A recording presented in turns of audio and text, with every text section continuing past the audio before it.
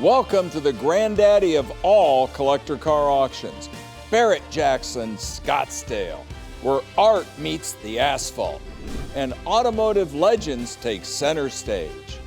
We have some of the most coveted cars on the planet, from classic muscle to modern marvels, historic horsepower to award-winning customs, and 100% of them are selling at no reserve, which means anything can happen. The passion, the power. This is Barrett-Jackson Scottsdale. 2,000 cars, and it all starts right now on FYI.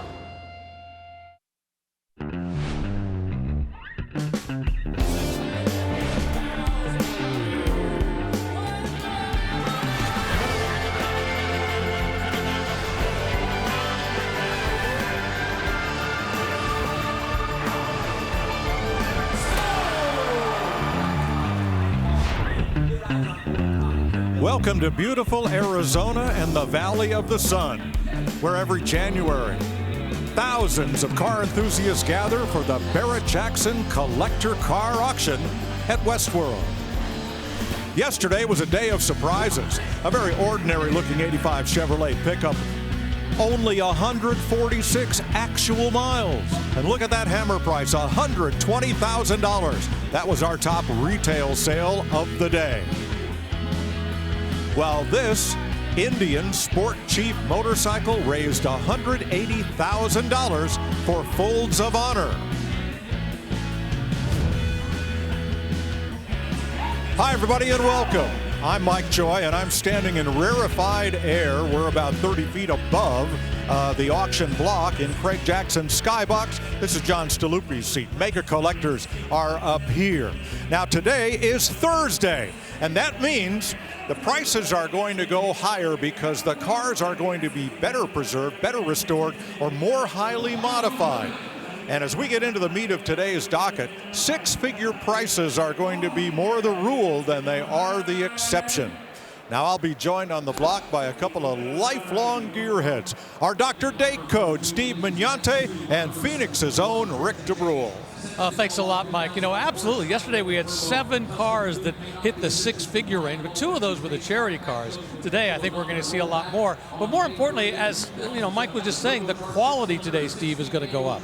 Agreed. If you love muscle cars, you see one of everything. Mopars, Fords, GM products, Hemis, six-packs, air grabbers, all kinds of cool stuff coming across the block, as well as a lot of foreign cars and imports. Great stuff coming across the block today. Good day.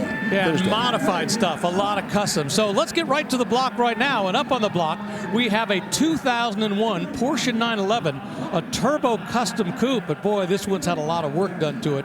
It's got an Evolution Motorsports 650 horsepower kit put onto it. So this thing has been reworked with massive horsepower.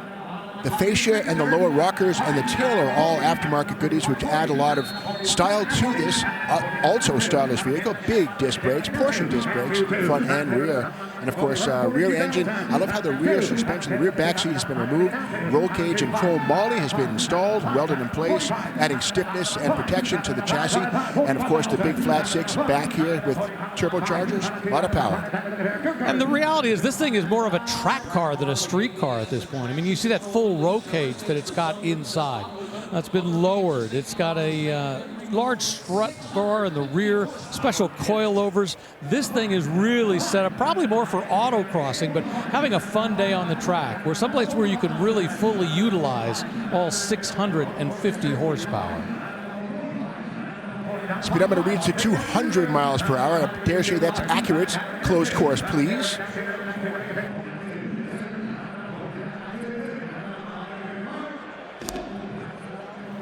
$40,000 for that 2001 liquid-cooled Porsche Turbo. We're going all the way back to 1954 for this Chevy Corvette. Well, second year, of course, for the Corvette. They only built 300 of them the first year. The second year, they built, well, more than 3,500 of them. Ironically, the following year, they only built 700. This particular one, I love this thing. The color, Guardsman red, I believe, and that blue flame engine underneath. We'll take a look.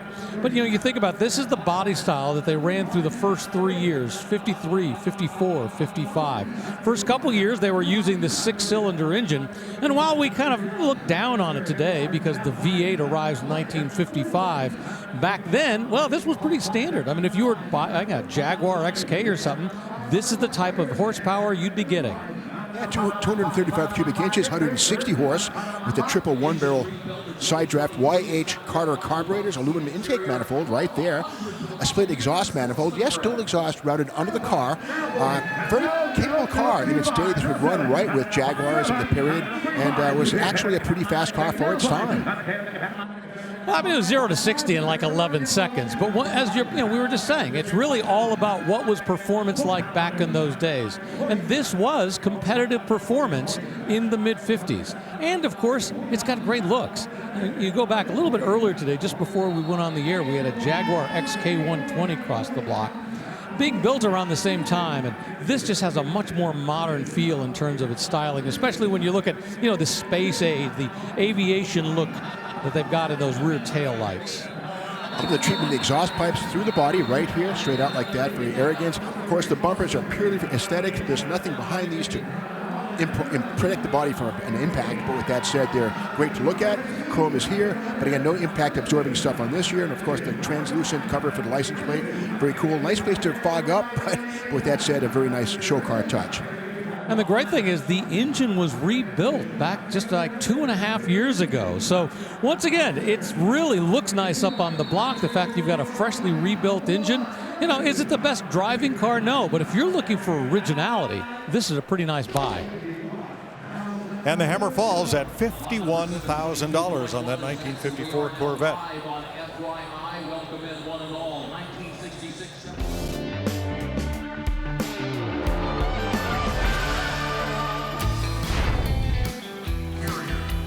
Welcome back to Scottsdale. This is Westworld, an equestrian center most of the year, but in January it's given over to the Barrett-Jackson Collector Car Auction. 2,000 cars on site, a lot of vendors indoors and outdoors, lots of choices of food and drink, but all the action is centered right here on the auction block, currently occupied by this 1963 Lincoln Continental.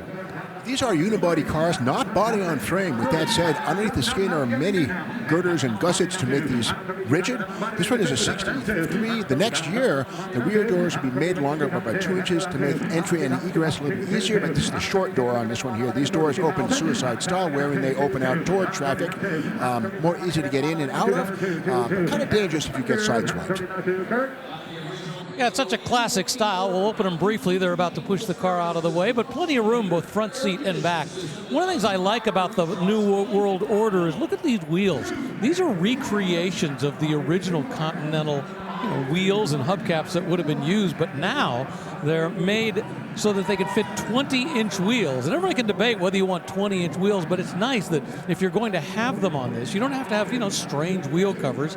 You've got Continental-style wheels for those 20 inches. Now, of course, this is the design that came out in 1961. Elwood Engel was responsible for it. And, of course, he was all about being subtle and elegant. So, the fins are starting to disappear. Much different than what they came with before.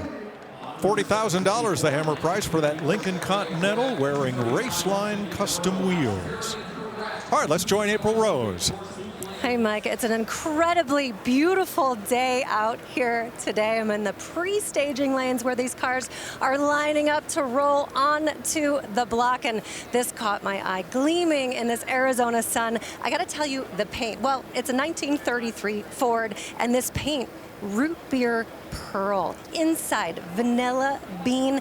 And I gotta show you these vents up here because I like to call them caramel. Artie, get on up here. We're going to the front. These are caramel accents up there. They've reimagined those vents. You got the big Coyote 5.0 that made it wider. So the consignor made the entire body wider. I love the raked back look of the grille. Beautiful smooth fenders. Now take a peek inside. Beautiful hand fabricated interior with that caramel stitching, banjo style wheel, and hey, check that, it's a 5-speed manual. You know what, Mike? I need a root beer float with some caramel drips. I was just thinking the same thing. I think I'm going to send Scott over to the ice cream stand and get us some root beer floats. That thing is gorgeous. 3,640 Corvettes were built for the 1954 model year. Here is the second one we've seen today. One interesting detail on this, the wire mesh over the headlights. The idea is that on a sports car road course, you would have glass on the track. If a headlight broke, these would potentially keep the glass off of the raceway and away from the treads of the people behind you.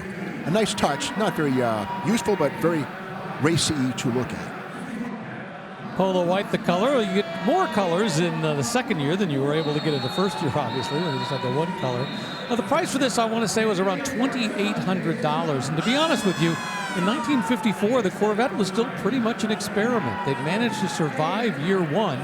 Now, year one, they only built 300, as I mentioned. They built 12 times as many in year two, but year three sales dropped significantly. So, was it going to survive? Well, nobody knew for sure, but here today, yeah, we know the answer.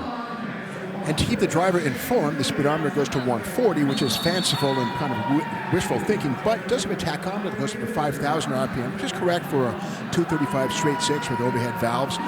Good for maybe 4,500 RPM at wide out. But with that said, there's an hour meter below the tachometer right there, which keeps track of how many hours the engine's got on it. Also seen in marine applications. Well, this one's doing better than the red one just a little while ago, up to 75,000. That's where it sells.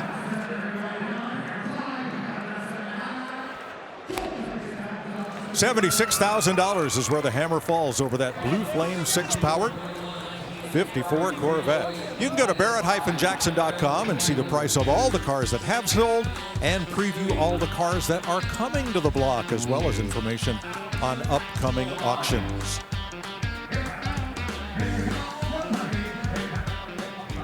Thomas Magnum, your car is here. This is a 1980 Ferrari 308 GTSI. The I is for the fuel injection that was added to the motor in 1980. And the S is for that removable fiberglass roof section. Beautiful car, 18,298 actual miles. Little known facts, the first 75 and 76 308s had fiberglass bodies, went to steel bodies, seen here, but the fiberglass bodies were lighter and actually more collectible in today's market. But again, the steel body is easier to form and more accurate, not as crunchy and wobbly as a fiberglass body would have been. Think Corvette, but that's the fact for fiberglass bodies in the earliest 308s.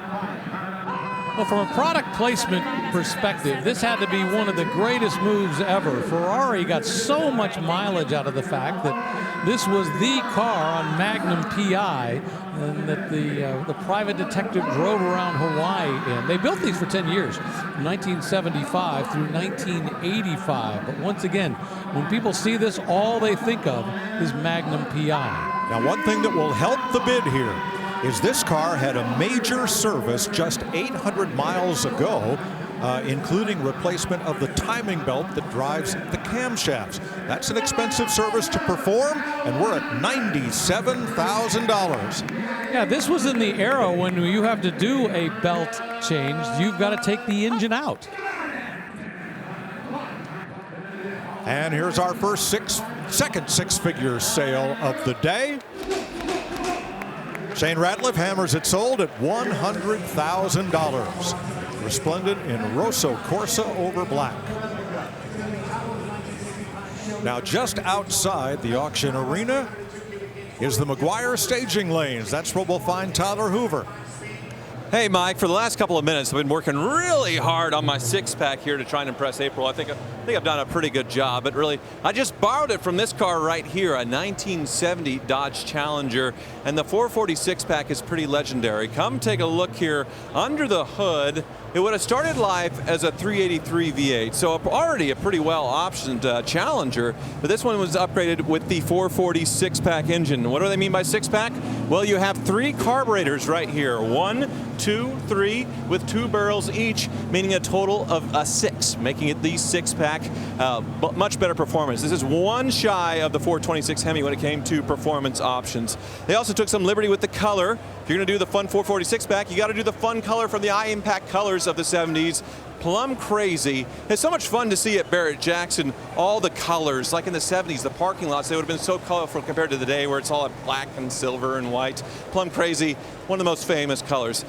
Vinyl bucket interior as well, automatic transmission. This one was optioned with a tachometer and a rally pack, that kind of stuff back in the day, along with the stripes here. Even though it wasn't a plum crazy car, it did come with the stripes. But yeah, the 70-71 Challenger's a favorite among Mopar fans, and it's very easy to see why with this one. Yeah, I love these high impact colors of the early 70s. Today you have to go paint to sample to get anything like this on a modern car. Very sharp. Here's a 1965 Factory 5 built Shelby Daytona Coupe replica. Wow, arguably one of the most beautiful race cars of all time. Definitely one of the most beautiful that ever came out of the United States. What a shape Pete Brock managed to put together. And not just from the perspective of how good it looks, but how well it worked. Cobra Daytona Coupe won the World Manufacturers Championship for road racing. And this one sells for $60,000. Ford had 3 body styles for the first year 1965 Mustang. Hardtop coupe, convertible, and don't call it a fastback. In Mustang parlance, this is a 2+2. That's right, Mike. These are beautiful cars. Of course, the April 17th debut of the Mustang Coupe or convertible, but the fastback arrived in July of 1965. Ironically, these are the least popular cars in terms of sales at the time. Even convertibles outsold fastbacks or 2+2s, as we see here. But to me and most people, the fastback 2+2 is the one you want. Yeah, it's wearing badges that says GT350, but the consignor is very clear. This is just a custom. They've taken a 1965 fastback and made it look like a Shelby from those days. But more importantly, they've done some great work to it. Underneath the hood, they've got the 302 cubic inch engine, 3-speed automatic transmission. They got the hood scoop up there. So they've made this really a nice looker and a nice driver. And I say no harm, no foul. Why not?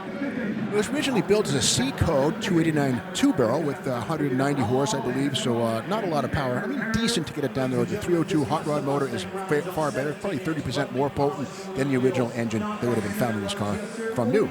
And I'm fine with this treatment. I had a college buddy, Ray Gorski, who turned his 67 Mustang Sports Roof into a Shelby one paycheck at a time. It was fun to watch that build progress as finances allowed.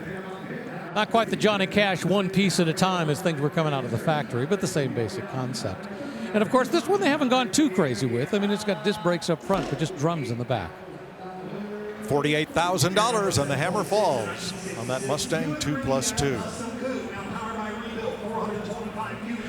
Among the vehicles coming up is this 1979 Ford F-150, powered by an upgraded 460 cubic inch V8 paired with an automatic transmission.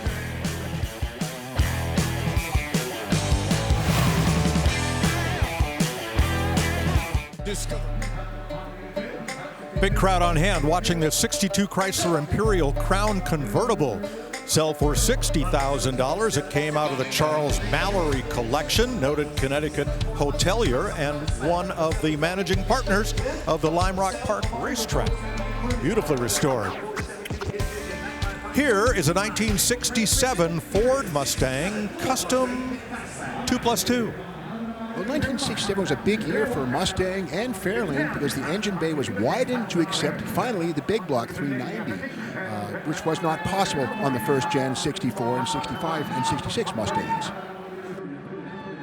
And there was no shortage of big blocks that then later got put into it. This one right here has a 347 cubic inch. Nicely done, very modern, made it up to a 5-speed T5 manual transmission, going back to a Currie track lock rear end, 325 gears. Honestly, there is a lot to like about this. I love the color, this Wimbledon white.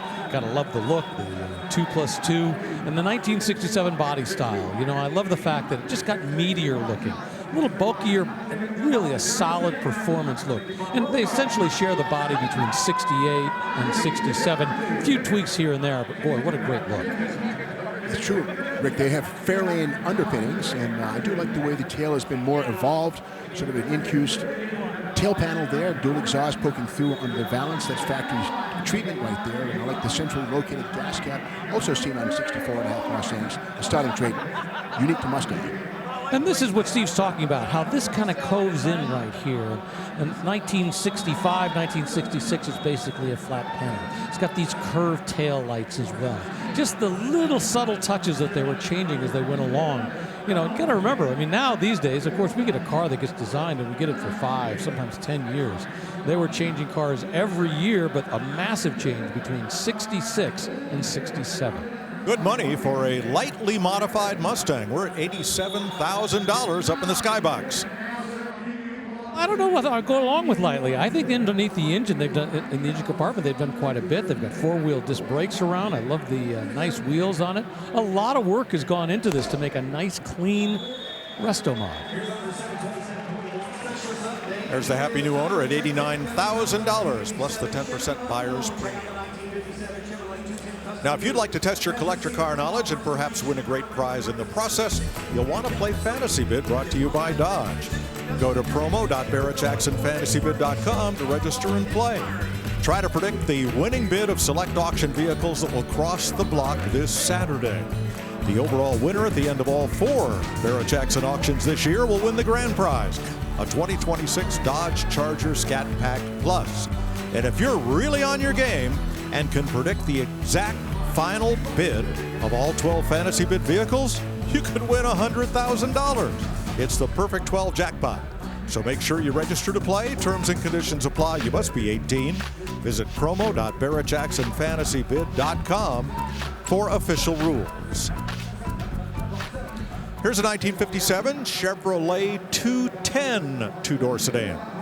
Third year for the Tri-5 Chevy. This one has been fitted out with a 376 LS3 modern engine, aluminum block, aluminum heads. Was born originally with a 235 6-cylinder engine under the hood.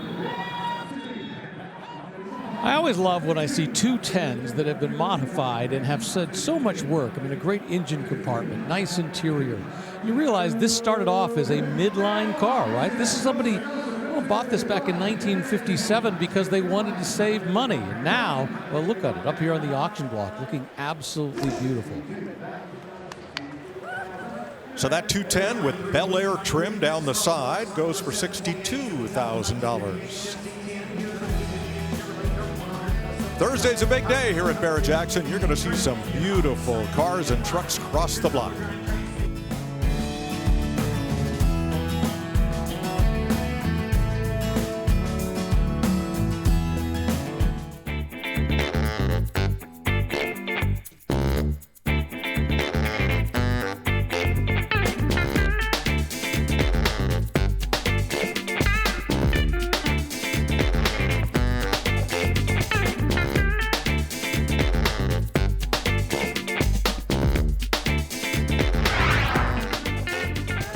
Welcome back to Scottsdale, where a 1972 Chevy K5 Blazer CST just sold for $78,000. Here is a '69 customized Chevy Camaro. It's born a V8 car, got a 124 prefix and a VIN, but that was then. Now it has a modern 6-liter hot cam LS with aluminum heads, iron block, but again, a lot of power there and lighter than a traditional iron-headed small block Chevy. Great touches here, 4-wheel disc brakes, QA1 disc brakes or coilover shocks in the back, no leaf springs anymore, 4-link suspension, modern stuff underneath a very classic body.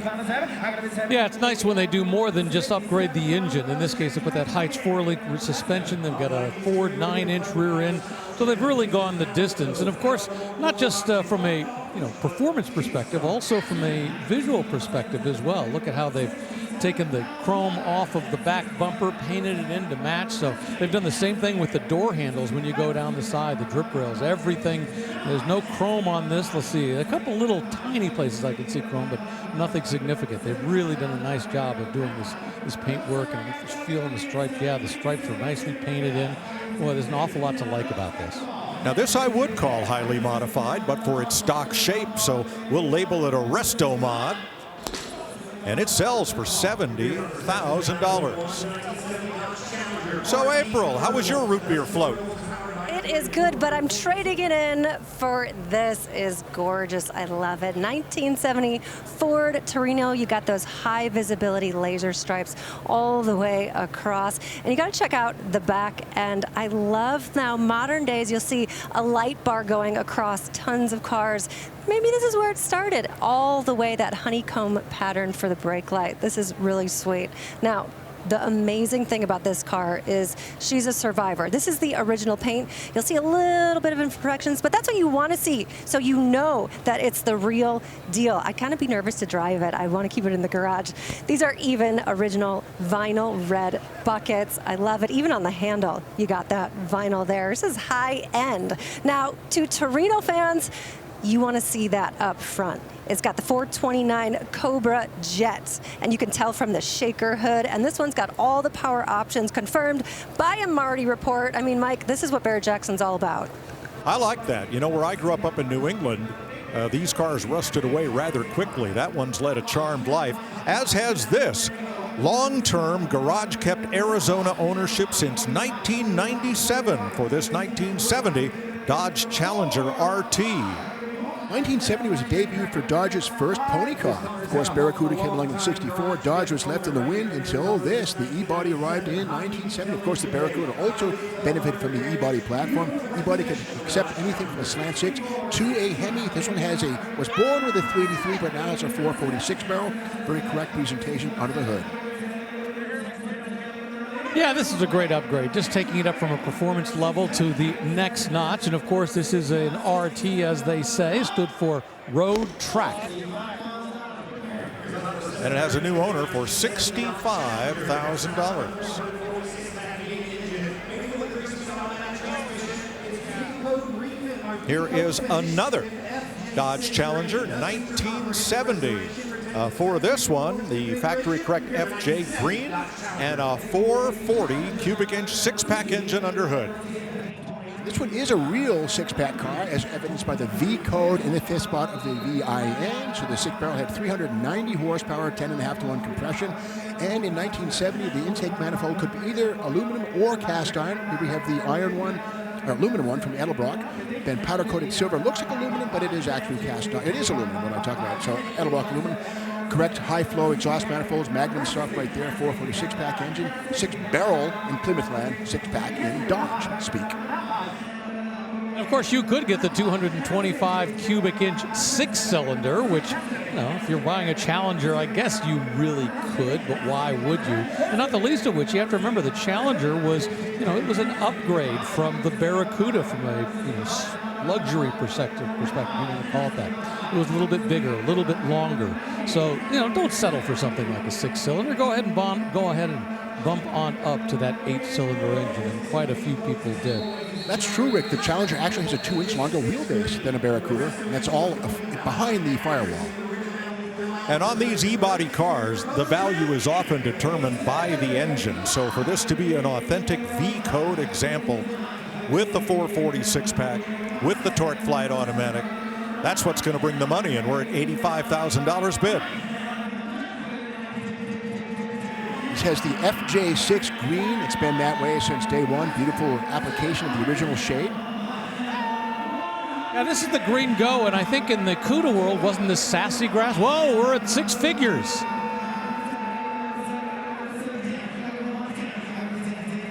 Top seller of the day at $110,000. That big engine is drawing the money.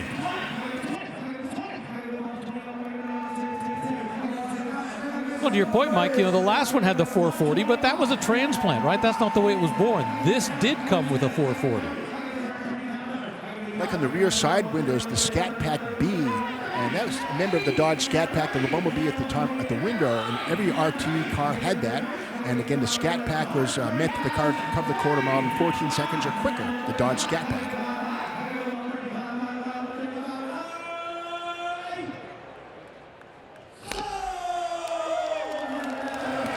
$130,000. There's the happy new owner for that beautiful Sublime Dodge Challenger. Here's Craig Jackson to show us a piece of European auto royalty that will come to the block on Saturday.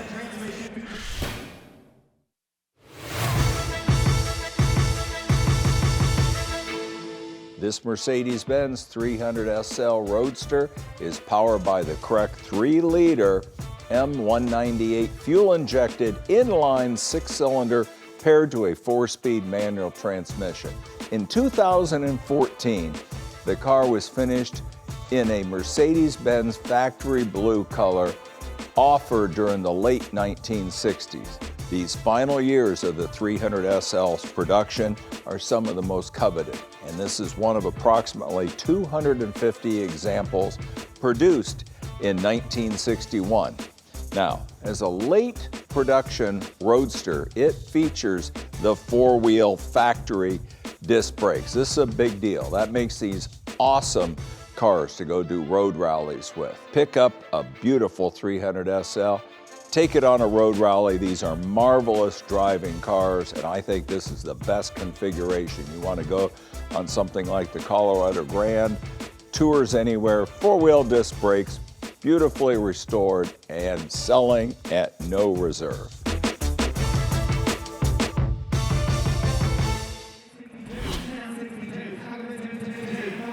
On the block now, a custom 1970 Chevy Camaro RS SS with a 350 automatic in Mulsanne blue. Well, the vehicle description says that the components were probably added, so it's more likely a sport coupe without the RS split bumper, and of course the spoiler on the back is admitted to be added on. That's fine, looks fantastic. $62,000 with its Z28 style stripes and the low spoiler that first came on 1970 and a half Camaros.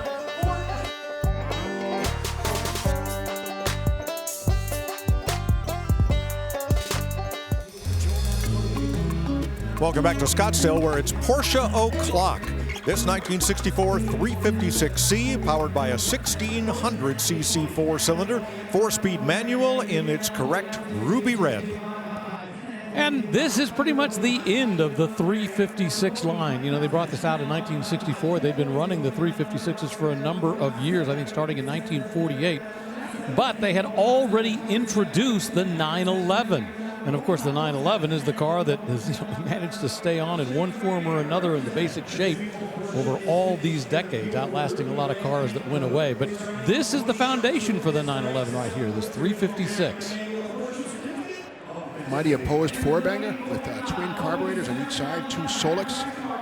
And that box right there is an air box to direct air around the cooling oil filter, or the oil cooler, to keep things nice and cool. These are air-cooled engines after all.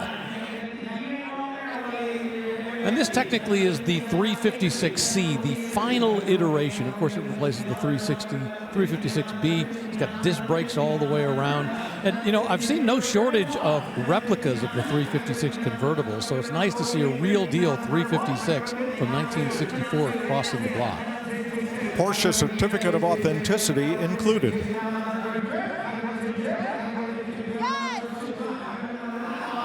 Camille has a bidder on the floor, and Barrett Jackson employees are working an internet bidder. You can also bid by phone. $52,000 it sells on the floor. Now, moments ago, a gorgeous 93 Porsche 911 Carrera 2 with a 3.6-liter engine, 247 horsepower, 5-speed manual transmission. One of my favorite Porsche colors. They call it Amazon green. Under many lights, it looks blue, but that is authentic. Just 19,000 miles on the odometer. Top sale of the day so far, $140,000. There's the 356 that just sold. And in Rosso Corsa is this Ferrari California. Call it a convertible or a retractable hardtop, if you will. This one has 41,000 miles. Well, the California name actually goes back to some of the Ferraris they built in the late 50s and the mid 60s. And this particular one, well, it was the position below the 599 GTB back in 2010, but it was above the F30. You know, it was supposed to be more of an accessible tour for folks who wanted that front engine. Now, the front engine is actually set back just a little bit. I'm almost going to call it a mid-front engine, but that was the concept of building this and bringing it out. You know, it's more of a traditional style as opposed to a mid-engine, which really isn't quite what a lot of folks who are more purist in terms of driving experience wanted. This, when introduced, was the entry-level Ferrari and continued as such until it was replaced by the Portofino, a much modified version on the same chassis. So this one has been well enjoyed. There are a lot of service records that come with this car. And for $70,000, this California has a new owner. Tyler? Well, I'm standing next to a clown shoe as their nickname. I'll show you why in a little bit, but it's a 2001 BMW M Coupe. And I became very familiar with one of these because I bought one earlier last year, and it had been in a saltwater flood. And basically everything below the waterline, which was about the bottom of the headlights, had to be replaced on it. This one, 40,000 miles, never been in a flood, very clean. But what makes them famous, especially at the end, is these M-Series engines that got in here. So this one, an inline six, you can see that individual throttle body right there. Great performance on these high revving engines, over 300 horsepower, and a little bitty Z3s. The second to last year of the Z3, and they called these the clown shoe because of the unusual shape. So if you look in the back, most Z3s are convertibles. These are coupes. Two-seat coupes with a hatchback, a shooting brake with big hips. So when you look at it, it kind of looks like a clown shoe. Now, they developed these in secret. So in skunk work, these cars, BMW engineers wanted a really stiff chassis to be able to go around the track, and so they made this hatchback BMW in secret, and they actually liked it enough, the executives, to actually put it in production. So you do have a somewhat practical hatchback to haul the dog, but really they made it for chassis stiffness. These are very rare, very desirable BMWs, especially in a Mola Red with that 6-speed manual transmission. So I'll be curious to see what this thing brings when it crosses the block, because I have one at home. It just got a little wet. I agree, Tyler. This is one of the few cases where the coupe version is worth far more than the convertible. Earlier, we showed you this 1979 Ford F-150 with an upgraded 460 cubic inch V8.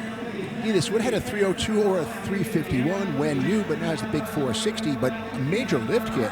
To show you interesting vehicles, the front suspension, it's a four-wheel drive truck, but it has four-wheel drive and coil springs up front, not leaves.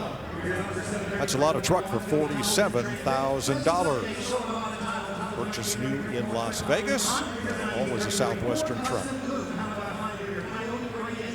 Earlier, April showed us this root beer painted 33 Ford Custom Coupe with a 5-liter Coyote crate engine. Well, the 5-liter, most people think about the 302 from the Mustang days, push rods. Well, the Coyote engine's a whole different thing. Dual overhead cams, very modern engine found in modern Mustang GTs. A lot of more power than the original push rod motor.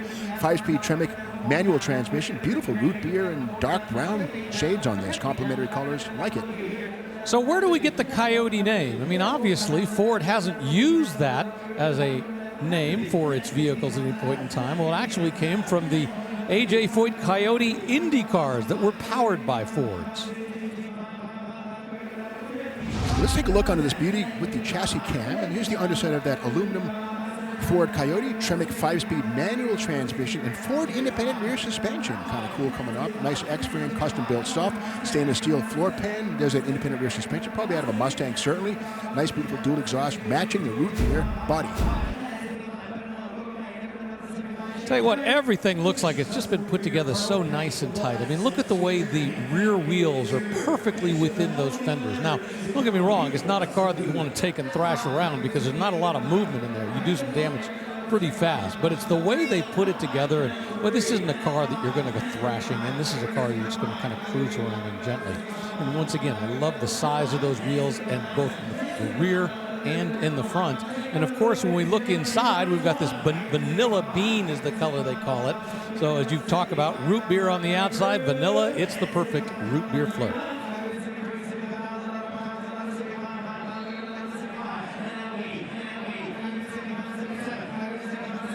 And up front, it's got this 1933 style grille. I mean, just a couple years before, it was very erect. 32, it was starting to slant, but now 33, starting to get some real style. As it goes into the 30s, boy, those grills become much nicer looking.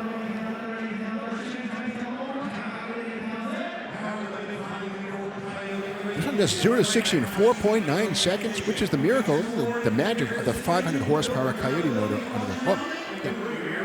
I'm not sure we've approached the build cost at the current bid of $77,000. All right, so this goes back to the basic question of what color do you want your hot rod to be? There are definitely more than a few people who go, it's just brown. I want it red, I want it black, I want it white, or I want it flames. I personally love it because I think they put it together so well, especially with those wheels. $77,000, the hammer price for that beautiful hot rod. Among the cars coming up is this 1923 Ford Model T Custom Sedan built by Brian Fuller at Fuller Moto in Atlanta.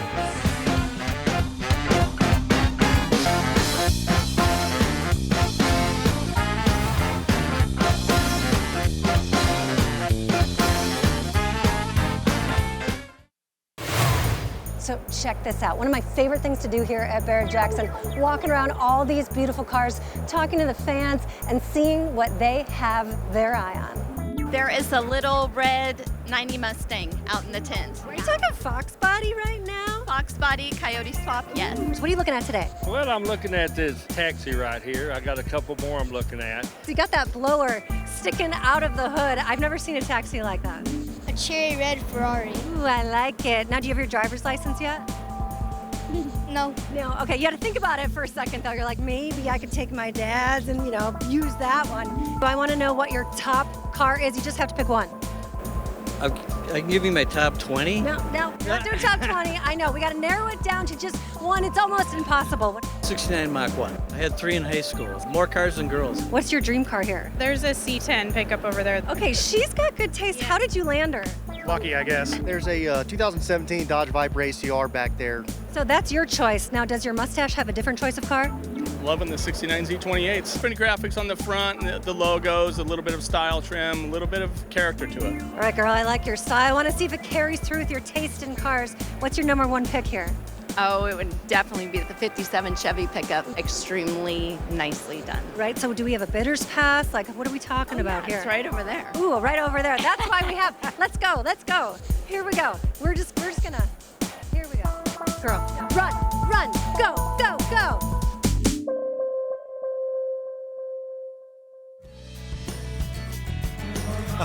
Plenty of clearance right there, Clarence. Whoa, large and in charge. That one's headed for the auction block before too long. Bit of a Transformers look there. Very cool. Moments ago, a 1971 Pontiac Firebird Trans Am in cameo white with blue stripes. Excellent restoration. Sold for $100,000. The 5th such sale of today. Here's an 85 Chevrolet C10 custom pickup. Lovely paint on this, of course, nothing resembling factory, but nice body panels, nice straight panels. Whoever did the restoration on this did a fantastic job. Well, last night we saw a Ford 1985 with just 154 miles on it sell for $120,000. And I think what that means is there are people who are interested in these mid-80s pickup trucks. Now, this one obviously has had a few more miles and a lot more work done to it.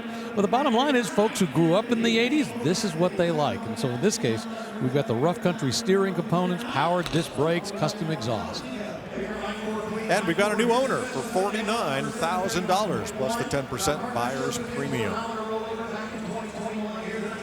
Barrett-Jackson does a great job for charity with up to 3 charity lots per day here in Scottsdale. At 3:30 local time, about a half hour from now, this Mustang will raise money for the Not My Kid Foundation. That's coming up at 3:30 local time. Then at 5:30 local time, 2.5 hours from now, the Gas Monkey Foundation will benefit from the sale of this 2018 Jeep Wrangler Unlimited Rubicon. And then 2 hours later, this Humvee will cross the block, benefiting the Fighter Country Foundation.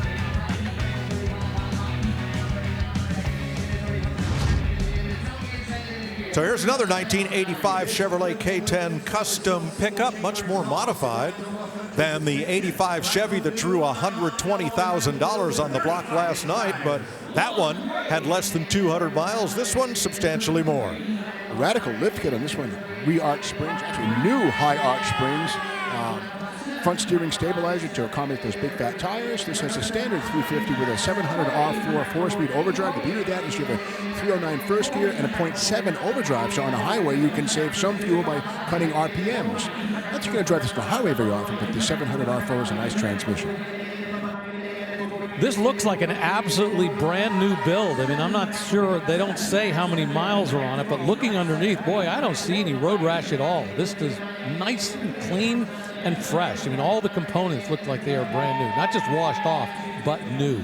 Those big 35-inch tires, the chrome bumper has been taken off in the back, nice short bed, black paint that would show any flaw if it was there, and I don't see any. And it sits so high the exhaust can go right down straight onto the rear axle. No need to go over it. It's enough height to do the job. And there it is. Drum brakes on the back. The mighty 10-bolt corporate rear axle. Tough enough for the job.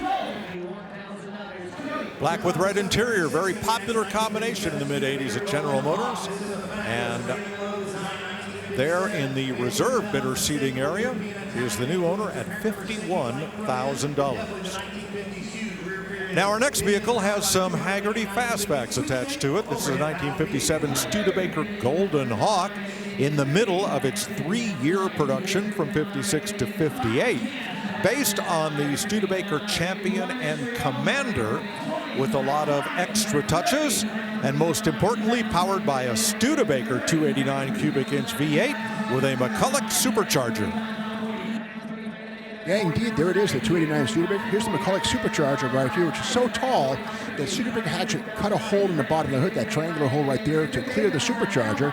And to cover the hole up, there's a fiberglass mound on top of the hood, which is one of the first fiberglass applications I can think of on the hood of a car. The fins on this are also fiberglass, covering the steel quarter panels, but these are fiberglass tail fins right here, which were the raids of the late 50s. Well, unlike the Thunderbird, this is a 4-seater. It's got a back seat. But this was designed to go after really the same market, that personal luxury car market. And as we know, in 1958, Thunderbird did the same thing, sticking a back seat in. So they were thinking slightly ahead. Having said that, while it was priced about the same as a Thunderbird, they only sold about 3,300 of these in 1957, where the Thunderbird sold 21,000. But of course, you had a Ford dealer network, right? In this case, you had the Studebaker network, which really wasn't nearly as large and didn't have the same marketing campaign behind it. This has the bones of the famous 1953 Studebaker Lowy Coupe, which is a favorite amongst Bonneville racers, and also it's been praised by critics and artisans who like the styling of this body. The Lowy Coupe is a landmark design in American automotive history. This car had a lot less frontal area than full-size cars of the day, so yes, it had great success on the salt flats at Bonneville and even on the super speedway of Daytona. $70,000 is the hammer price for that 57 Studebaker Golden Hawk. Here's April.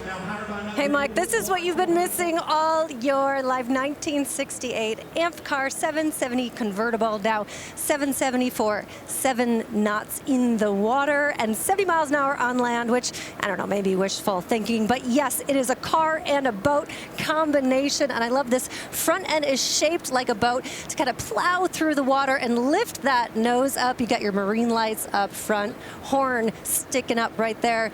Now, along the side, this is your trim level, and I've been told, you don't want to put too much weight in here because you don't want water to rise above this, and especially before you go in the water, you need to make sure you lock the doors, or this is the extra lock to seal those doors in the water, because if you don't do that, it would be a very short trip. Now you got your engine in the back, little 4-cylinder that drives the rear wheels, and check this out, dual propellers. And you don't see a rudder because guess what? The front wheels steer on the road and in the water. Mike, the one thing it's missing is wings to fly. I didn't know how deprived I had been without having one of these in my garage. I'm told Lyndon Johnson had one of these, and he used to scare the pants off passengers driving it down the hill and into the pond. They thought they were going to sink, but they just float right across. $70,000 the hammer price for this Ford Fairlane 500 Custom Coupe with a 427 FE side oiler V8.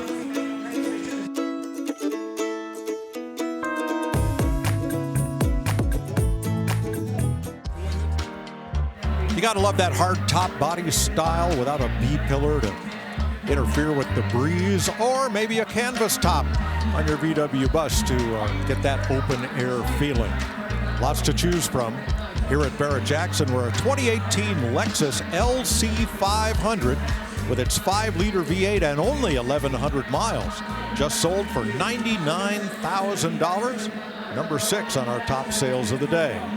Here's a diamond white Mercedes-Benz AMG SL63 with under 5,000 miles from the Centerpoint collection. By the way, about that Lexus, I keep waiting for the day when those become used car prices. Boy, that Lexus just looks great, and they have not dropped in price. 2014, but what's amazing about this is you just point out it less than 5,000 miles, but even better, they point out that it was serviced by Mercedes-Benz just about 200 miles ago. So many times people are afraid of these from a maintenance perspective. Well, not afraid of this one. And look at the number. We're over $100,000. And why not? 557 horsepower out of a 5.5-liter twin-turbo V8. 2 turbos, the smaller one for low RPMs to spin up the bigger one, and the bigger one for full boost at full power.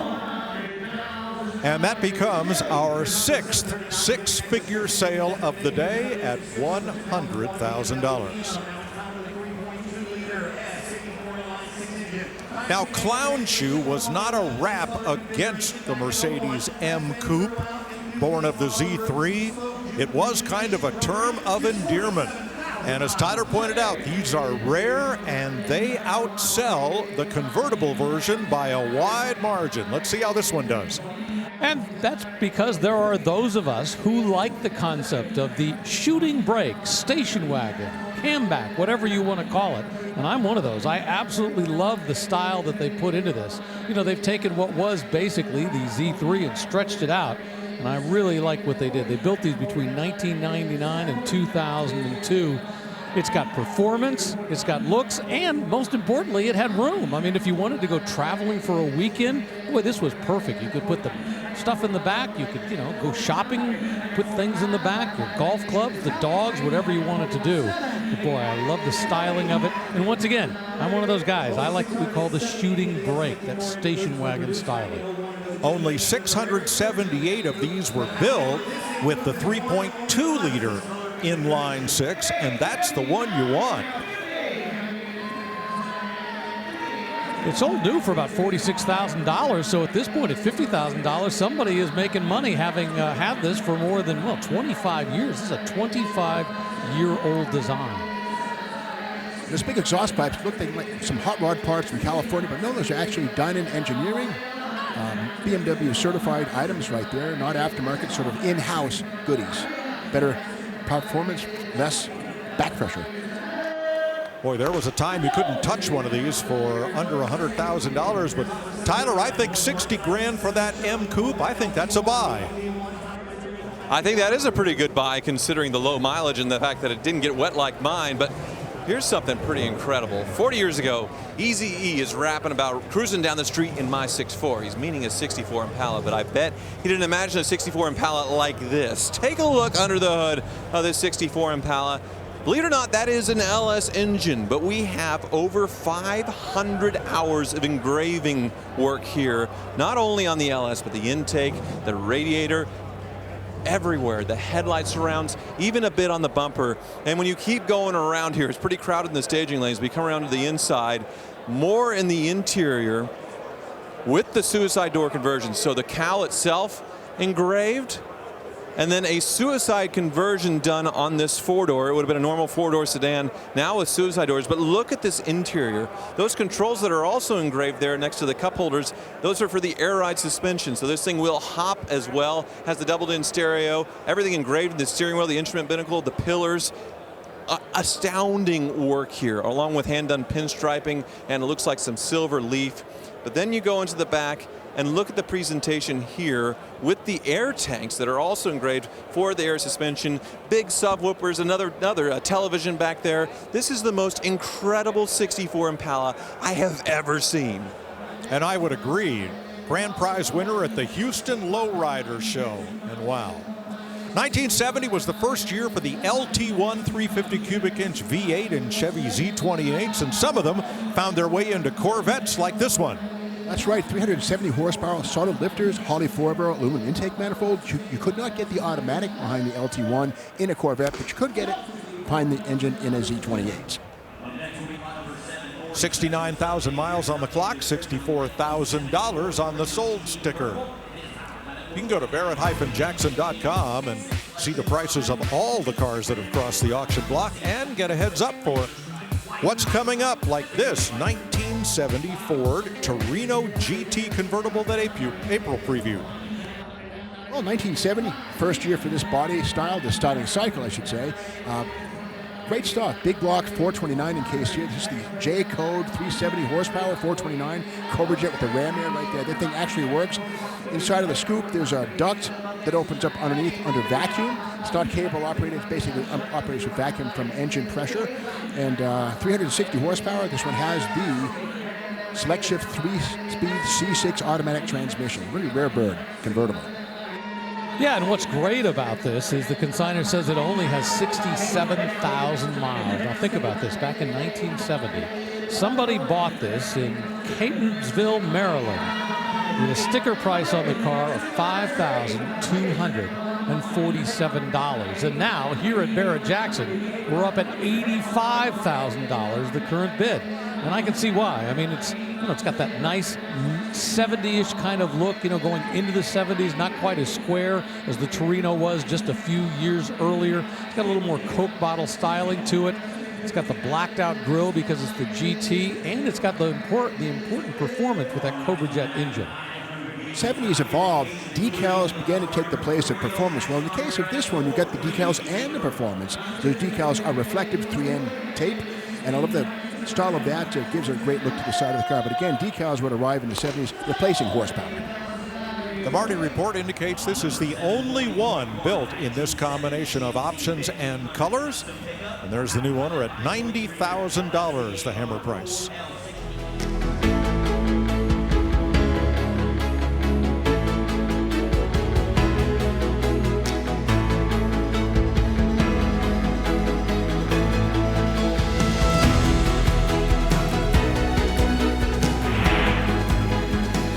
Each morning here in Scottsdale, Automobilia rolls across the block before they start selling cars here at Barrett-Jackson, so you can fill your garage in several ways.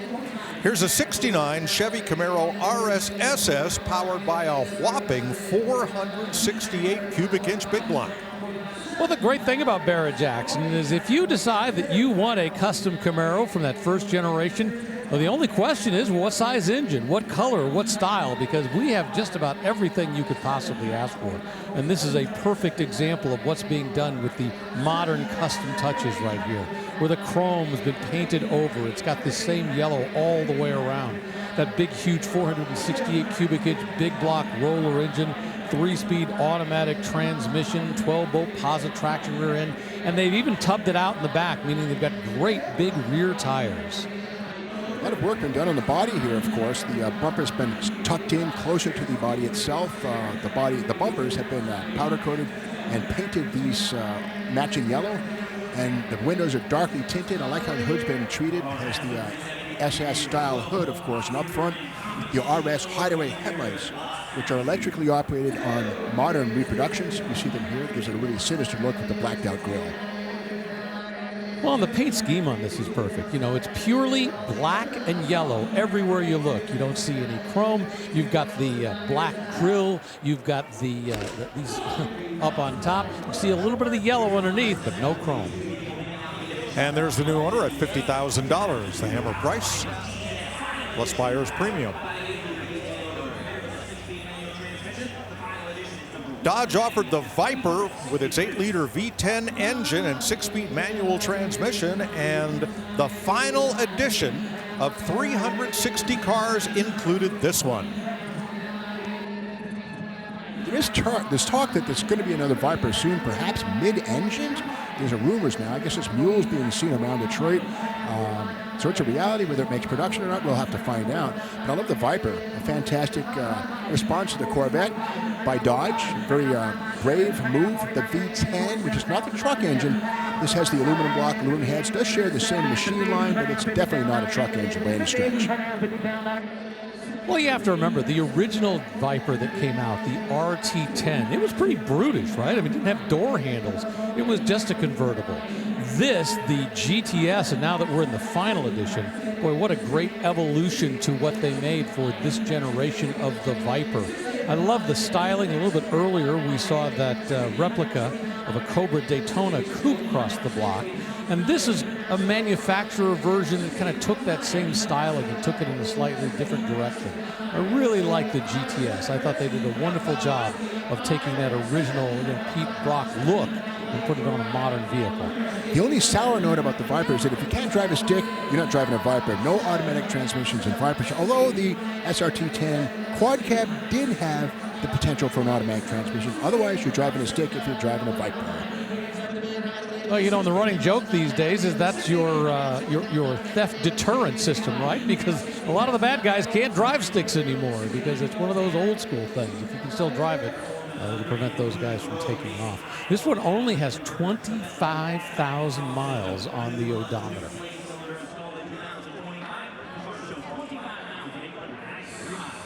You know, the concept of the Viper, I think, goes back to 87, 88 when they were doing some internal design work, and it first showed up in 89. $57,000 sold on the stage. And a pair of very special Vipers will come to the auction block later this week. Here's Craig Jackson.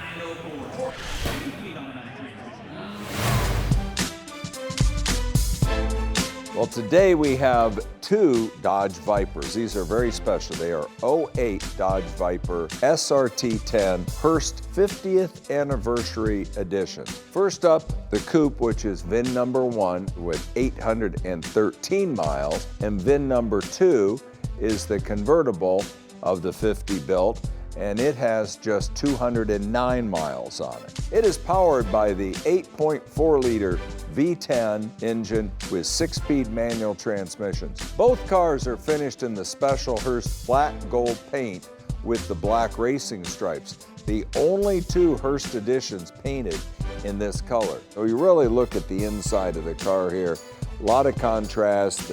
The dash plaque over here, the shifter, very unique touches they put on both of these. And these are both coming to you from the Centerpoint Collection, sold as a pair with no reserve. And we'll see those on Saturday. Now here is a very, very well-documented and beautifully restored 1971 Dodge Challenger convertible. But will the modest 318 cubic inch engine hold it back on the auction block? I'm shocked and impressed by this car. Nobody's put a Hem in it or a six-pack, and at $78,000 and climbing, I think people aren't worried about the fact that it's only a 318, but it's really well preserved. Two phone bidders involved here. One apparently has just given it up. Let's see how far this goes.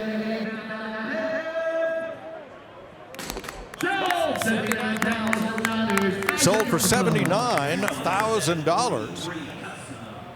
Great price given the terrific restoration. We're going to stay in the drop-top realm for this 70 Chevrolet Chevelle with a 454 LS6 turbojet engine, 450 horsepower, and a Muncie Rock Crusher 4-speed.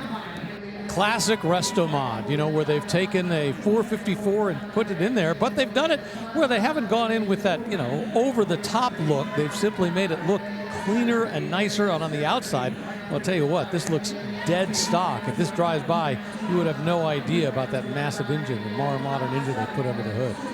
There are no claims this is an actual LS6 convertible. If that was the case, it would be an easy several $100,000 car. It could well be a tribute, but no claims that it's a real car. But I have to say it's really correctly presented. The black paint is very nicely done, perfectly done. In fact, has the 4-speed close ratio with the chrome knob. Muncie shifter, not a Hurst. That's the correct Muncie shift handle right there. And nice job on the restoration and presentation of this car. Whether it's real or not, I don't know. It doesn't matter. Yeah, I don't want to call this a resto mod now that I look at it. I mean, initially I was thinking that the replacement engine was something different than it was. So this is really almost a restoration, just not with the original engine. Great black paint, all done to the original look. Everything about this is trying to restore it to the way it could have potentially looked if it had rolled off of the assembly line with that LS6 engine. So the trim tag confirms this was an original triple black stripe delete model.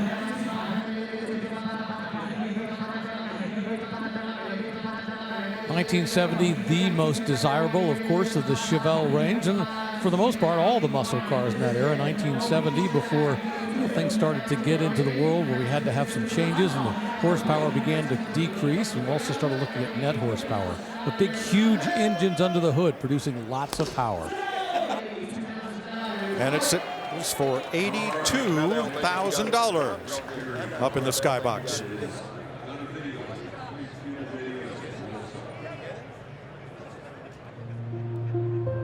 Technology has created more ways to connect than ever, and yet today's teens are more alone than any generation before them. They try to fit in, but pressure and stress around them builds, so they pretend they're okay. Then someone steps in to tell them they're not alone. Someone willing to be a role model, to build real connection. Because our work isn't done until every kid has a fighting chance against a world fighting for their attention. I want to welcome Sarah Grotto as the CEO of Not My Kid. And with what's going on with the fentanyl nowadays, this is more important than ever. Sarah? Absolutely. Thank you, Barrett Jackson. And I want to say thank you to Stephanie and Todd Faust, who donated this beautiful car in memory of their daughter, Caroline. 100% of Hammer Price goes to Not My Kids life-saving programs so that we can make sure we do not lose another kid to addiction or suicide. So please raise your paddles and join us in taking a stand and say, not my kid, not your kid, not one more kid. Tell them all about the car and let's go. Baker will be knock one for this car, please. This is a 1965 Ford Mustang Custom Convertible. It is known as the Black Diamond. It is powered by that Ford Racing Boss 347 motor, 450 horsepower, 400 foot-pounds of torque. Here's Joseph Max. Classic Restorations of Southern Indiana did this build, and it's like 8 paragraphs of changes. There's very little stock 65 Mustang left.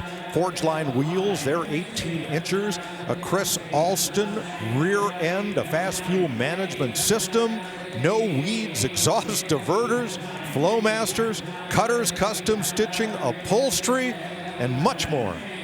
And the closer you look, the more you see how many changes have been made. It's very subtly styled in, spoilers blended into the car quarter panels as well. The cowl vents ahead of the windshield are also shaved and gone. At the side of the car, the spoops are also molded into the body, and subtle things you wouldn't see if you weren't shown to look for them. Of course, the vents up here are gone, and it's been smoothed out very nicely. Very subtle stuff, but again, the more you look, the more you see. It's got a very subtle pinstripe right here, and then it's got this matte black hood, and then look what they've done with the grille. They've taken out the grille, the corral is gone, the pony is gone. It just has that honeycomb look. And when you go inside, boy, the interior in this is so nice. Very modern. And, we've always joked about how Mustangs don't have much of a back seat. For what it's worth, this one does have a back seat.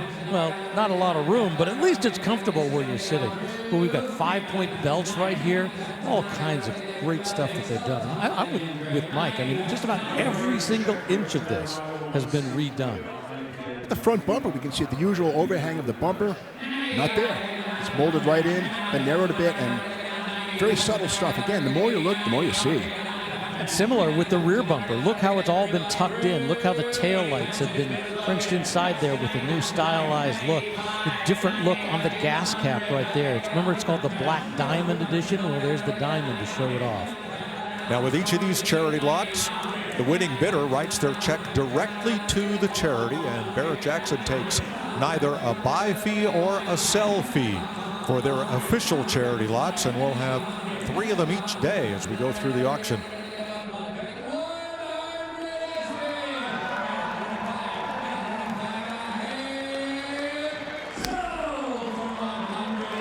$100,000 for the Not My Kid Foundation. Well done.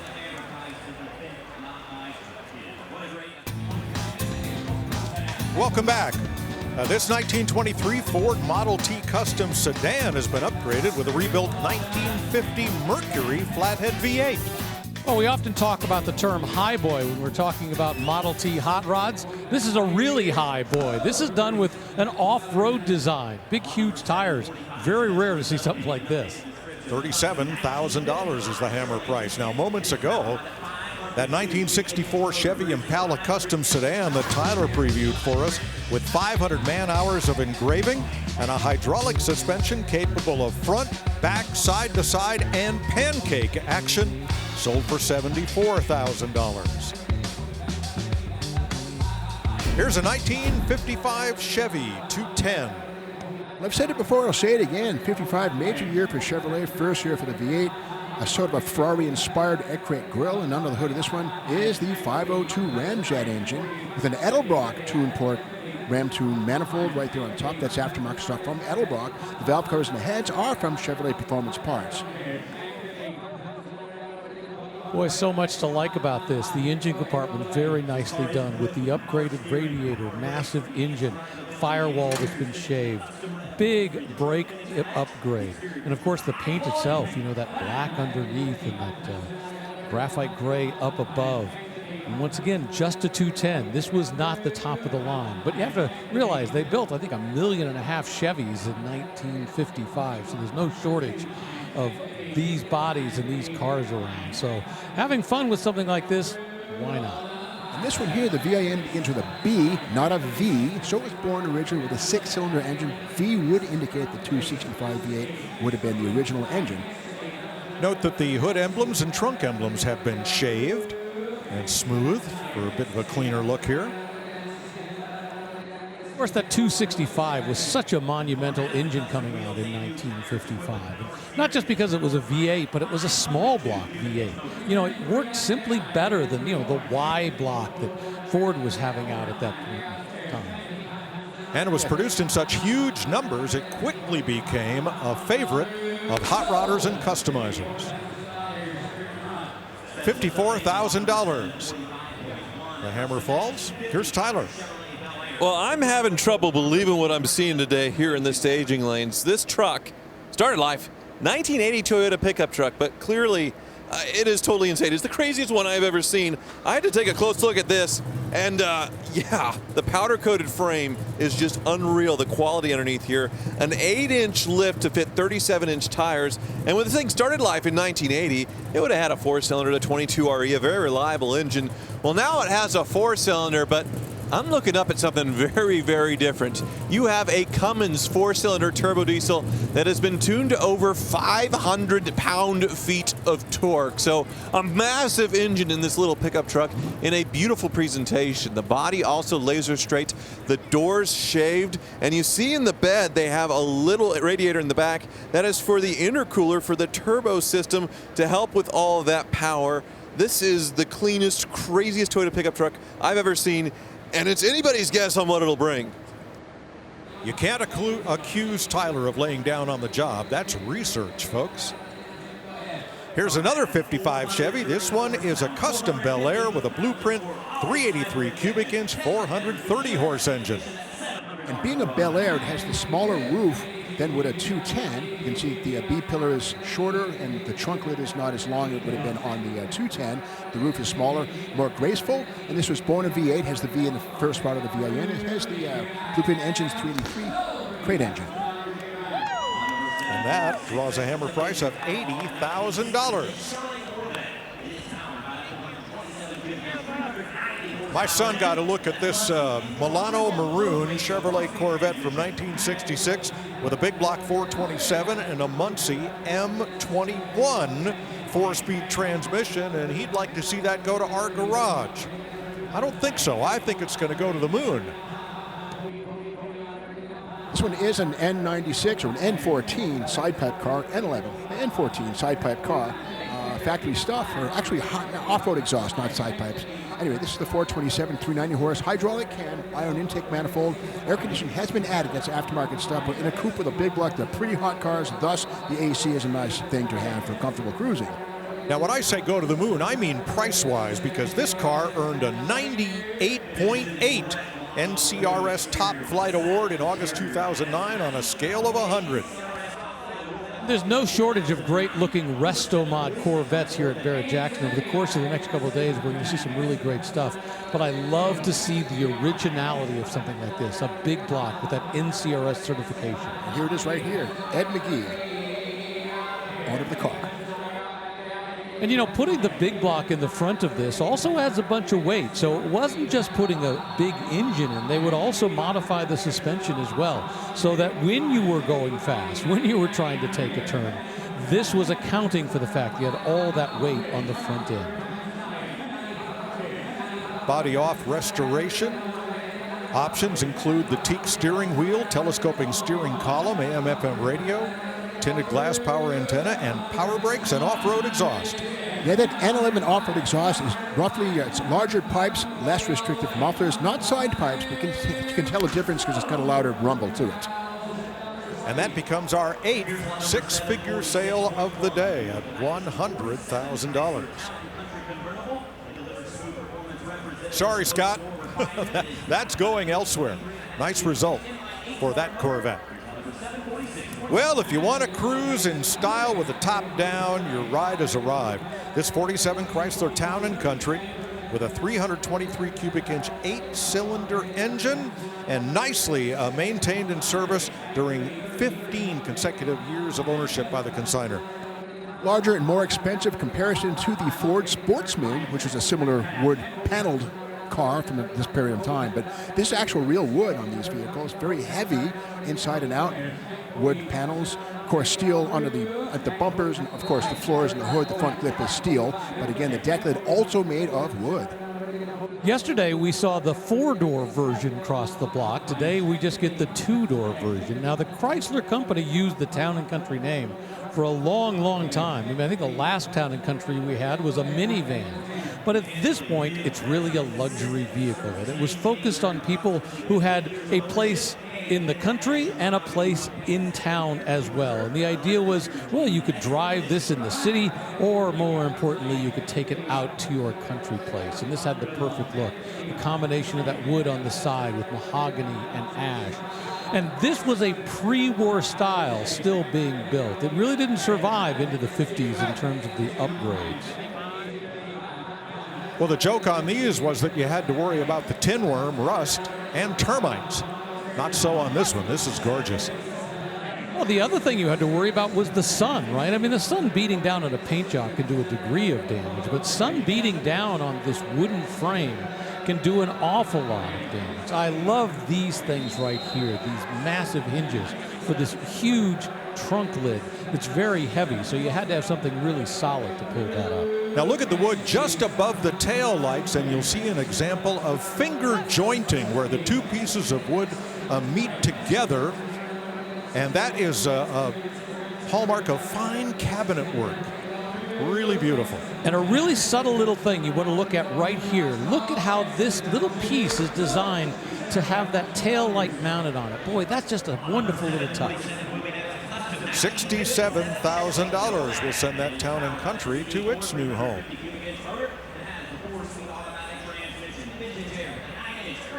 Just another of the beautiful cars that'll cross the auction block here on Thursday at Barrett-Jackson Scottsdale.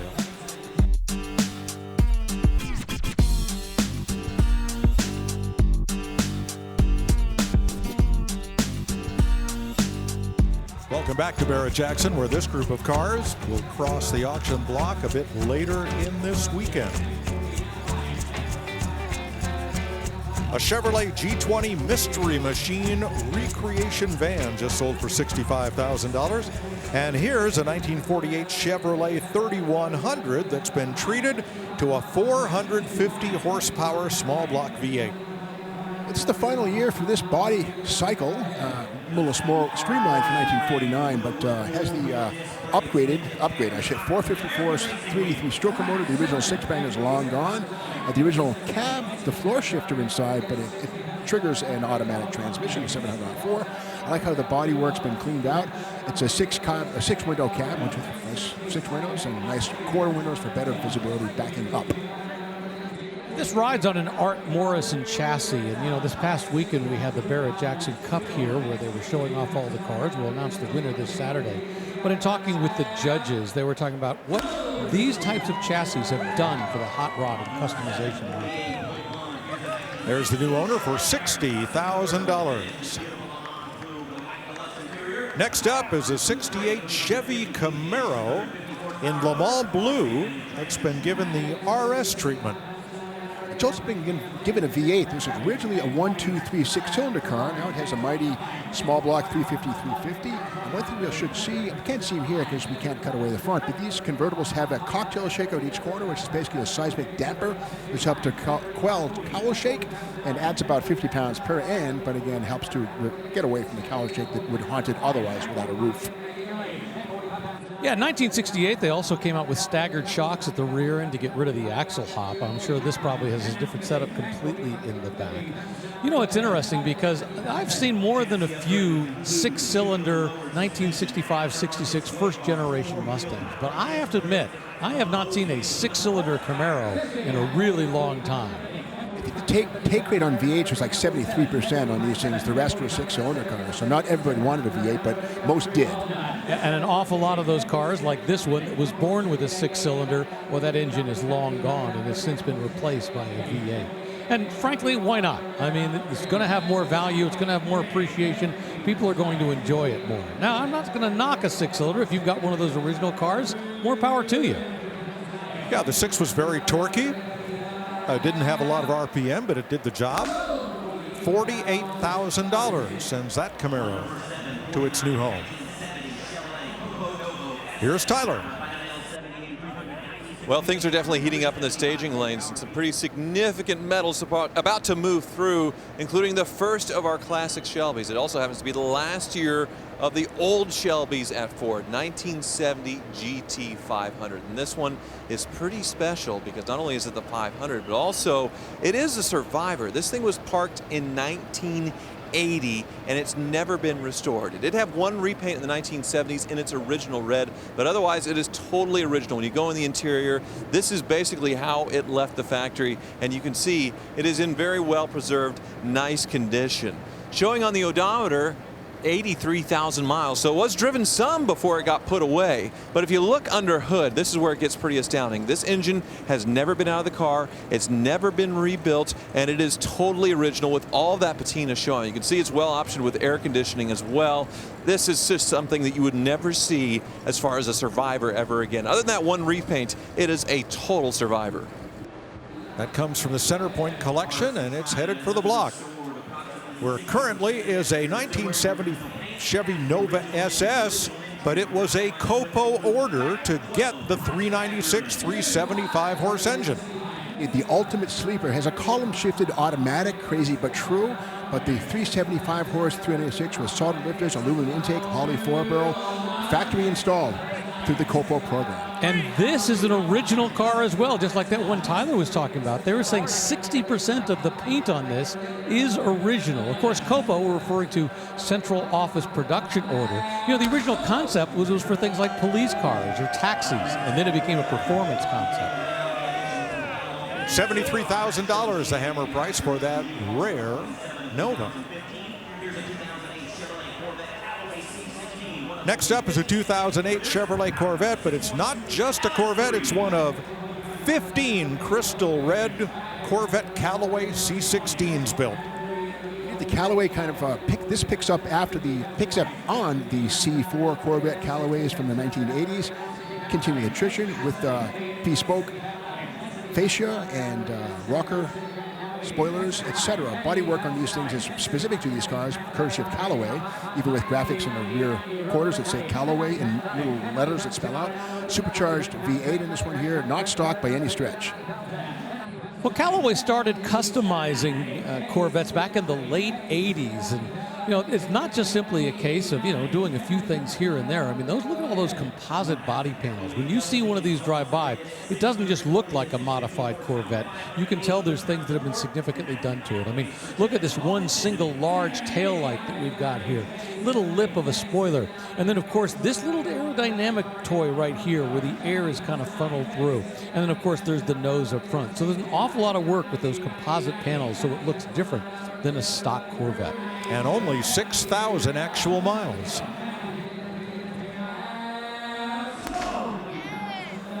Sold over the internet, $90,000.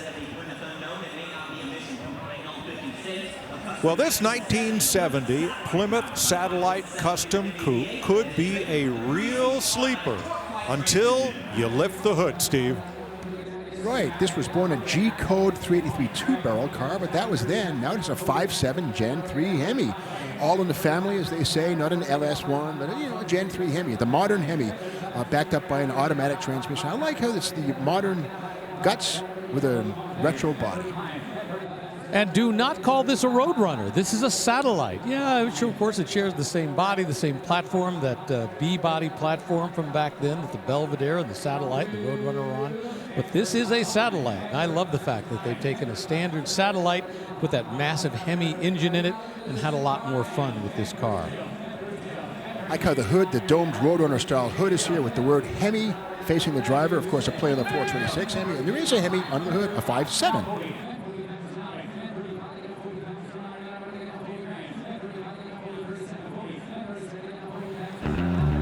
So 2 hours of our live coverage are in the books here on FYI, but we're just getting started here in Scottsdale. We still have 4 more action-packed auction hours to go today.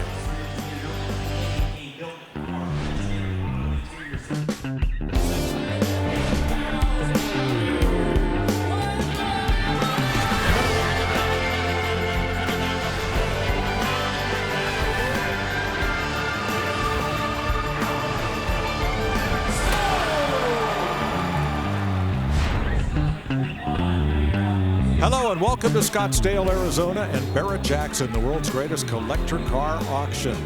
We've got 4 hours of automotive fun coming your way here on FYI. The quality of vehicles soaring, so are the prices. I'm Mike Joy with Rick DeBrule, Steve Magnante, Tyler Hoover, and April Rose to take you through the next few hours. We've already had 8 six-figure sales, topped by a 1993 Porsche 911 in Amazon green metallic, under 20,000 miles at $140,000. This Plymouth Satellite two-door hardtop with an upgraded Hemi currently bid to $46,000. And being a Satellite and not a Belvedere, we see that it has the chrome trim specific to the Satellite. And that's where it sells, $46,000. We'll move to 2011 and the entry-level Ferrari. They brought out the California retractable hardtop to compete against the upscale Mercedes-Benz SLs. This had more power, 460 horses. Coming out of that 4.3-liter V8, and it had that 7-speed automatic transmission as well. You know, this once again was a car that everybody could get behind because you were right behind the engine. It's a front engine, but the engine is actually mounted slightly further back, so it's sometimes referred to as a mid-front engine. But boy, what a great combination they've done there. They built these Californias from 2008 to 2014. Then along came the California T, which was the turbo version of the California. Now this one's been well enjoyed. It has 58,000 actual miles. It has service records since 2013, but the vehicle history report does show some damage. In 2018, this was involved in an accident and then repaired, so that should hold the number back somewhat. But you have to remember, I mean, the original sticker price on this was around $200,000. And boy, at this point, I mean, we're barely a third of our way there. Looking at $70,000, an awful lot of fun for what you're going to get. This one has the Daytona seats, very familiar to the Ferrari Daytona of 1970, 71. Those wraparound buckets in front, little kid seats in the back, let's say, and forged wheels. And we were talking yesterday about backup lights or backup cameras. And of course, this has a backup camera right here.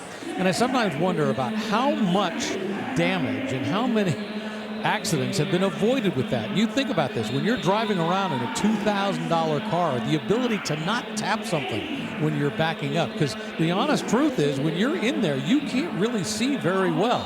You know, it's a very tall back end. You can just kind of look over the top of it. It's not a great way to see where you're backing up to. Backup cameras were optional through 2017 and made required for U.S. cars beginning 2018. $80,000 the hammer price for that California.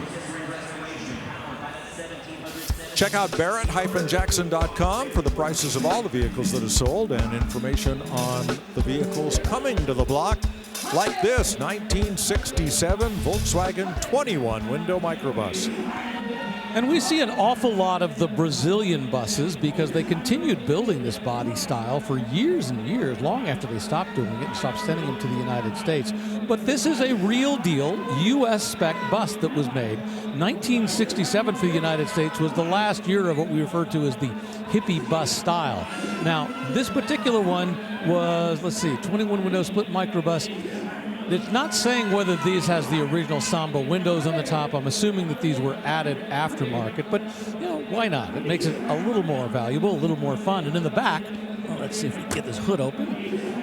We've got an upgraded engine, 1,700 and something cc's, so you got more power than you originally would have had when you were driving that 1967 bus. When Volkswagen brought this vehicle first to market, you know what they named it? The Type 2. The Volkswagen Beetle was, of course, the Type 1. $100,000. We had one go for $93,000 here on Tuesday. It was substantially modified and customized.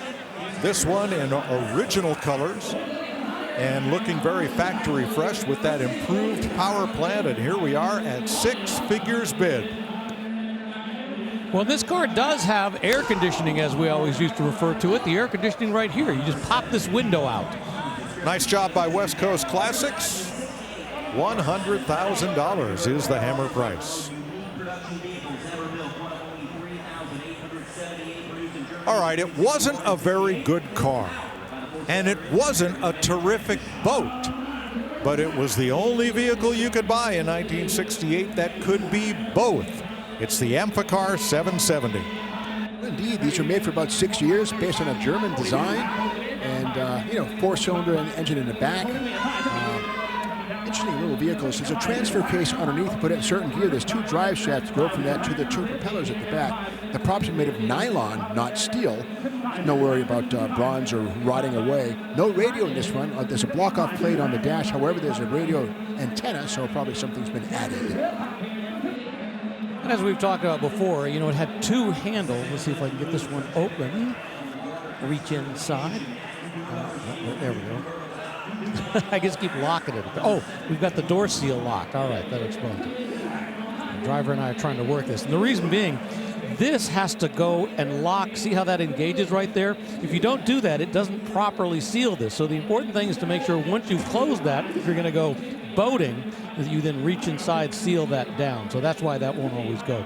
They call this a 770 because it was supposed to do 7 knots on the water, 70 miles per hour on land.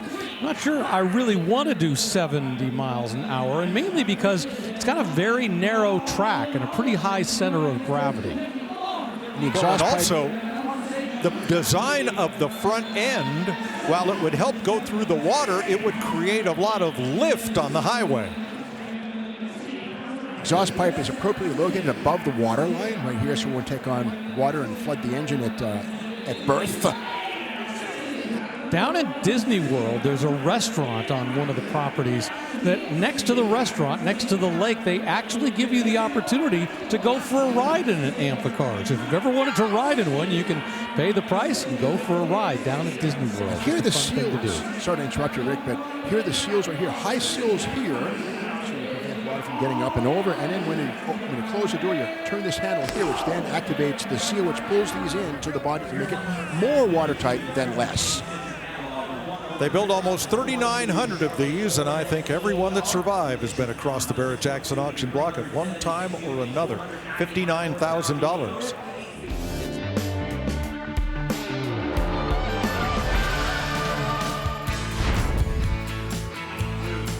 Scottsdale, Arizona. Beautiful place to be in January. Whether you're outside enjoying a little bit of sunshine or inside enjoying the action on the auction block. Barrett-Jackson's a great place to be in mid-January. How about this? A beautiful 62 Chevy Impala Custom Coupe. Awful lot to like about this. The build happened about 12 years ago, but it shows really, really nice. Love those 19-inch wheels in the front, 20-inch wheels in the back, the electric blue with the white top. It just shows very, very nice. Emma Mast working a floor bidder here right in front of our announced position. $72,000 currently bid. And speaking of masts, this has dual antennae on the back. Aerials, masts, if you will, right here in the back. Only one works, but has a great look of speed and so almost a nautical vibe with the dual antennae in the back of this car. Yeah, nice bit of symmetry there, Steve. The left one is functional, and the right one just kind of completes the pair. He's got it, $73,000 for a very sharp Chevy Impala Custom Coupe. Here's April. Loving it outside right now. Beautiful in the pre-staging lanes to check out all these cars. You know, anyone can come out here and do this. And what really caught my eye, this 1972 K5 Blazer Highlander Feathers Edition. Now, the Feathers Edition refers to these really sweet decals that you could only get, these specific ones, in 1972. The consignor laser scanned the body, and these decals printed them out to be fully restored, and they are absolutely beautiful. Now, these roofs, they come off and there's a little bit of texture to them. So it's a little trickier to get these decals to stick, but back in the day, they would be a little smoother than you would see when you ordered it with this option. Now, Highlander is referring to these plaid inserts inside. You can see that beautiful frost white paint continues throughout. Now, this one's got a slight lift to fit the oversized 33-inch tires. Everything's been refreshed. The chrome bumper's redone. And check this out. No LS swap here. You got the period correct. 350 V8. This is one sweet ride. I need a bidder's pass, Mike. Yes, you do, and I love the plaid. I think that is just so 80s right there. That's terrific. On the block is a 1973 International Scout 2 that's been customized. Yeah, the Scout 1, or the Scout 80 as the case may be, actually came out in 1961 and 1971. After going through the 800, they bumped up to the Scout 2. But boy, this is a long way from the way it originally came from the factory. I mean, this has a big 304 cubic inch V8 engine, got a TorqueFlite automatic transmission, and a beautiful paint job with a great white roll cage as well. Use of colors. I used to do a TV show called Roadkill's Junkyard Gold with Tom Taylor, who was a designer for many places, including international. He had a hand in the design of the Scout graphics on. You see it right here. Tom Taylor worked for American Motor or International for a few years in the early 80s. The color is Ford Grabber Blue, but this wears it well. Yeah, and they're pointing out the inside, let's take a look at this, is marine-grade materials on the bottom, meaning that, well, if you accidentally get rained on, if you get some water in there, it's going to be able to withstand it. And I love the price, $81,000 right now. Long time we've seen the Broncos, the Blazers. In the last year and a half or so, we've really seen this Scout market. And of course, we're going to see a new Scout coming out. Volkswagen owns the name. The talk is it'll be electric, maybe hybrid. We'll find out. Skybox bidder, When he has his fist in the air, that means I have the bid. The bid is with me. $82,000. And a hug for congratulations.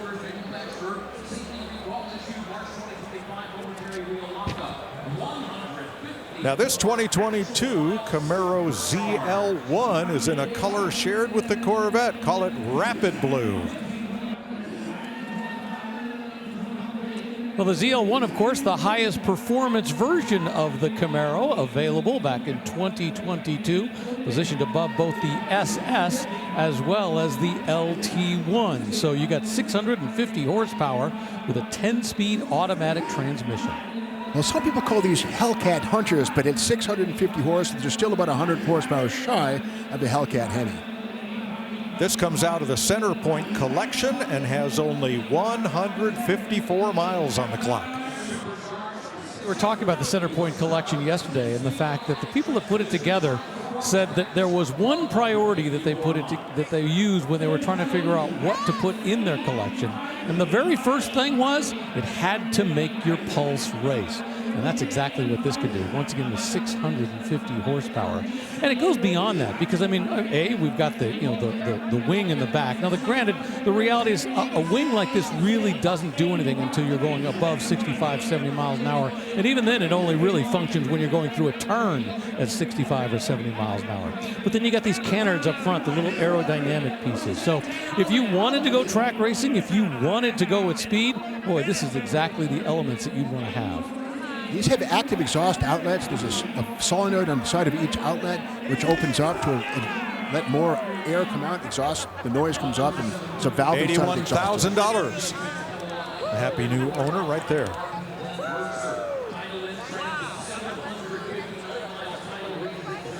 In his Through the Decades feature earlier in the week, Rick previewed this 94 Dodge Viper RT10 Roadster.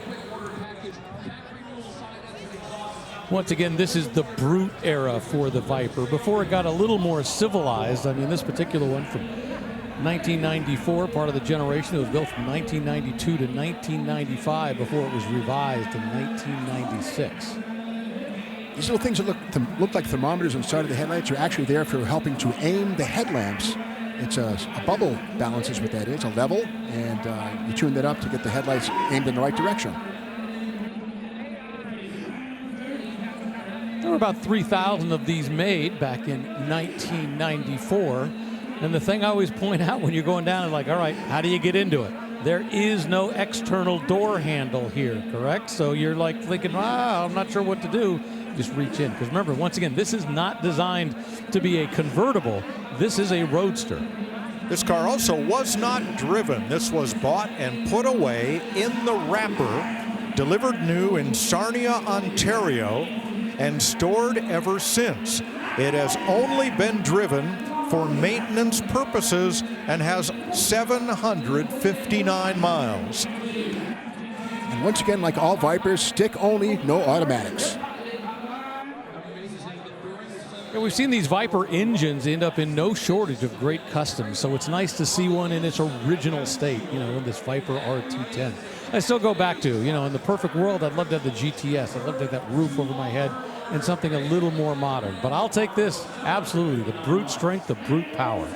Mopar Performance / Direct Connection will sell you a Viper crate engine. They're still available, I'm pretty sure. If you want to buy a Viper engine, don't buy a wrecked Viper, buy a new one in a crate from Mopar Performance. Now talk about sweating the details. During assembly, a plant worker wrote the last 3 digits of the vehicle number in crayon on the inside of the windshield. The original owner covered this up to protect it, and it remains intact today. So talk about just as it left the assembly line. That is this Viper. And the hammer falls at $43,000.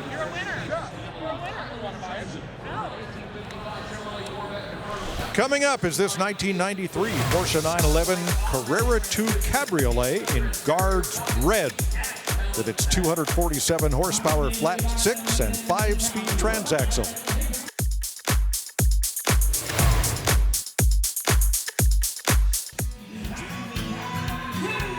That's a Pontiac Tri-Power V8, but not in a GTO. It's in the full-size Bonneville. Pretty car. Out there in the pre-staging lanes, let's go back to the block. Here is a 1965 Backdraft Roadster with only 39 miles on it since it was completed. This one does have a 427 cubic inch engine, not the FE big block, but rather a small block with a stroker kit inside. $80,000 sends it to its new home.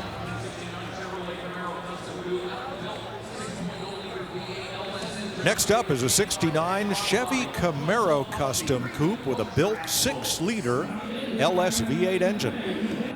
A little bit earlier we were talking about what flavor Camaro do you want. We saw a yellow and black one that was just beautiful with nice work done with it.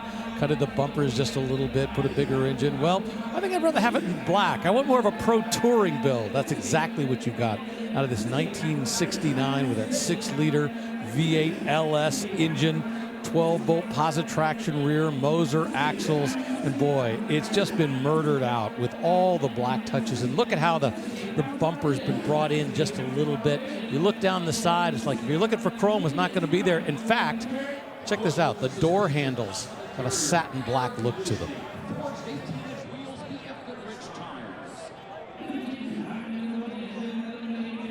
One problem with Camaros is that the leaf springs are located outside of the shock absorbers. Kind of a problematic thing if you want to tub it. So as a result of that, aftermarket companies like Detroit Speed offer Quadrolink systems like this, which allow you to put a massive tire in the back and have even better handling than the original leaf springs would have had. Well, and the concept is either pro touring or pro stock. Pro stock is all about going in a straight line as fast as you can. Pro touring is really all about going fast in a straight line and then making sure you can make it through the turn when you get to the very end. By the way, I think I finally found a little bit of chrome. It's all the way back here. Check this out. The bow tie, a little chrome rim around it to make it stand out from this black body. And remember, black's going to show every flaw. I don't see any. A lot of molding on this one too, a little ducktail molded right into the trunk lid and the rear quarter panel. Subtle things that kind of hide in plain sight if you're not looking closely.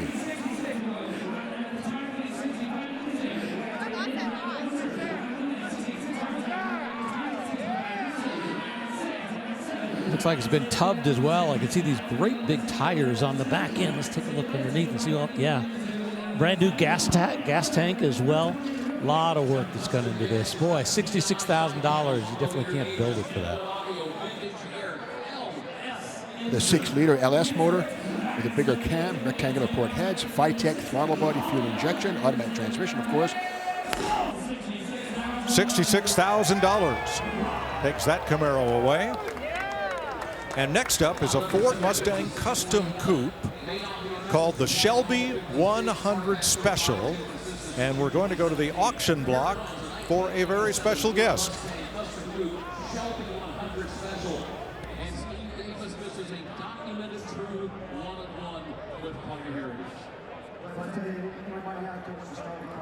Have some real history. This is an incredible car. So incredible, but as a matter of fact, we have the president of Shelby American. He'll introduce the gentleman standing right next to me as well. Very, very key in what this car represents. Gary, tell me a little bit of why this is so significant and why there's only one in the world. That's great, Steve. Well, it's great to be here at Barrett-Jackson. Once again, Joe Conway, our CEO, he asked us 10 years ago to go through this car for Joe, and we went top to bottom with an SN95. We've really never done it. If you look at this car, it's incredible. Painted stripes, we went soup to nuts with this car.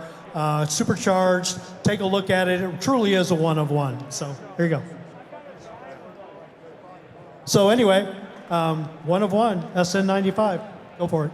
One of one, and I mean deep. So this was built cherry from a red. 1997 Mustang GT, and major components from an SVT Cobra, including the 4.6-liter dual overhead cam V8, and it was commissioned as the Shelby that never was.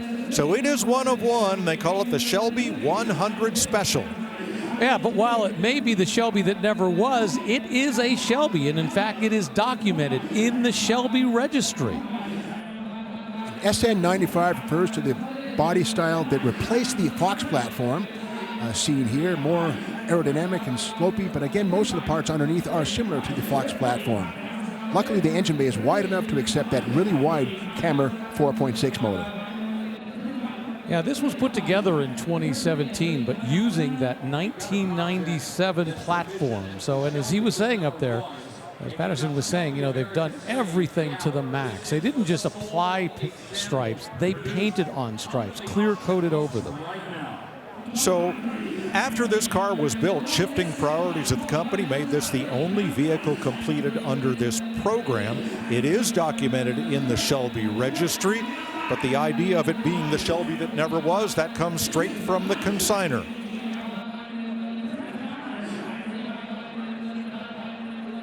Well, and as Steve Davis pointed out, it is one of one. You don't have to worry that you're ever going to see another one. And boy, look at this. We're only at $37,000 right now for a very special car.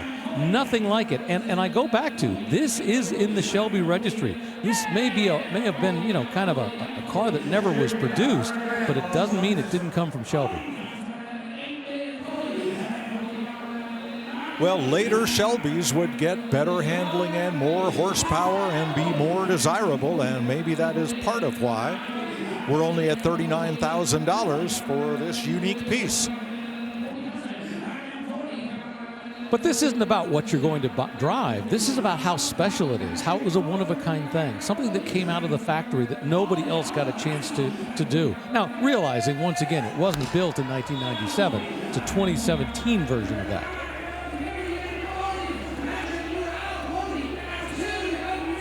Well, they thought the hammer fell there at $39,000, but no, a $40,000 bid was recognized here, so we're still going. He thought he had it. Just one more raise. Not going to happen. Did he say no or did she? We're not sure. But we're at $41,000 bid. And it is sold down on the auction floor.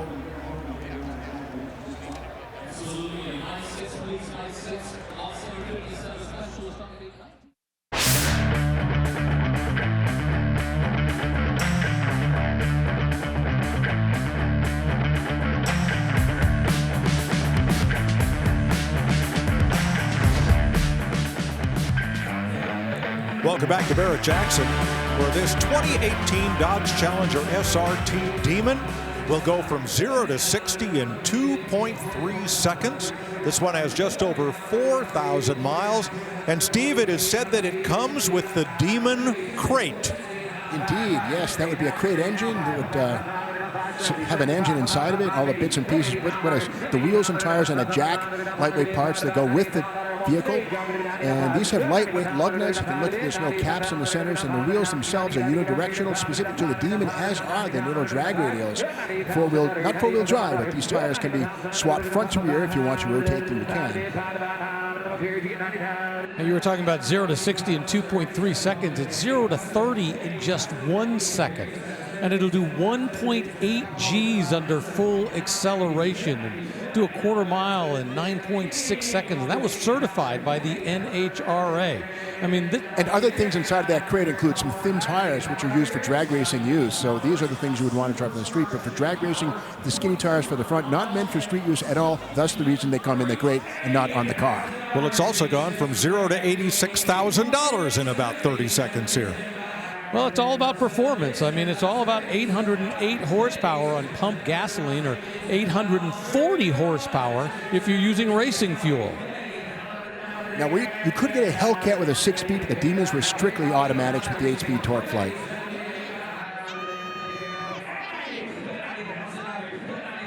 This was about 230 pounds lighter than the Hellcat. So this was all about performance, all about getting that maximum straight line speed. There's speed limited to 170 miles per hour because the tires are not rated to the 200 miles per hour that the Hellcat could go. $90,000 sends that beautiful Challenger to its new home. I wonder if those 4,000 miles were put on a quarter mile at a time. Here's a 1979 Ford half-ton custom pickup with a 5-liter and a good size lift. Well, indeed, this one's been given a heart transplant. Again, the Coyote 5-liter is an overhead cam engine with 4 valves, 4 cams, and way more modern than pushrod this thing would have had from the factory. It would have been a 351, maybe a 302, perhaps a 400 when new, but this is a far better engine and actually much lighter than any iron V8s. Into the line for this generation of pickup truck. I think 1979 was the very end. Let's take a look underneath the hood and look at that 5-liter Coyote engine. I like the fact that they stuck with the proper parentage right there. Of course, we're seeing very modern headlights in here and then that rough country suspension underneath. So they've gone the distance with these big tires. Yeah, nice side exhaust coming out the back, short bed. And boy, this is another one of those root beer paint jobs. Bumper's been taken off the rear, but the metal flake really deep. You don't see it as much until it's driving by you and looking at close, but boy, a really nice paint job on this. Yeah, rear axle is an interesting piece. It's a modular item with the axle tubes bolt to the housing in the center. Disc brakes front and rear. Interestingly enough, on the front of these don't have leaf springs. These have coil springs up front for, I guess, a better ride. But a little more difficult to lift up for better ground clearance than a lift spring suspension. Well, we're closing in on 6 figures. Let's see if we can pull it off. $90,000 sold on the floor just in front of the auction block where they got a good look at it and placed their bids. Next up is a 59 Chevrolet Corvette. It's a 283 V8 2-speed Power Glide automatic, but this one has been updated with a Mustang 2 front end and front coilover shocks and a lot of other modifications. I'm puzzled at this. This has a 4-link rear suspension, Mustang 2 stuff, but they kept the 2-speed Power Glide and the stock 283, so a bit of an old and new thing. They maybe ran out of budget at the engine and transmission, don't know, but the suspension and brakes are way newer, are better than the original stuff, but the engine and transmission are not modern in any way, shape, or form. Yeah, I was kind of curious what I'd look at when they pop the hood, but it's a very stock-looking engine configuration. You know, everything from the outside looks like just a slight resto mod. You've got new wheels on there from the outside, but as Mike pointed out, it's got a Mustang 2 front end. Plenty of work that's been done underneath with a 283 engine under the hood. So you can take this, have some fun with it, but boy, it looks really, really nice. Well, don't knock the Power Glide. Yes, it's only a 2-speed automatic, but it certainly served duty in every early Corvette and a whole lot of Chevrolets during its long history. With that torque converter, 2 speeds was all you need to drive around town and at highway speeds. And not everybody wanted to row their own gears. Sure, a 4-speed or even a 3-speed manual Corvette may bring more money, but this car appeals to a lot of people, and we're at $92,000. Look what they've done to the center console here, the little waterfall section. They've got a modern radio that they put in, so they've changed it around. Of course, we've got the passenger screen bar right there. And there's the buyer at $93,000. Photographs and smiles all around.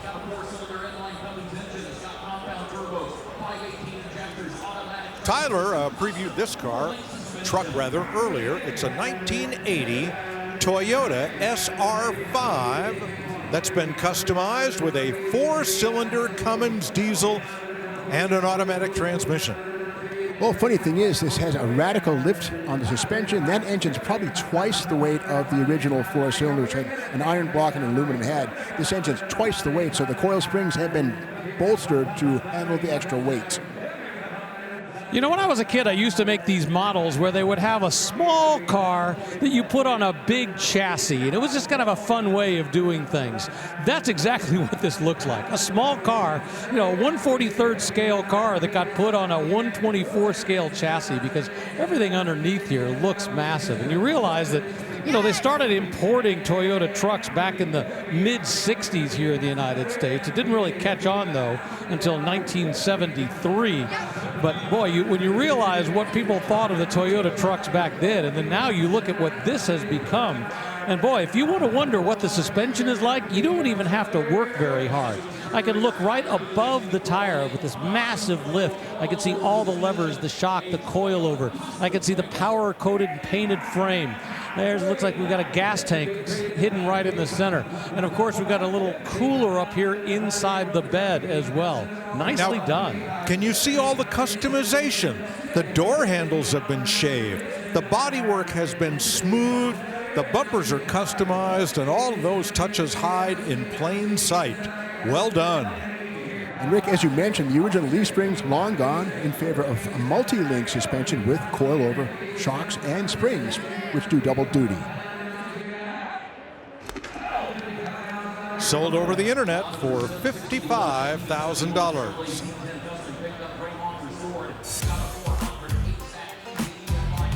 Just another of the cool cars coming to the block here at Barrett-Jackson.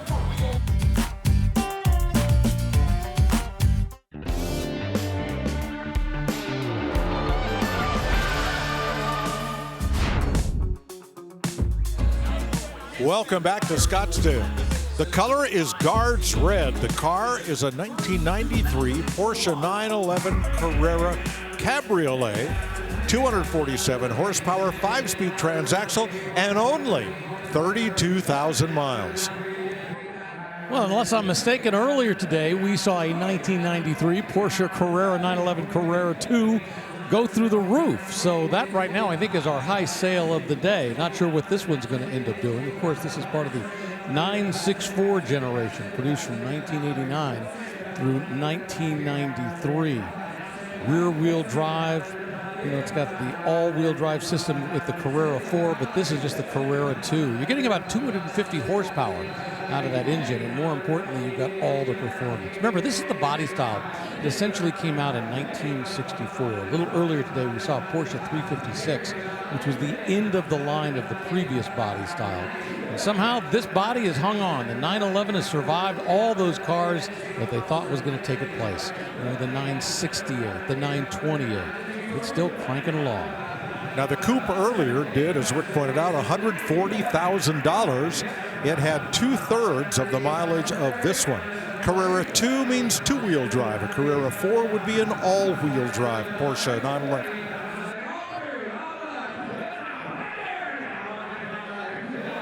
Well, we're closing in on $100,000. Something about this 1993 era. And, you know, I've been thinking about this today. You know, the last couple of days, we've seen the 1980s cars coming on really strong. We saw a Cadillac from the 80s do very well. Yesterday, it was a truck. Now, today, we're seeing these 1990s Porsches. We're seeing kind of a little changing of the guard in the Guards Red car right here. Well, these appear to be depreciation-proof. I mean, if you want a modern Porsche built in the last, say, 3 or 4 years, a modern 911, you're going to pay its original sticker price to buy it from a franchise dealer, even with miles on the clock. So now we back the bid up here to $91,000. 3 bidders involved. We're on the floor, down on the, up in the skybox, and on the auction block. And there's an awful lot of purists who believe that this is exactly the way the Porsche is supposed to be enjoyed. Number one, it has the air-cooled engine as opposed to the water-cooled engine that came in, you know, a decade or so later. It's got the taller headlights in the front. They believe from a purist perspective, this is the way the 911 is supposed to look. This is the way the 911 is supposed to drive. They went away from the air-cooled, quite frankly, because it was easier to get greater power and control the engine temperatures much better. This has a very particular sound as you're driving it. It's got a very particular feel, and a lot of those 911 purists just love it. Now we're closing back in on $100,000 once again. We're at 98. There it is, the ET tail light.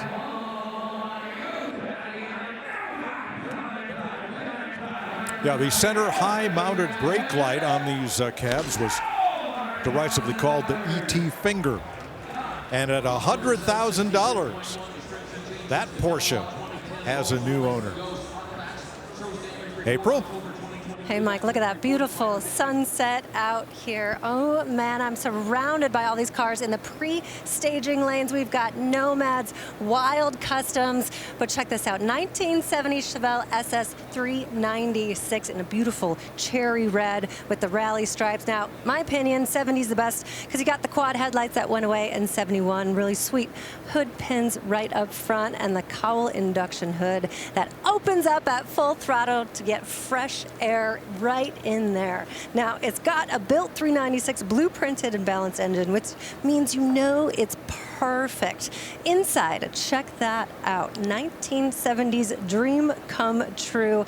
I love the rounded gauges with that textured black finish, high back bucket seats. This is a really nice restoration, Mike, and it's coming your way. Very nice. Thanks, April. On the block now is a 2010 Rolls-Royce Ghost in black diamond metallic with 24-inch wheels and 51,000 miles on the clock. Well, let's put it this way. The Phantom was the car that you were driven around in. The Ghost was the car you were supposed to drive yourself around in. This was supposed to be a kind of car that a person could get in and enjoy and drive on their own. Now let's check this out. The current bid is at about $100,000. Here's the original sticker on this, showing an MSRP of $301,000. The base price on this was $246,000, so $50,000 worth of options on this. This one did have some minor upset, an accident reported October 2022. Vehicle was towed, minor damage. Slightly shorter than the Phantom. I think this has about 129-inch wheelbase. I'm not sure what the Phantom is, but I know it's slightly longer than that. But once again, this is the Rolls-Royce you were supposed to drive yourself around in.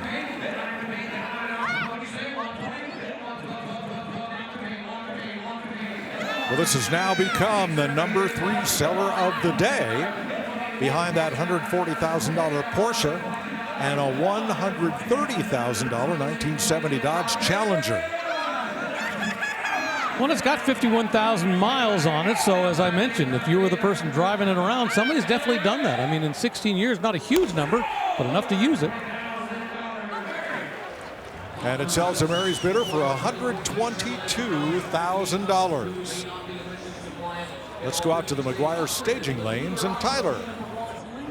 Well, I found an astoundingly beautiful Camaro with an astoundingly beautiful power plant under the hood. So what this started life is here under the hood is the LQ9 6-liter V8, which is the same thing that I drove to work, the 6-liter in my 2005 Cadillac Escalade. But now this one's a 408 cubic inch stroker engine, and you see these manifolds, they're going the wrong way towards the front. That's because we have 2 turbos, one here, one there. Twin turbo V8 on this thing, good for over 1,000 horsepower, I'm sure.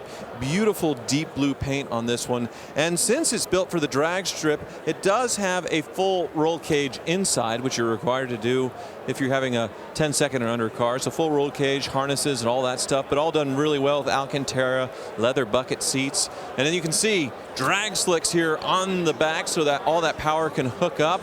And then I was wondering about this yesterday, what's required for you to have a parachute on a car, and it turns out it's trap speed. If your trap speed at the end is over 150 miles an hour, you have to put a parachute on it. So safe to say this one could comfortably do 150 and a quarter mile. Very nice. There's a Camaro on the block. It's a 2014, powered by a 7-liter V8 and 6-speed manual, only 8,600 miles. 7 liters, 6-speed manual, 660 horsepower, 6-speed stick. Imagine ripping first, second, and third and spinning the tires. I bet you have a pretty competent ability to be doing that. Automatic's a little safer if you don't know how to drive a stick and can't get a car off the line and keep it straight. This would be a handful. Internet bidder and one on the floor, fighting it out here at $67,000 bid. You know, but back to your point, Steve, the good old days are now. You said that over and over again. There was a time when we thought horsepower was gone. Remember the 1980s, the early 90s, the late 70s? Oh, man. And now, holy cow, I mean, you get this kind of stuff coming out of the factory, you get a Lingenfelter upgrade like this one, you get plenty of horsepower. It's easy to access it. $77,000 on the internet.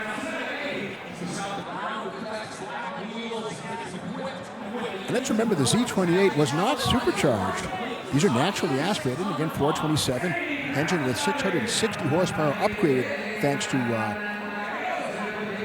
better cylinder heads and camshaft, I'm sure. But a handful of power. This has the GM Performance Lingenfelter 660 package and is hammered sold for $78,000.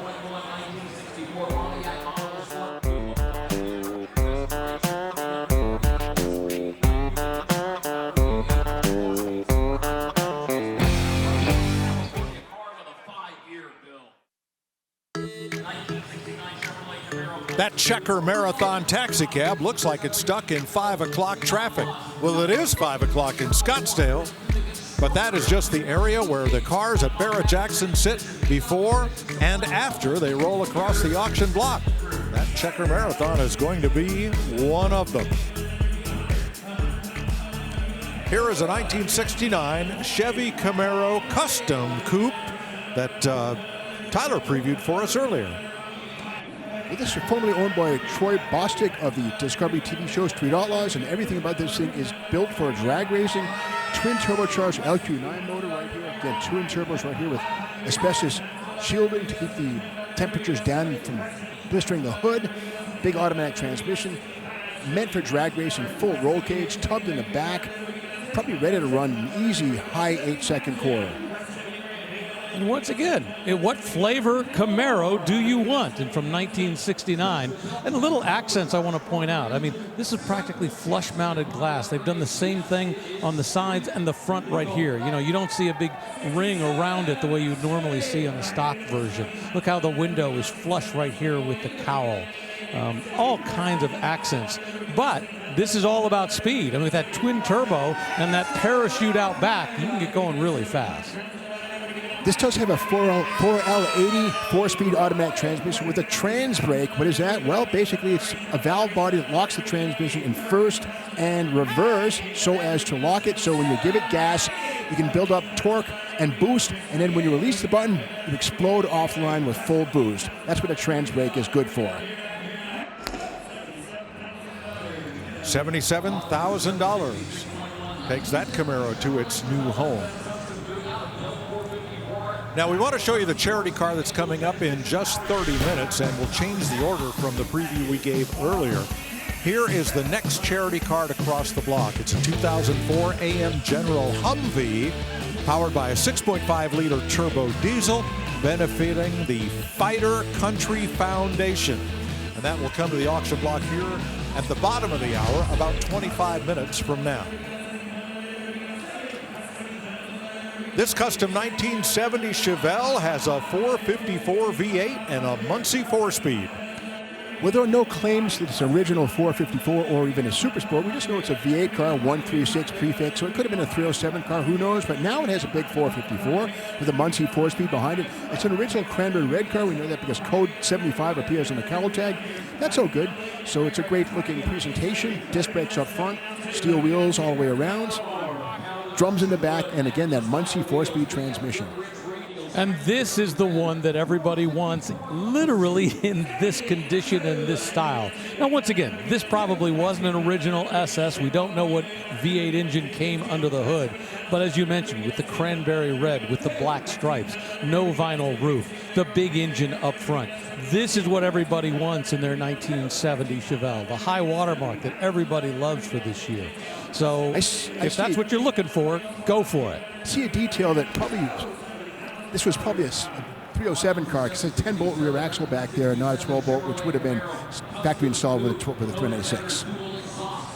$70,000 is the hammer price for that 1970 Chevelle.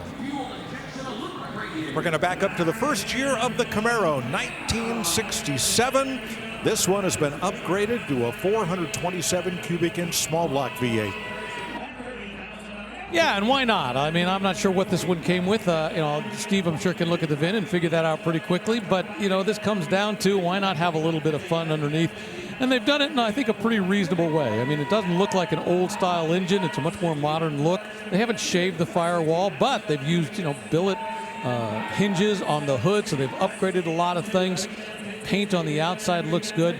You know, there's a question as to which first-generation Camaro do you like? This is the purest body of them all. It doesn't have the side marker lights. It does have a vinyl roof on the top. You can debate that one.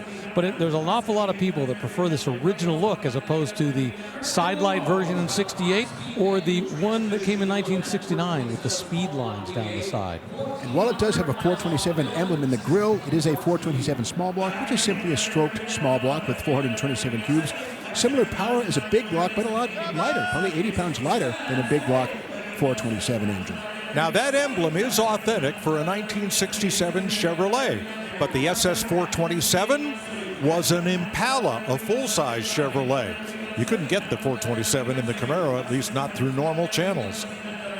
This does have four-wheel disc brakes, and I'm happy to see a 12-bolt rear axle, whereas the Chevelle we just saw had a 10-bolt, but the 12-bolt is really easily up to the task of handling this 427 small block. Won't break. This is actually a 12-year-old build. The consignor says it was finished back in 2014, and since then, it's only been driven 1,400 miles, so that's exactly why it looks so great. I appreciate the fact they've got that 1,400 miles, so we know it works. We know a lot of those initial bugs may have been worked out of it.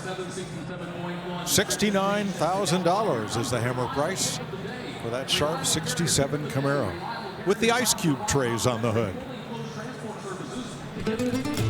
Go to Barrett-Jackson.com. That's where you'll find all the details on the cars that have crossed the auction block, including the price, which is listed as the hammer price plus the 10% buyer's premium. This Sunbeam Tiger Mark II was purchased new in Gardena, California. The Tiger has remained a lifelong California car and is extensively documented. The Tiger is a big brother to the Alpine, which would have been a four-cylinder car. The Tiger has a V8, either a 260 or a 289, depending on what year. This is the Mark II with the big 289. These have rack and pinion front steering, unlike the four-cylinder cars, which do not. These also have a bump over the rear axle to accommodate the larger rear axle, heavier springs in the back. This is a real Tiger, not a wannabe. Carroll Shelby was involved with these, but he was brought in really as a consultant, unlike the Cobra that brought AC bodies to the United States to be reworked by Shelby American. This was actually built by the Roots Group in Europe. And as the story goes, apparently Jack Brabham, the Formula One champion, three-time Formula One champion, who started a team with his own name, he's the guy who said, you know, if we put a big engine in one of these cars, I think it would be even nicer. So he also was a consultant for the project as well. And little vents in the hood are not factory. Those are a whimsical touch that was added by somebody along the line, but you would not have seen those on a stock Tiger. So why do the Tigers and Cobras have Ford V8s instead of, say, Chevys or Dodge? The small block Ford engine was narrower than its Chevrolet or Mopar counterpart, and thus it fit in the engine bays of these cars that were designed for four-cylinder power plants. In 1967, when Chrysler bought the Roots Group, the Tiger was still powered by 289. There was talk of putting a 273 small block. Didn't happen, but people wondered when would that happen? Would it be a 273 V8? But no, it was always a 289 powered package under the Tiger, even when Chrysler owned Roots. Yeah, Steve, the Chrysler engine wouldn't fit. So instead of powered by Ford, they just had an engine designation with the cubic inches and no manufacturer identity after Chrysler bought the Roots Group. $80,000 for that Mark II Sunbeam Tiger. Among the cars coming up is this beautiful 1957 Chevrolet Nomad, hand finished in silver with bright red upholstery.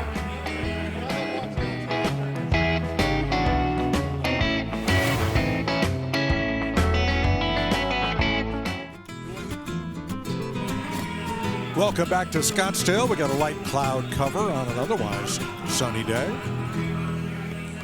Inside, it's always bright on the auction block, where right now a 1969 Chevrolet Corvette has been bid to $75,000.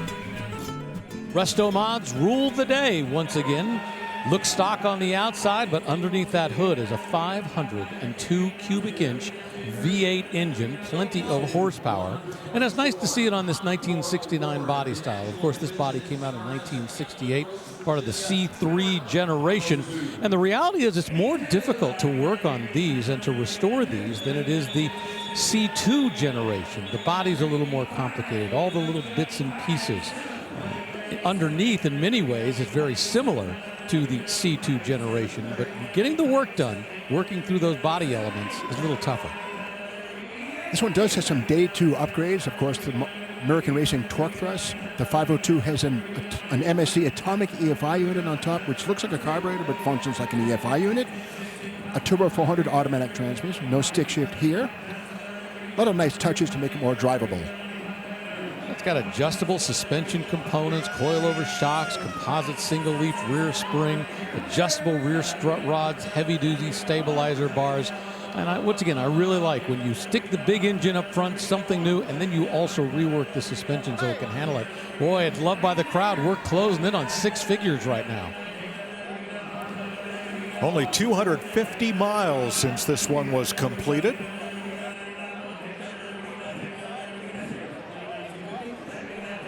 Yeah, according to the consignor, it was shown at the 2024 NCRS National Convention, got a 100-point score. $99,000 sends it to its new home. And we will stay in the C3 family. We'll just move up 1 year. A 1970 with a 454 cubic inch, 390 horse Corvette convertible.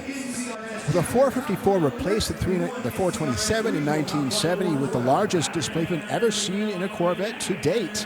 And this is the 390 horse, which is the hydraulic cam, a little bit milder iron intake manifold, whereas the LS4 would have had more power and an aluminum intake manifold. So this is kind of a nice driving around type deal. This has close ratio 4-speed, which is a nice touch, not the automatic, but the stick shift puts you in touch with the car more than an automatic does.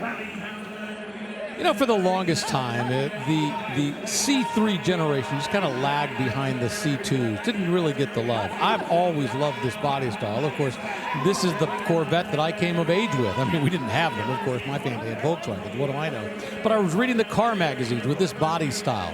You know, when this came out in 1968, it continued on through the 70s. The Mako Shark style, that to me was just sleeker looking than the original C2. C2s are great, but it's nice seeing 6 figures and the love, especially for this one, because it doesn't just have that 454. It's got a matching numbers big block.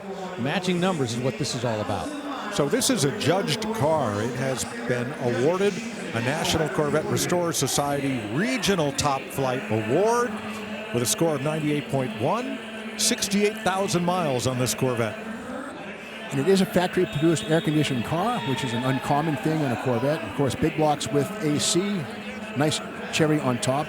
Has the optional tilt column, another nice thing, because getting in and out of these cars is not so easy if you have a rotund body like I used to.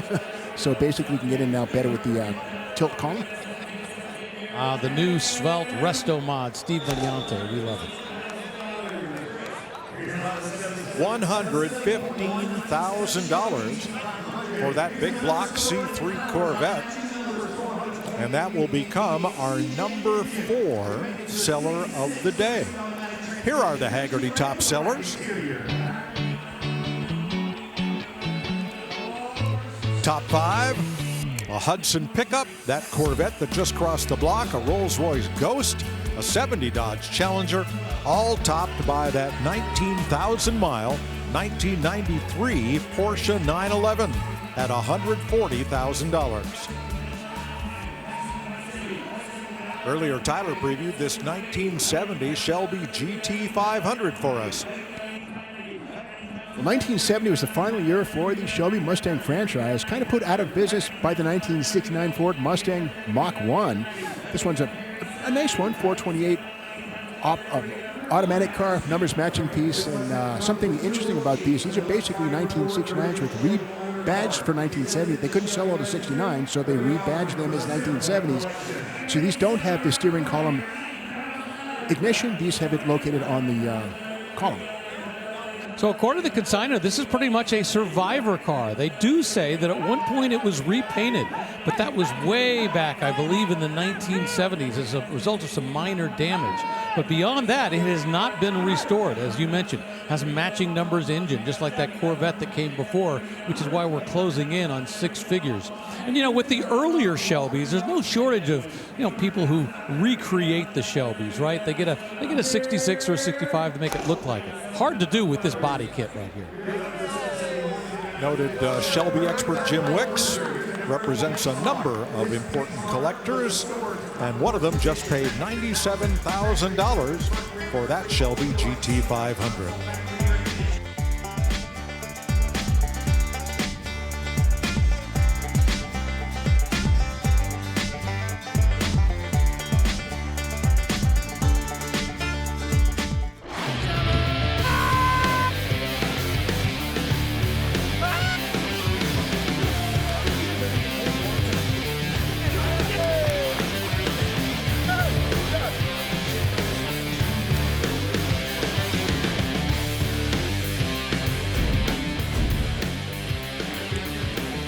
Welcome back to Scottsdale, where a beautiful 1959 Chevy El Camino custom pickup, the very first year for the El Camino, just sold for $100,000.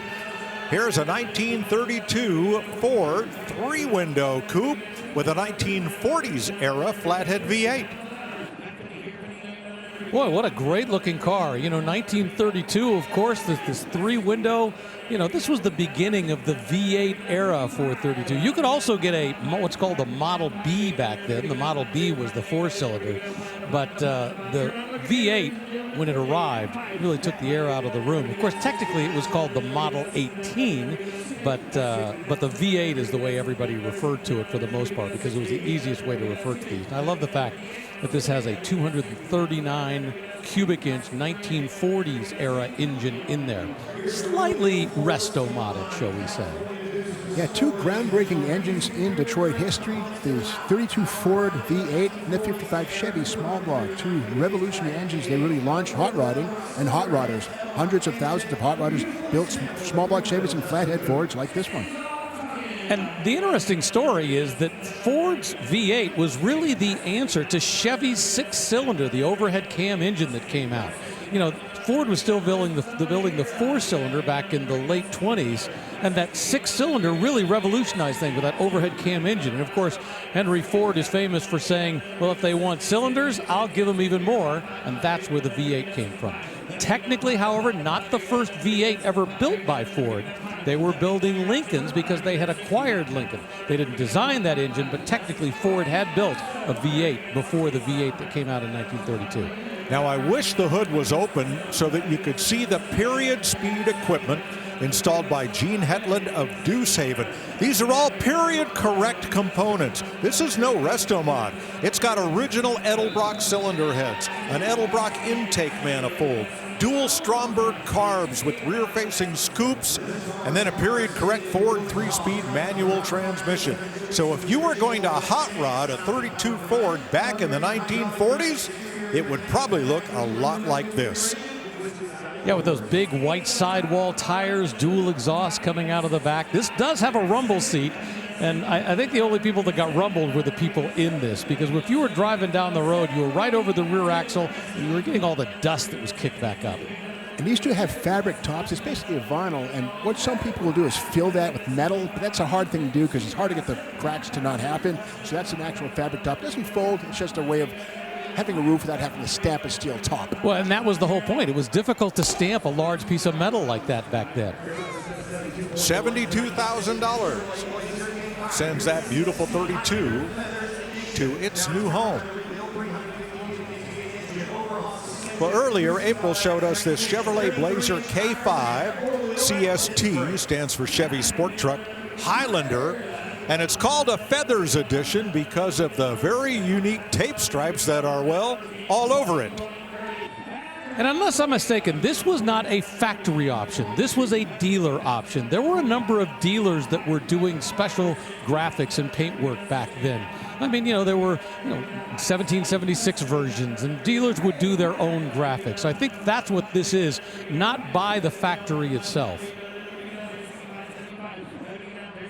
Let's take a look with the chassis cam under this beautiful 1972 Blazer. There's the underside of the small block Chevy.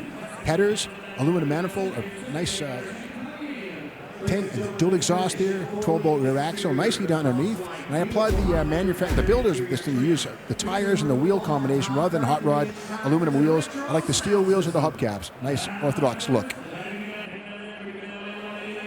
This is a CST, which stands for Custom Sport Truck, but what's really cool is inside. Well, once this thing stops moving, we'll show it to you, because the inside of this is just as bold as the outside is. I like the fact that they chose not to put on massive tires that were significantly bigger or modern.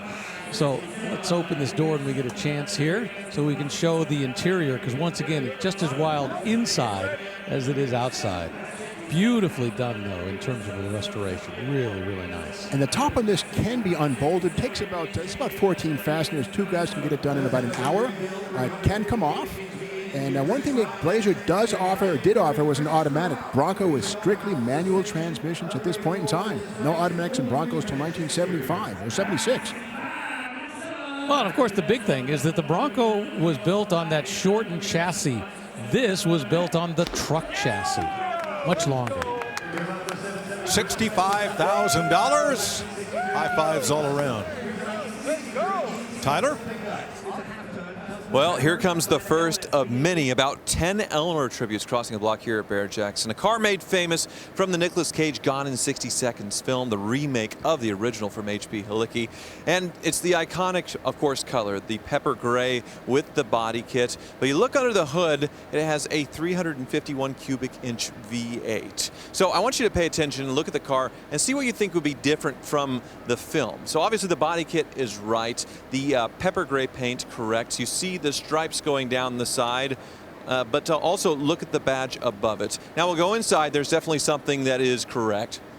And you can see that shifter in there, the go baby go, when he hit that nitrous in the big film climax. The interior obviously a bit different and upgraded with those bucket seats and that nice center console with the cup holder.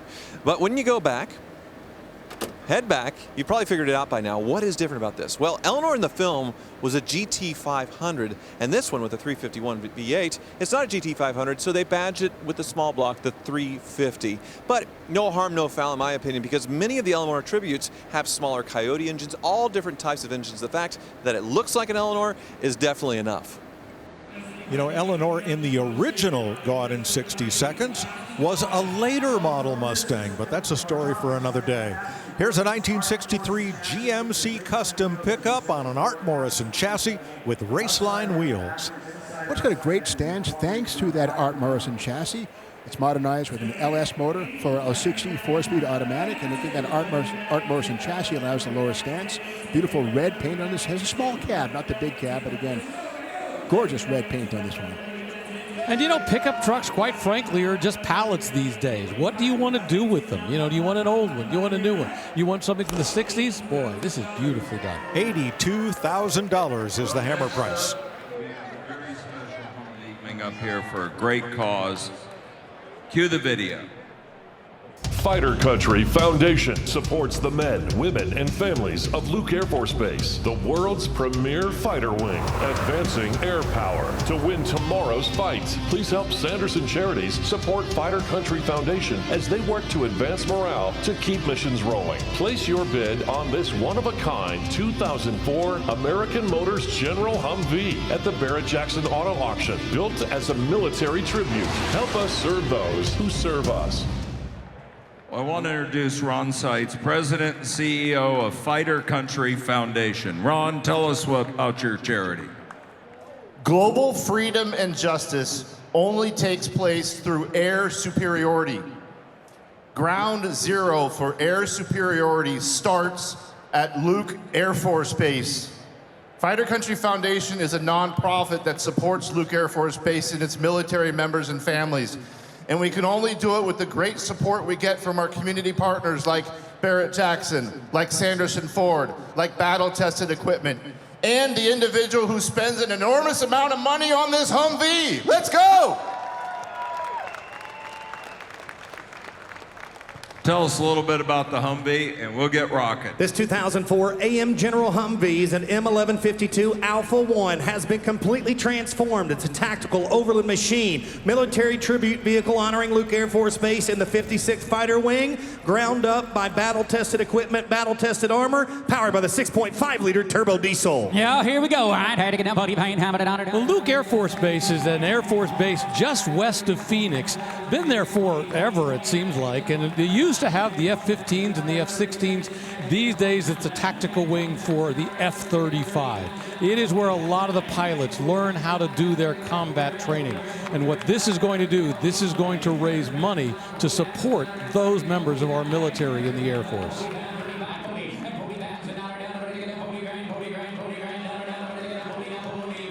What's interesting about this looks like a standard military issue Humvee at first glance, and then you start to realize this has been modernized in just about every way. It's been customized. Take it to the next level. This is better than what the military would have been using in its day.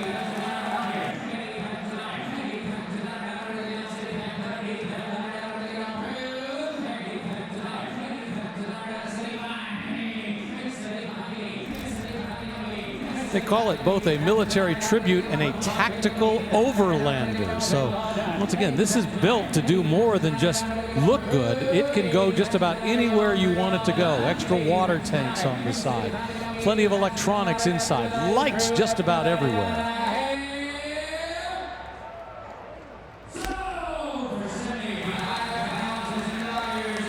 Lead auctioneer Joseph Mast has hammered that one sold to benefit Fighter Country Foundation, supporting the men, women, and families of Luke Air Force Base for $75,000. On the left of your screen, the tents where some of the cars are staged before they come to the auction block. Then you see the staging lanes, the vendor area, and that big, long, huge tent that includes the salon, car storage, and a vendor area, and leads to the auction block. Westworld is a huge complex here in the northeast side of Scottsdale. And this right now is the center of the collector car universe for this week with the Barrett-Jackson Collector Car Auction. Here is a 1937 Ford Boyd Coddington Custom Coupe. Great example of Boyd Coddington's work. He sort of dip painted. Everything is one color, of course, yellow on this one, chromate yellow. Firewall, everything, even the engine block. It's a two-port injected 350. Nice example of, Coddington's style of sense of style, custom. Yeah, Boyd Coddington was originally trained as a machinist. He did his, his internship, worked in it, ended up moving to California. And once he moved to California, he got immersed in that hot rod culture. And he opened his shop in 1977 in Cypress, California. And underneath this 1937 Boyd Custom, we see the painted chassis. Everything's tubular. Nicely painted 700R4 tranny. Underside of the floor is also yellow. Stainless steel exhaust system, left and right. Heights differential. Painted underside of the trail. Full-length dual exhaust in stainless steel. Very nice. Yeah, a piece of art all the way. Hard to believe Boyd Coddington passed away in 2008. It's been 18 years since he passed away, but he has definitely left his mark on the hot rodding culture. And what a great example of something that his style. And of course, Boyd Coddington wheels continue on.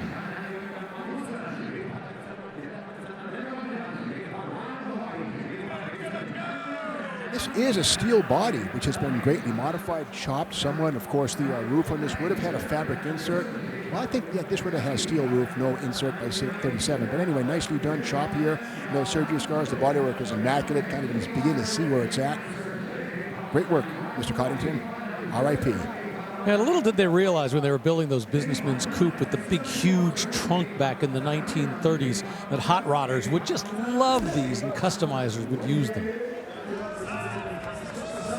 $85,000, and there's the happy new owner of that Boyd Coddington Custom Coupe. Now, Barrett-Jackson sells a lot of lots for charity, like the Humvee that we just saw. Here's Craig Jackson about one of the cars that will raise money for a great cause here tomorrow.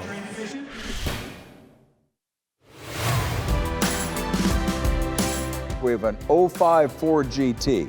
Now, this special car is selling for charity. 100% of the hammer price will benefit Ryan Blaney's Family Foundation, a nonprofit dedicated to advancing brain health awareness and supporting families that are affected by Alzheimer's disease and concussions. Now, I can't say enough about these cars themselves. The supercharger on top of the V8 engine in it, hooked up to the transaxle.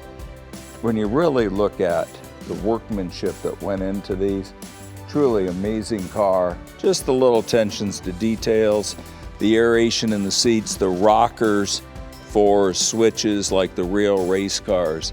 Great cause and a great car. See you on the block. So Ryan Blaney, NASCAR champ, will be here to help sell that car tomorrow. In the house today, NASCAR Hall of Famer Mark Martin, super modified superstar Bentley Warren, and everybody knows of Jack Roush from all of the championships he's won in the various forms of motorsport, including NASCAR, IMSA, Trans Am, and NHRA. Here's a 1955 Chevrolet Cameo custom pickup. Well, a Cameo, of course, is Chevy's attempt to bring style into the pickup world. You know, basically, it was a 1955 Chevy pickup, but what they did was they put these fiberglass panels on the back and created the fleet side look. Built about 5,000 of them that year. That's a happy couple. They just bought that truck for $100,000. Well done.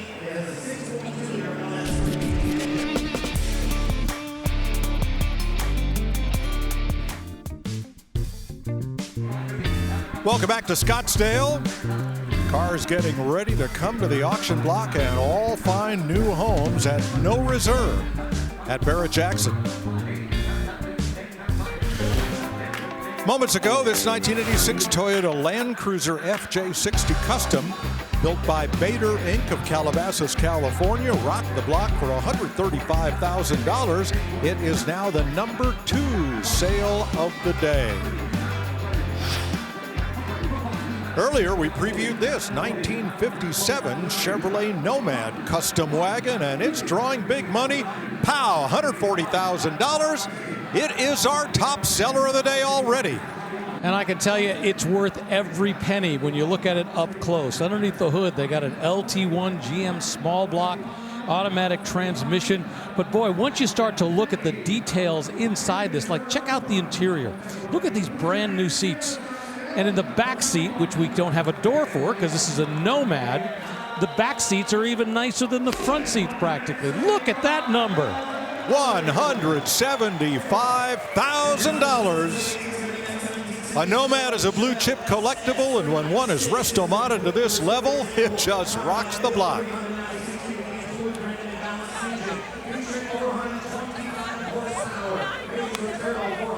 One rolls away, another takes its place. How about this 70 Chevelle SS 396? It's undergone a complete restoration, blueprinted to 425 horsepower with a turbo 400 transmission, 12-volt posit traction rear end with 373 gear, cranberry red over black. So back in 1970, if you got an SS 396, you really had 4 engine choices. You could get a 325 horsepower model, a 350, a 360, or a 370 horsepower. This one, on the other hand, this one's been taken to the new level. As Mike said, 425 horsepower. Cranberry red, exactly what everybody wants, has all the performance you could ask for. Boy, this is prime time. Suddenly every car across the block seems like it's crossing $100,000. A lot of time and effort put into the paint prep for this one. Laser straight panels, gleaming gloss paint. Great presentation. No surprise to me we're at $125,000 for this one, Rick. Yeah, no shortage of Chevelles SS's built that year. I think more than 80,000. And that's where the hammer falls, $125,000. Here's Tyler. Yeah, here's something really beautiful here, Mike. 2019 Aston Martin DB11, and it's the AMR Halo Edition, which means Aston Martin Racing. So it's finished in its Aston Martin Racing colors. You can see, the neon green colors and the brake calipers and all that stuff. And with the hood open, you can get a look at this beautiful V12 engine. But these AMRs, they're hopped up to over 600 horsepower. They made just 100 of these. There's only a few in the United States, and I personally love the redesign of the V12. As much as I liked the previous Aston Martin generation, it was getting pretty long in the tooth as far as that Ian Callum design, and this really took it into the future. You can see carbon fiber roof here, which really stands out. And then when you go to the interior, it is very unique with that same Aston Martin Racing colors, with a blue interior and all the latest technology. One thing that's really unique about this is the gear selector, which kind of looks like something from a throwback and a vintage. There's the key to start it in the middle that's actually glowing, the start-stop button, and then you have the buttons for the gear selection.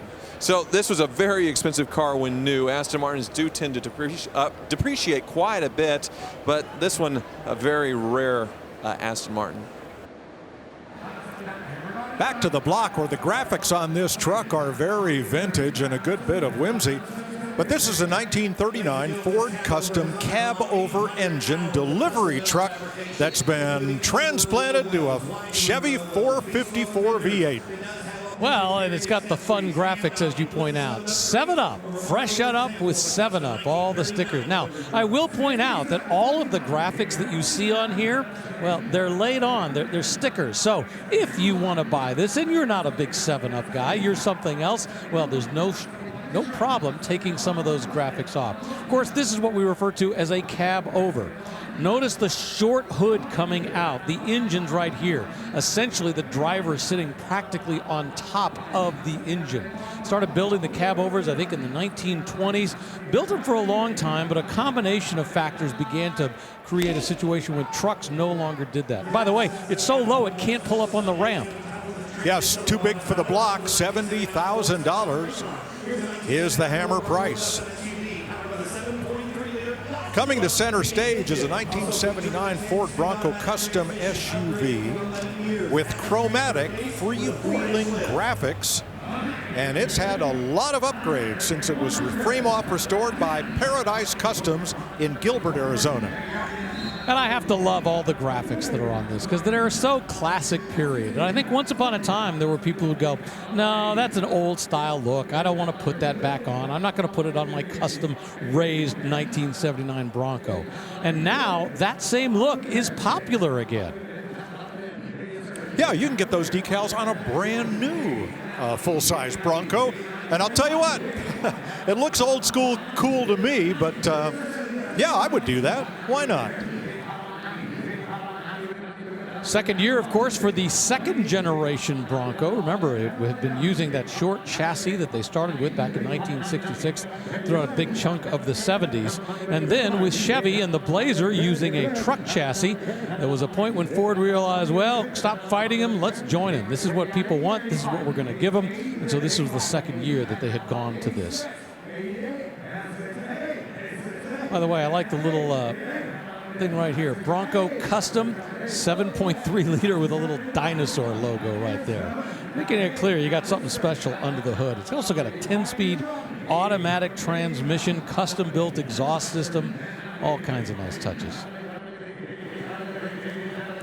Now those chromatic stickers are reflective, so there's a safety aspect to those as well.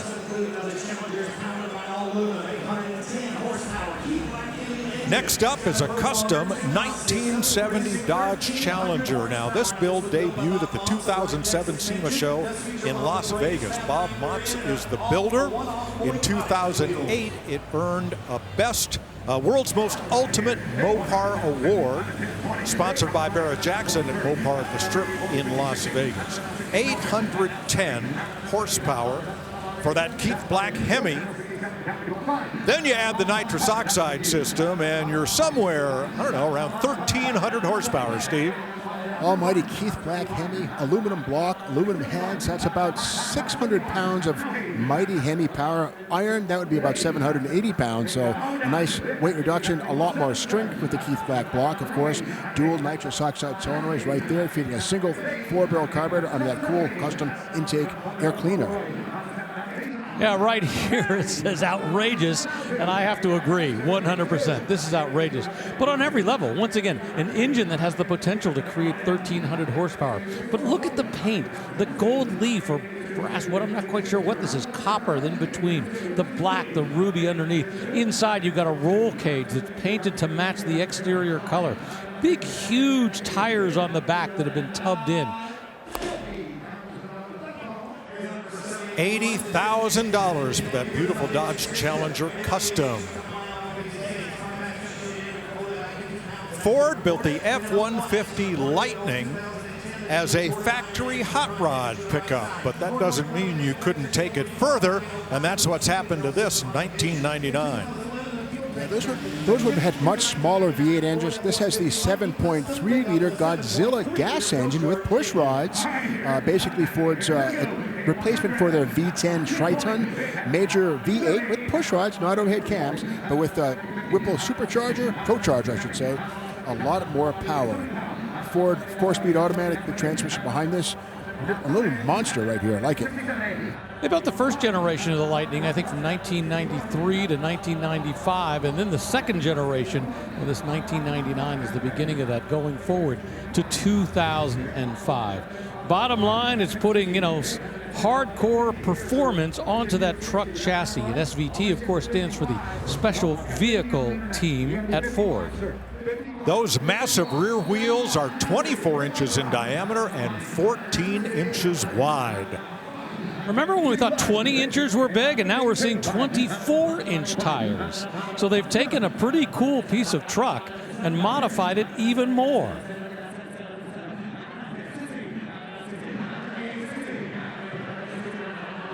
And everything underneath the body has been powder coated, so it's durable and attractive.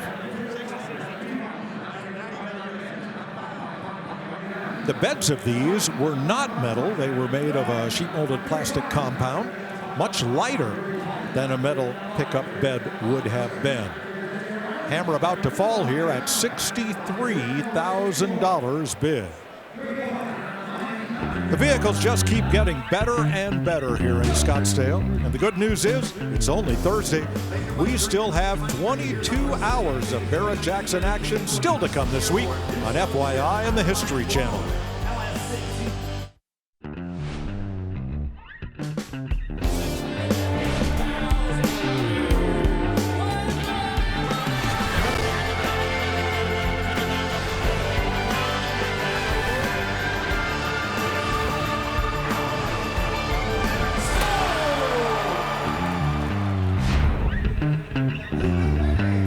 At Westworld in Scottsdale, Arizona, the Barrett-Jackson Collector Car Auction rolls on.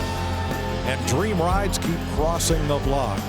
Already today, we've had a 1957 Chevy Nomad sell for $175,000, and more than a dozen cars have had six-figure hammer prices across the Barrett-Jackson auction block. I'm Mike Joy with Rick DeBrule, Steve Magnante, Tyler Hoover, and April Rose to take you through the next 2 hours of great vehicles crossing the auction block. Now, this is a 1932 Ford Custom. It's a Dearborn Deuce Roadster powered by a blown LS6 V8 with a 4-speed automatic. And Dearborn Deuce means steel, not fiberglass. So it's basically about a duplicate of the original steel body. There's a lot of cool pieces and touches on this one. A big LS motor under the hood. Well, not a hood, but this is a rat motor. LS motor with a big supercharger on it. Blow dry zoos. Not an LS. Yeah, that's a small block Chevy, not an LS motor. But cool, aluminum engine. Earlier today, we had a 32 three-window coupe cross the block with some period speed equipment, kind of what it would have been as a hot rod in the old days. This is kind of that combination. It's a classic 32 that's been stripped of everything the way hot rodders would have done it back then. But this has a much more modern performance engine, that blown LS6 V8. It's got a 4-speed automatic transmission. Once again, all the modern components with this old-school Dearborn Deuce body look. A lot of period equipment on this one, like the Pete and Jake's cross-drilled and dropped front axle. $70,000. We'll send that to its new home. How about this in B5 blue metallic? It's a 72 Dodge Demon, powered by a 426 cubic inch Hellcat V8. Well, originally this car was a C-Code Slant 6, but that was long ago. And Darcy blows the supercharged Hellcat engine. And in fact, this is the intercooler right here. The supercharger's down underneath it. The intercooler has a coolant tank over there. That pink stuff is the coolant for the intercooler, not for the radiator, but that keeps the charge cooler and denser. And a great engine, headers on this one here. And of course, the engine goes in with a rack and pinion front steering, so the front torsion bar suspension's long gone. Tell you what, I really like this. We see no shortage of Novas cross the block that are hot rodded. We don't see nearly as many of the Dodge Demons. Now, it started off as a potent little performance car for its day, but this one, of course, has been taken to the next level with that Hellcat. And I love this body style. I think they built this for 1970 and 1971. It's a great, great looking car, nice and sleek compared to the earlier models. That 426 cubic inch displacement is reminiscent of the 426 Gen 2 Hemi, but here we see it on this Hellcat. Of course, Hellcats usually have 6.2, 6.6, 6.4 liter displacement, but this has been stroked and bored out to 7 liters for 26 cubic inches. I think this body was 71 and 72, and one of the great things, you've got their little Demon decal right here. They weren't paying anything for the rights on that, not like the Roadrunner or something. They were simply able to make their own style, didn't have to pay any licensing rights. You see coilover shocks in the back.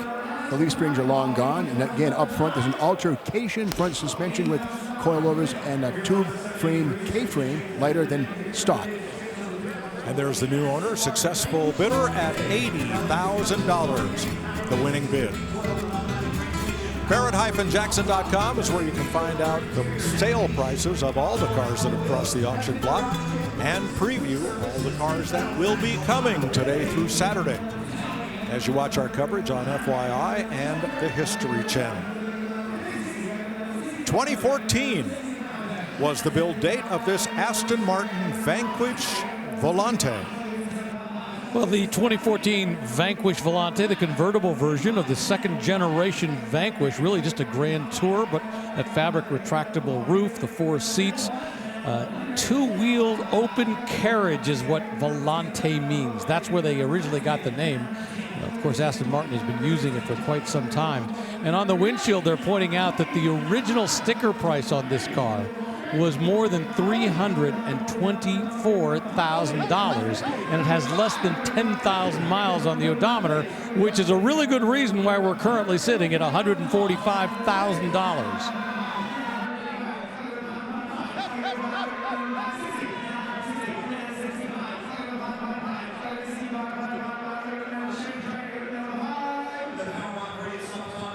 10,000 miles on the clock for this Volante, which has already moved into the position of being the #2 seller of the day.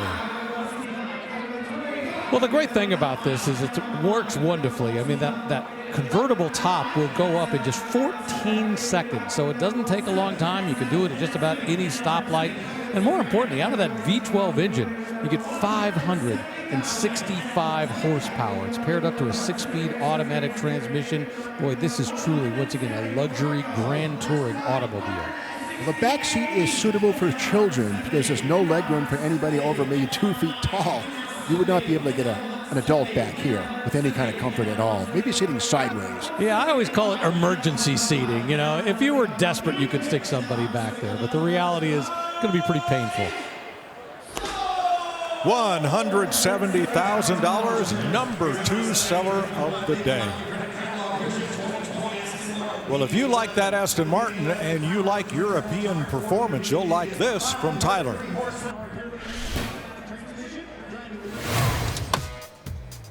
A popular way to set goals nowadays is to visualize something into manifestation. And if you're a European exotic fan like me, it's very easy to do that at Barrett-Jackson and go through 3 decades of exotics. Starting with this, I'm going to visualize me owning a 2004 Murcielago. This one, a beautiful subdued spec Verde Hydra with a tan interior, but very special, that is the 6-speed manual transmission. A very rare option, and it makes it a very coveted car, but you can set your sights higher. Let's jump forward a few years to this 2011 Ferrari 599 GTO. Those 3 little letters took over 3 decades to come back, and it meant the top of the heap when it came to road-going Ferraris. This one, Enzo-derived V12 with over 660 horsepower with an F1 paddle shift transmission, but the horsepower goes way up from here. This 2021 McLaren Elva has over 800 horsepower out of its twin-turbo V8, but obviously it's missing something, a windscreen for that full open cockpit experience. And I'm visualizing the wind in my hair and the bugs in my teeth because I wouldn't be able to stop smiling if I owned this thing. But the horsepower goes even higher.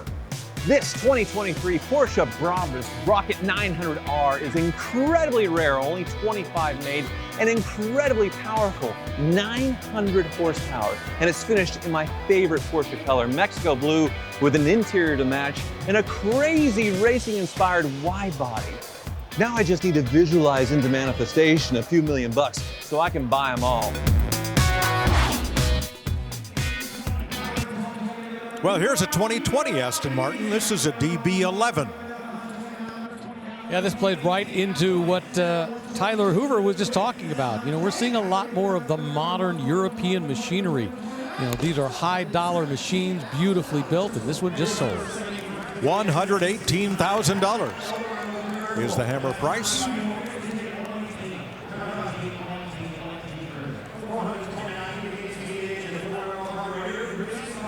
Happy folks.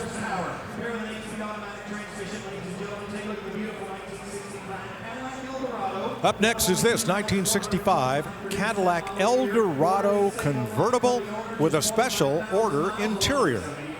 Well, just 2 years later, the Eldorado would be applied, the name would be applied to a front-wheel drive car, a cousin to the old Toronado, but this is a whole different thing. Of course, Eldorado from the beginning, from 1953, was a top-of-the-line Cadillac. So it's amazing to think about this. When we go down the side of this car, take a look at the length. This is 224 inches long, and there's only a single door to get in or out. It's got a 129-inch wheelbase.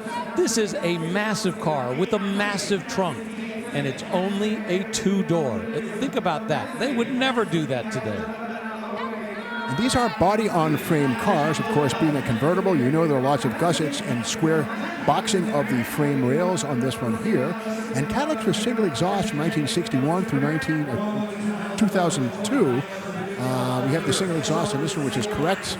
Most people add duals, but single exhaust is quieter inside the cabin, so that's why Cadillac had it. They don't want a muscle car rumble, because that's not what you bought a Cadillac for. You wanted quietness. And unless I'm mistaken, I think in 1965, the only way you could get an Eldorado was in a convertible. I don't think they made a hardtop that year. I think they made a couple thousand of these in 1965. The stacked headlights were new for 65. They were horizontal the year before. Well, the hammer falls, but did it sell? Let's see. Shane Ratliff, the auctioneer, a couple of bidder assistants. Both have their hands in the air, so likely this will be settled between those 2 bidders. Oh, there it goes, $69,000 is the winning bid. Coming up is this custom 1975 Ford Bronco powered by a Blueprint Engines Ford small block with modern fuel injection and Willwood Power 4-wheel disc brakes.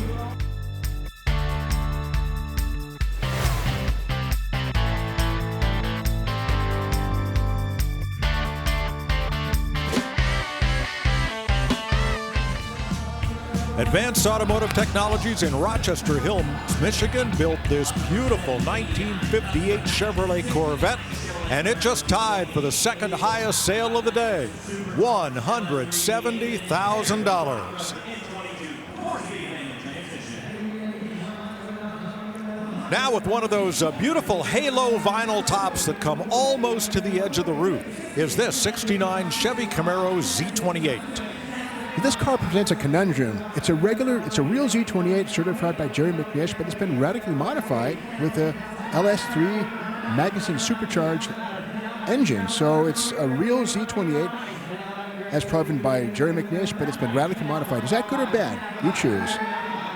So earlier today, we were talking about the fact that there are so many different variations of custom Camaros that we're seeing across the block. And it really boils down to, how much do you want to customize it? Some of the ones we saw earlier today, they'd taken off all the chrome. They'd moved the bumpers so they were just a little tighter with the body. This is much more of a resto mod custom. They've done a lot of work underneath the engine compartment or underneath the hood in the engine compartment. But from the outside, they have left it looking almost completely stock, hiding that Magnuson supercharged LS3. The 12-bolt rear axle is supplemented by a pair of ladder bars, traction bars right there hanging down below that to prevent axle hop. And if you didn't know, Jerry McNish runs Camaro High Performance, and you go to him to have your Camaro certified. This has been certified, as I mentioned, as being a real Z28, which again has been modified. Bolt-on modifications are okay. You can pull that motor if you really wanted to, put a DZ302 under the hood if you really want to go slower, but that's what we have here. Well, once upon a time in the Corvette world, we saw Corvettes that, if they were modified, didn't bring as much money. Now they bring more. Maybe that'll be the same in the Camaro world. The original DZ302 V8 long gone. That one sells for $100,000. Here's Tyler. I'm standing next to a quintessential lead sled right here. Started life 1951 Mercury, but they're more famous as the lead sleds, which means they had body modifications. They were chopped, they were customized, and filled in and smoothed with lead rather than filler back in the day, and that's how they got the nickname. So if you look at these headlights, they are not from a 51 Mercury. They're from a DeSoto, but then it's all done in metal here. That beautiful grille. Under the hood is a 351 cubic inch V8, all nice and chromed out, and getting plenty of ventilation because of the louvers here in the hood. Classic lead sled touch there, along with the chopped roof. So you go down, it is much lower than a stock 51 Mercury with that roof chop. And a big modification with this one is the back. So in the 40s, they didn't have the fins really yet. They would be swooping down, sort of similar to the trunk. But they added these sort of 1950s fins and maybe 50s, 57 Mercury taillights, which is definitely a nice touch. Now, George Barris didn't build this, but he's the most famous builder of lead sleds. Clearly he gave his blessing, because at some point at a car show, he sat in this and signed it right there on the dashboard. Of course, he's no longer with us, but nice touch that he gave his blessing there. Beautiful car, Tyler. I'm liking that DeSoto grille, but I'm seeing those as early 50s Buick headlights. We'll do a little research and update when that comes to the block.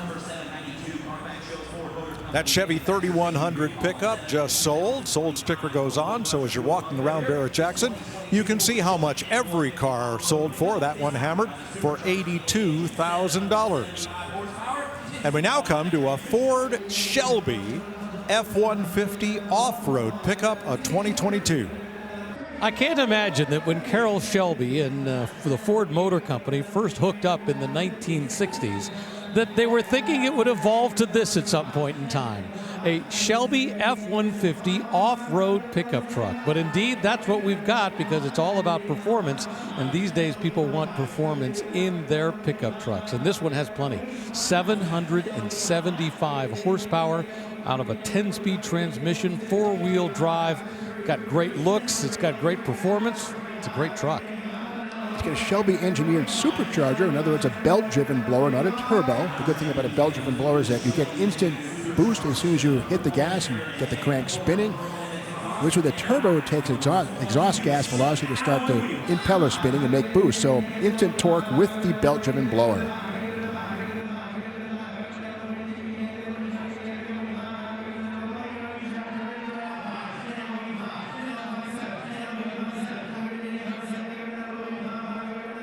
It's been driven a little bit. It's got 13,000 miles on it, since the time it was modified by Shelby and turned into a performance. And I think they only built about 500 of these in 2022. So it's a pretty rare bird.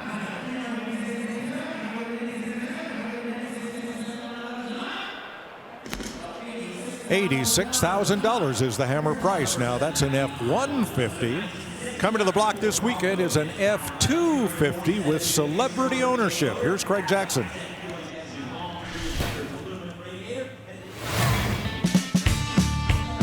The gentleman standing next to me, this is his car, David Spade. That's right. Well, this is your truck. Yeah, we that's are right. so used to you bringing us Chevelles and Dusters and yeah. a little. I do have a Duster, yeah. Tell us about the truck. It's powered by a 400 cubic inch engine, but it's been hot rodded. It's got aluminum heads on it. Front disc brakes, power steering, 4-inch suspension, might be a little hefty for some of us under 6'2".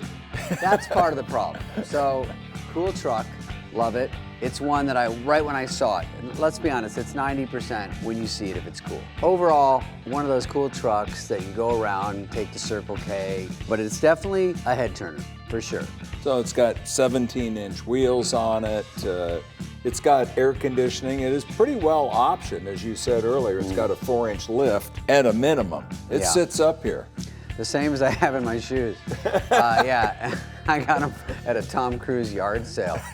But yeah, drives nice. You could throw some buddies in there, go to the drive-in, see Avatar. You know what? You put some people in the back, there's 10 people right there. Pony keg, Avatar, let's do it. Best part, David Spade's Ranger is selling at no reserve at our Scottsdale auction. You can buy it right from David. You gonna sign the truck? I'm still getting over the no reserve part. Everybody's a comic, and David Spade is a good one. All right, here's a 1969 Ford Bronco custom SUV, followed by a 347 cubic inch V8 with Phytec fuel injection. Well, just a little while ago, we had that 1979 Bronco roll across the block, and we were talking about the fact that that was when it had shifted over to the larger truck chassis. This is the first generation. Remember, they started building these in 1966 on that much shorter wheelbase, but this one, well, it's a long way from that original form. And underneath that 9-inch rear axle, it's a skid plate that bolts onto the front differential, and that helps to prevent the differential from getting banged up by rocks. If you happen to go off-roading, drum brakes in the back, factory stuff. And like almost every Bronco we see, this one has been cut for larger wheels and tires. $85,000. That one sells up in the skybox.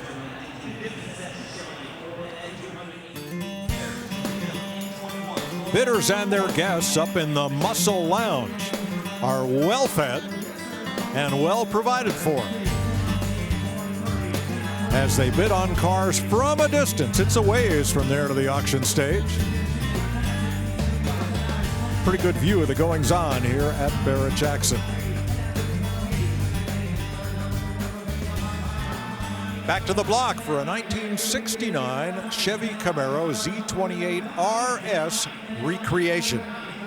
Well, it's kind of the consigner to describe this as a recreation, because there's folks like Jerry McNish who would definitely bust it if it's being called real, and it's not. But it's a nice presentation. Cowl induction hood's functional, and there's the seal that goes at the bottom, and there's a vacuum motor right here that opens the flap at the back of the cowl. Correct presentation, right down to the valve covers, the deep groove pulleys, and the headers are something you could have gotten in the trunk, but they're added here. Not sure if they're meant to be the trunk parts, but a nice presentation of a clone Z28. Yeah, this is like if somebody were able to have a time machine and go back in time to order their dream Z28, the perfect spec as far as the color, the rally stripe, the 4-speed manual, and that 302 cubic inch V8 with the pop-out headlights. So if you can't buy one, obviously a real one from the original, why not remake it with this? They did a great job. $87,000, the hammer price for that Z28 tribute. Moments ago, a car that kind of set a sales record, the 57 Corvette 283 with Rochester fuel injection, was the first mass-produced car to have 1 horsepower per cubic inch, and at 150,000. This beautiful restoration is now the number 4 seller of the day. Let's move on to this 1976 Ford F-350 custom flatbed truck. Yeah, seriously upgraded. This isn't your flatbed farm truck you'd find in the Midwest. Although it does have sort of a farm engine that you'd find pretty often. 12-valve Cummins, so 80s and 90s Cummins diesel you'd find in a Dodge, not usually a Ford. But this one in a beautiful sort of stealth gray paint job with a stealth gray bumpers and a dually rear. And yeah, it's a flatbed with wood, but it looks like the kind of wood you would get in your house. Say if you were buying a high-end modern custom house and wanted some nice flooring, there it is. This is an interesting hybrid. It's basically a dually chassis. It's a modern Super Duty chassis with the dual rear wheels and a Dodge powertrain, so it's a bit of a hot rod. Parts from here and there to make something that's very unique and interesting. Well, still straight out of the farm. It is a flatbed, but they also have the maybe an extra fuel tank right here, or it might be the only fuel tank.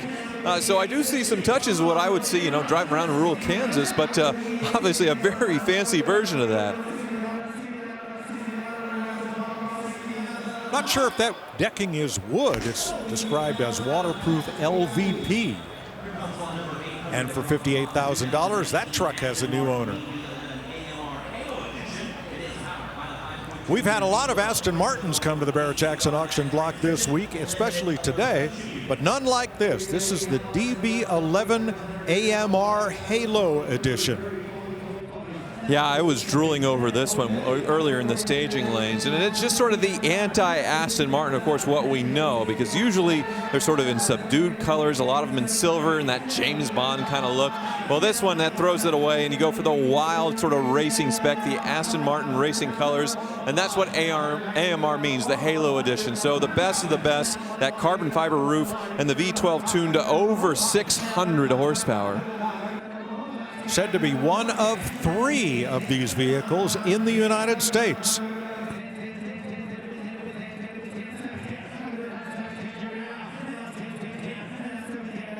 Yeah, you can see the carbon fiber roof beautifully accentuated as far as, giving it almost a two-tone treatment, all one piece, beautifully done. And the more carbon fiber accents down below, you can see with the side splitters and the front air dam with that sort of neon green accent. So a lot of carbon fiber on this. Aston Martins are usually, subdued sort of gentle grand touring cars. So for it to have this sort of, race car kind of spec, it's really cool. Well, the bidders like it. We're at $118,000. One bidder on the floor, one up on the stage. Those neon green brake calipers and rocker panel trim. Keep it from being a stealth kind of car. Love that Aston Martin Racing Green. It's a color that harkens back to the DB3s of the 1950s that were raced in international sports car competition.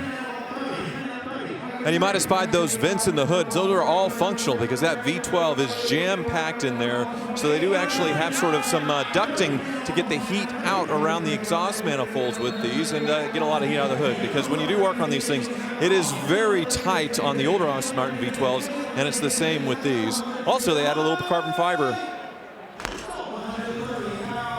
Sold for $130,000. Up in the skybox.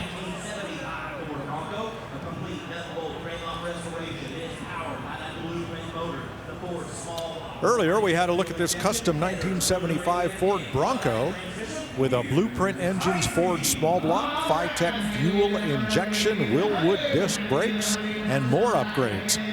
Well, 1975 was the next to last year for the first-gen Bronco. It would become much larger for 1977. Larger platform in every way based on a pickup truck. But this is a smaller Bronco, of course. Like everyone we see here, it has been cut, and unlike most, the rear wheel openings have been finished with bodywork rather than having bolt-on plastic flares. I like the lift kit on this one. 9-inch rear axle, which is pretty much mandatory in Broncos. It's a good axle. Why change it? Nicely upgraded suspension as well with dual shocks. Yeah, already at $100,000. And as we go through the weekend, we'll see the higher quality as far as the Bronco Customs. Max mentioned the body mods making those rear quarters look factory rather than just flares added after it was cut. Nice roll bar, nicely trimmed out interior. And the higher the quality, obviously, the higher the price. This one's been treated to a James Duff Midnight Series suspension. A lot of upgrades. We're at $120,000, which just barely breaks it into our top 10 for the day. An internet bidder and a bidder on the floor fighting it out for this Bronco. And that Blueprint small block Ford is from Blueprint, which is located in Kearney, Nebraska, where every engine they sell is dyno tested at their place, and it comes with a dyno sheet to prove what it made on the dyno. Not a guess, but a proven number. Kind of cool. Yeah, every corner of that suspension has 2 shocks along with the spring, so definitely a heavy-duty suspension there to where you really could take this thing off-road and have some fun and not really tear anything up. But it is very nice. Clearly, that has never been done with this Bronco. $140,000 moves it into a tie for the top 5 of the day. Happy new owners there. Let's go out to the McGuire staging lanes and visit with April. Oh, hi, Mike. I'm just, hanging out with my friend Bert here. You never know what you're going to see at Barrett-Jackson. I want to show you this right here because I bet you've never seen anything like it. 1986 Grand Wagoneer. They started the Grand in '84. This is the luxury old school SUV right here, standard with wood paneling. Please don't follow that prompt, but I love the old school stickers on the back, and it's pretty cool. This tailgate, or this glass rolls into the tailgate, folds down, and this is another luxury touch. You're hiding the key right there. And also says keep a window closed while driving, because the exhaust would kind of roll back into the car as you're driving. Of course, you don't want that. Now, this is what you probably haven't seen. It's got a big upgrade where it counts. 6.2 LS3, getting you 430 horsepower instead of about, 140 if you started with that original V8, Mike. Wow, that is quite an upgrade there. I did like the Reagan Bush 84 sticker. Wonder if that was original or a repro. Here's a 68 Ford Mustang, a recreation of Steve McQueen's iconic fastback from the movie Bullitt and the greatest movie chase scene ever. Well, it's based on a J-Code Mustang. J-Code was a 1968 only 302 four-barrel. Again, only for 1968, not seen again. Nicely done. The original was a 390 big block car, but this has a small block instead of the big block. Now, Ford did not participate in the promotion of the movie. That's why you see the grill there without the Mustang pony. They didn't give it that brand identity in the movie. Oh well. $96,000. Great result for that Highland Green Ford Mustang Bullitt. Look at the billboard stripes on the side of this 1971 Plymouth Cuda Custom Coupe. Well, second year for the E-body, 1970 being the first. 71, some upgrades were made, quad headlights instead of the single headlights of 1970. This one is a 410 stroker with a Mancini Racing stroker kit. Of course, Mancini Racing goes way back to the Ram Chargers, early 1960s. Dan Mancini and the guys opened Ram Chargers Racing. And of course, Mancini Racing has a 4-speed transmission behind it.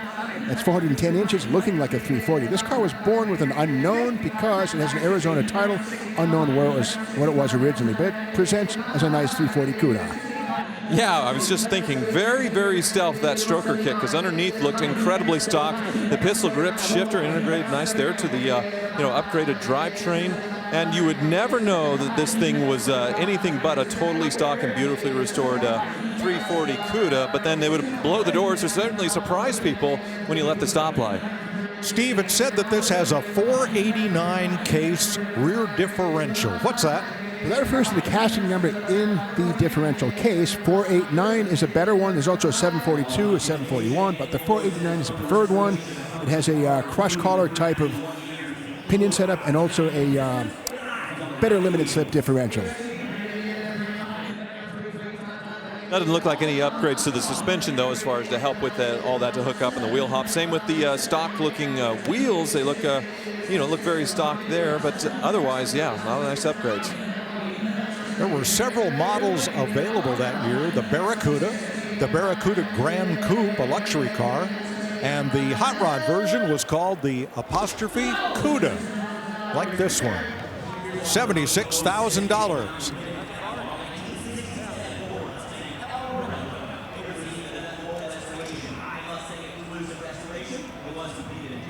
Here's another Ford Mustang Eleanor replica, just completed in November. 351 Windsor engine, 5-speed manual.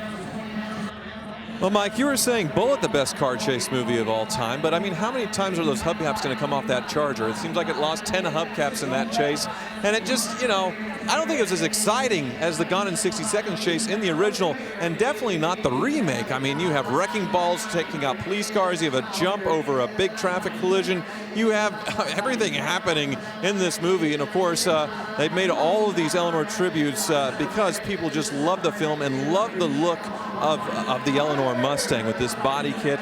This one I previewed earlier has a 351 cubic inch V8, so not a GT500 engine, and then they badged it sort of appropriately with a lot of 350 badges. And while it looks like a V8 powered muscle car, it was born a T-code 6-cylinder. That's what the shell was. No harm done. But again, nicely presented replica of a Shelby tribute.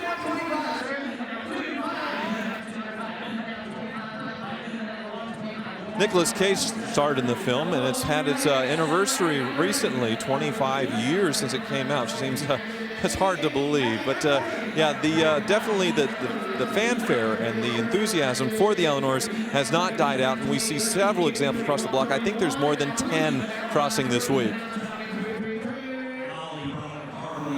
It says it's a fastback conversion, which means it was probably a coupe at one point in its life, but the fastback conversion includes approximately 85% new sheet metal, including doors, fenders, floor, roof, quarter panels, inner structure, and doors. So with that said, no rust hiding in this one. It's all fresh metal.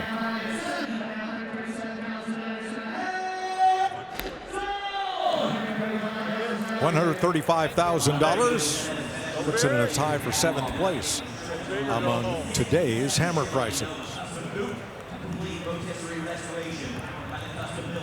Up next is a custom 1967 Chevy Nova SS that's received a complete rotisserie restoration.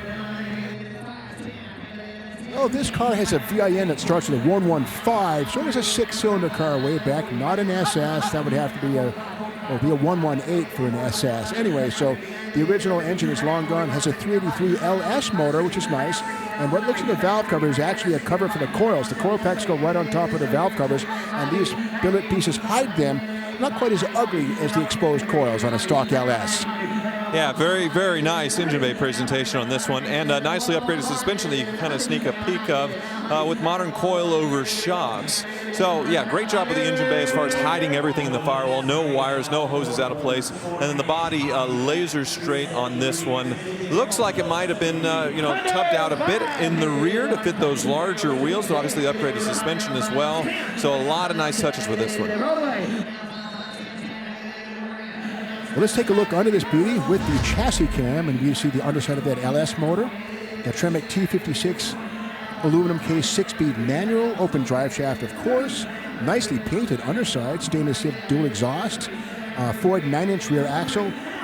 Exhaust going right out the back, stainless steel gas tank. Really crisp underneath. I like it.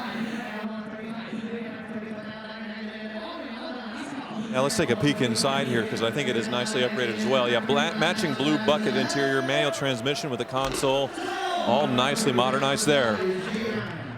Only 1,300 miles since the build completion. $130,000 is the hammer price for that Chevy Nova.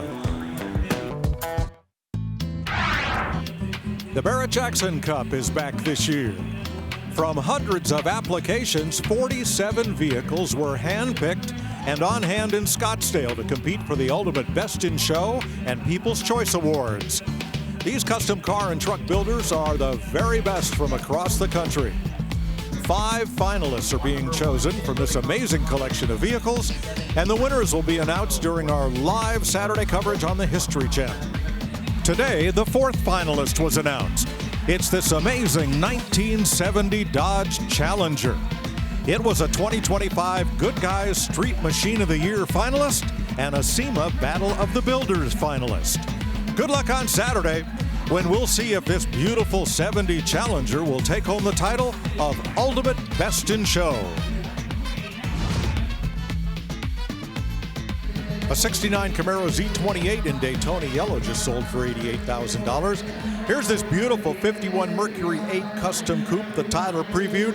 signed by hot rod legends George Barris, John D'Agostino, and Gene Winfield.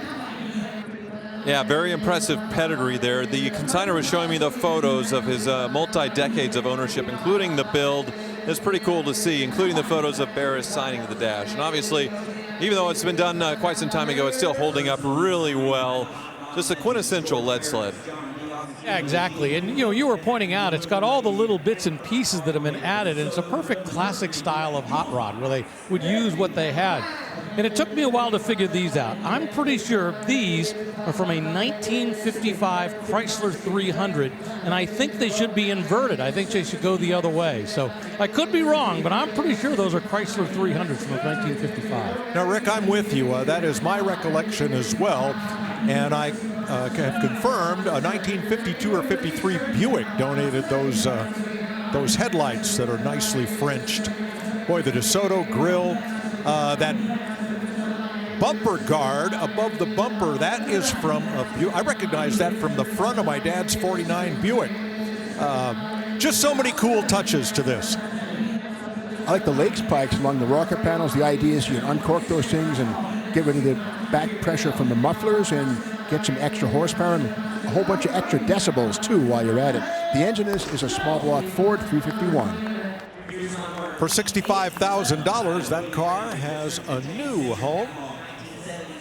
Sold on the internet. Next, this 77 Pontiac Firebird Trans Am Y82 Special Edition in Starlight Black with a 400 cubic inch engine and turbo hydromatic. Well, Y82, what we're talking about is the appearance package. I mean, most people call it the Smokey and the Bandit look, but back then this was the designation for it as a Y82. This was the way it was supposed to come from the factory. So, people are used to these designations, the Z28s, and all they are what are called RPOs, regular production office orders. Well, but let's be clear. The car preceded the movie. They were producing these at Pontiac when Hal Needham asked to have a couple to use in the movie, and of course, Tyler, the rest is history. Yeah, the movie filmed in 1976, so they had to use the 77 noses, and it was the second highest film in 1977, only behind Star Wars. And it comes with the hat. I had to try it on, but I'm not bidding, I promise, because Burt Reynolds, well, he only took his hat off for one thing, is what he said in the film, and that was right before he started making out with Sally Field. So I'll give it back, put the hat back on for the next owner. Yeah, back to your point that, when you were talking about this big even before the movie, that's why it's just a Y82. Most people don't know that designation. W72 refers to the 400 cubic inch Pontiac engine with not 4-bolt mains, but it's a better engine than the baser one's chrome valve covers on these, frosted chrome, but non-functional shaker, but it sold the heck out of Trans Ams. Well, they're the happy fellows that just bought that Trans Am for, what, $85,000, plus the 10% buyer's premium. Hi, Bert. The stuff of legend, right? This 1986 Jeep Grand Wagoneer custom SUV that April previewed is powered now by a 6.2-liter LS3 GM crate engine. Yeah, that 360 cubic inch V8 was certainly getting very long in the tooth of the Wagoneer, and by 91, it was one of the last vehicles to still be carbureted and still on the road. So the LS upgrade, I think, is definitely a welcome addition for an otherwise very beautiful, classic-looking SUV that, definitely looks the part of an 86 Wagoneer. This body shell got a lot of life. It was used for over 30 years without major changes, designed by Brooks Stevens. And basically the ribs on the roof were there from 1962 right to the very end. And a classic body didn't need upgrades except for the grille, and that's about it. Didn't change in many other ways. Well, there's an awful lot of people that absolutely love these. I mean, it's had almost a second coming in terms of its popularity. And the idea of taking one of these and putting a modern engine to give it modern performance and some upgrades, I think makes complete sense. In fact, sometimes I'm surprised we don't see it more, but I think this week, we've been seeing a lot of the 80s and 90s cars getting a little more love. I would say a lot more love, and I think this is a perfect example. We're closing in on six figures. These are the first luxury SUVs, and no need to get out and click in the hubs on wet weather. under the dash. There's a switch, a vacuum switch that locks in the Quadra-Trac. No need to get out. No locking hubs. Credit Novak Conversions with doing the build and the kit to mate this LS3 engine to the Jeep transfer case. Holy moly, look at the price now. $135,000 for an 80s Grand Wagoneer. It's a really nice one, but wow. I was just looking underneath, man. You could just about eat off the undercarriage of this. $140,000. That moves it into our top 5 for the day. This auction has a new top seller. This 68 Camaro Custom Coupe with a 454 V8 and a Tremec 5-speed manual built by Blackfoot Racing and Gibson Performance engines, painted in PPG, caught red-handed with charcoal striping. $185,000 bid. Back to the block for this 72 Chevrolet K5 Blazer Custom. Well, final year for this donning cycle, which would get larger and squarer for 1973, but this is the final year. Well, this actually is removable. If you have 2 friends in about an afternoon, this will come off, but for the most part, these are driven around with the top on.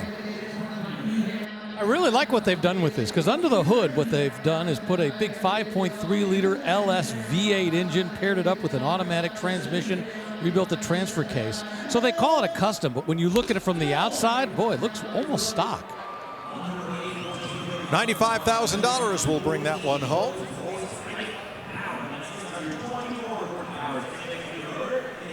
Now, if you'd like to try and sharpen your bidding skills and maybe win an amazing prize in the process, you'll want to play Fantasy Bid, brought to you by Dodge.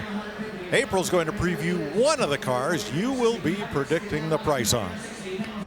That's right, Mike. I'm with this 1935 International Harvester custom pickup. Do I need to say custom? Because it is sweet, but it looks a lot different than she was born. Here's the thing. They kept the original grille. I love that touch. Reimagined bumper up here. They saved the old pod housing, but put modern LEDs in there. Beautiful sculpted fenders. I love that little cutout for the engine. Come on back. Everything's smoothed and shaved. She's got a 2-inch chop. Everything redone inside. Beautiful cream leather. Even the steering wheel has been redone. Now back here, hand fabricated fenders, pod style taillights. RJ, come on up here. You got to see this bed, because it is a mirror gloss finish. I'd hate to put anything back there. Now the power comes from a 392 Chrysler Hemi that's been totally rebuilt and hopped up, getting you way more go than it originally would have. And you got to love those velocity stacks up top. Whew, that's a lot of power, Mike. That's a beauty, April, and that pickup will cross the block this Saturday, so register to play now. There are terms and conditions. You must be 18. Visit promo.barrettjacksonfantasybid.com for official rules, and who knows, maybe you'll walk away with a grand prize, a 2026 Dodge Charger Scat Back Plus. A 2014 Rolls-Royce Wraith just sold for $132,000. Here is a 2017 Mercedes S65 AMG convertible. Well, this is what Mercedes built to compete with the likes of Rolls-Royce and Bentley. The S65 twin-turbo V12, which they don't offer anymore. And look at this really spicy MSRP here on the windshield, $261,000. Mercedes brought back the S-Class convertible around this year, and it was definitely a big deal, something they don't have anymore. But yeah, along with the V12. Now hold the phone. The vehicle history report here says that this car had damage in 2019, moderate damage to all 4 corners and the undercarriage. So it has been rebuilt.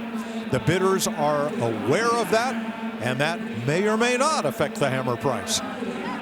Well, of course, your hope and the assumption is if it was damaged that somebody put it back together right. You got to think, you know, the bill on that repair was probably pretty pricey. But, you know, back to Tyler's point, I mean, this was a machine to be driven. 621 horsepower, together with all that luxury. I mean, just take a look at the interior. Of course, you know, by this time we have, you know, video panels up front. We don't have any actual display of instruments. It's all video panels, both the map, the instruments in front, and then look at the rear seats. And what really impressed me about these rear seats, they've gone to such great work to make these so comfortable, but you have absolutely zero leg room. It would be a miserable ride. Look at that dash. That is a glass panel. There are no individual gauges. That is all electronic and video. These are very rare machines. I think production was around 100 a year for the V12 S65, and I think even rarer for the convertibles. And it's crazy because Mercedes during this time had so many convertibles. You had the SL, you had the E-Class convertible, the S right here, along with the SLK. Of course, now they're down to, I think, just one with the AMG. 19,000 actual miles, $107,000 for that Mercedes-Benz convertible.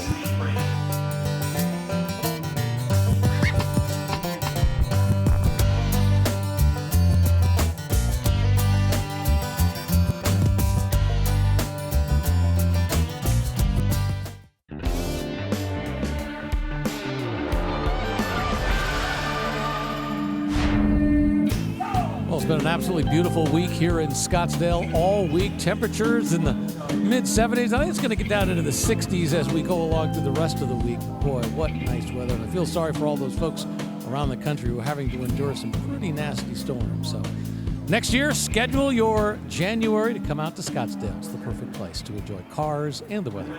2016 Bentley Continental GT. This is a V8 S convertible. When the Bentley Continental GT came back in 2004, it was offered only with the W12 twin turbo, but they figured out that engine options making these a little bit more affordable and reasonable better. So this one is the V8 with a twin turbo. Still a lot of horsepower, I believe over 500 horsepower out of the 4-liter V8. Yeah, 521 horsepower, so definitely no slouch. And this one is the S, so has a little bit of a more sporty look to it with the black wheels, blacked out lower trim, and yeah, being the drop top, certainly looks fantastic.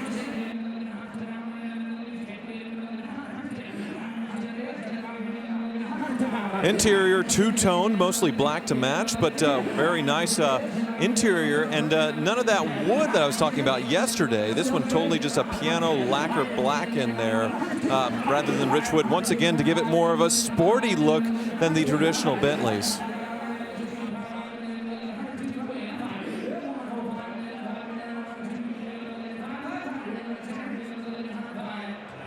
Back in the day, the more racy Bentleys would have the red label on the Bentley logo, which this one has. Even before this, they had the green label ones, but were more, sedate versions. So this one, given that red B, also sort of signifies that this is the sporty Bentley. Well, I just sold to that gentleman right there for $102,000 for that 2016 Bentley Continental, the GT-V8, the S convertible with more than 500 horsepower. Now, there's no shortage of great customs here at Barrett-Jackson, but the great thing is not only do we see some amazing-looking customs, but they also have plenty of power, performance. So we sent Mike Joy out on a power trip. How much horsepower is enough? Well, in Detroit, the answer was always more. If you were a Mopar fan, you needed this, the 426 cubic inch Hemi, 425 horsepower. It was an $1,100 option. It got less than 10 miles per gallon, but you didn't care. You wanted to go fast. Across town from General Motors, you wanted this, a 1970 Chevelle with the LS6 454, rated at 450 horsepower, and rarer than a Chrysler Street Hemi. Up in Dearborn, Ford was having these Boss 429 engines installed in Mustangs to homologate them for NASCAR competition. Though conservatively rated, these put out well over 500 horsepower. Because in Detroit, the answer to how much is enough is always more. Yeah, gotta love great horsepower. And up on the block right now, we have a 2007 Rolls-Royce Phantom. Well, it's hard to believe when you look at the Bentley in this that Rolls-Royce and Bentley used to be on the same assembly line, but in 2000, Rolls-Royce went to BMW and Bentley went to Volkswagen. I think that gentleman, that's his second vehicle in a row, second car in a row that he purchased. Not a bad night. Congratulations to him. We're going to take a quick break. We will come back to the Barrett-Jackson Collector Car Auction in Scottsdale. So many wonderful machines left across the block. And of course, we have 2 more days. It'll be awesome.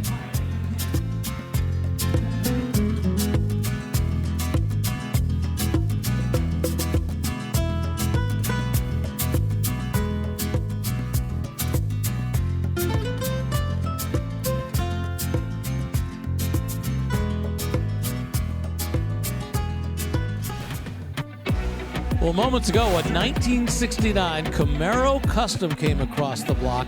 It's got a modern 396, plenty of custom work, 4-speed transmission on a frame-off restoration, and this sold for $172,000. And that means the top 3 sellers of the day so far on Thursday are all Camaros, with the #1 sale so far, $185,000 for a 68 Camaro Custom. All right, stay in the Chevy family. How about a Chevy K20 custom pickup truck? K, of course, means 4-wheel drive. 20 means 3/4 tonner, but it's been nicely refitted with the 5.3-liter LS motor. Of course, the 5.3 has an iron block, aluminum heads. The passenger car LS motors have aluminum blocks, but again, with that said, these iron blocks can be rebuilt many times, whereas the aluminum blocks are less accepting of overbores. But again, major lift on this one, big military style rear axle, the 1-ton axle in the back, heavy duty stuff. Yeah, beautiful finish in the competition orange with a 2-tone paint. But what's blowing my mind right now, we're already at over $100,000. And yes, this is a very nicely done truck, but we don't normally see this with the long beds. Usually it's the short beds that bring this kind of big money. But for a long bed truck to bring $104,000 so far, very impressive. Well, it's going to take at least 6 figures just to buy a car at this time of the day, but it'll take $135,000 if you want to work your way into the top 10. Well, that's a great sale. Not quite going to pull that off. All right, let's check in with Craig Jackson, the company's CEO, who has his eyes on a Viper ACR.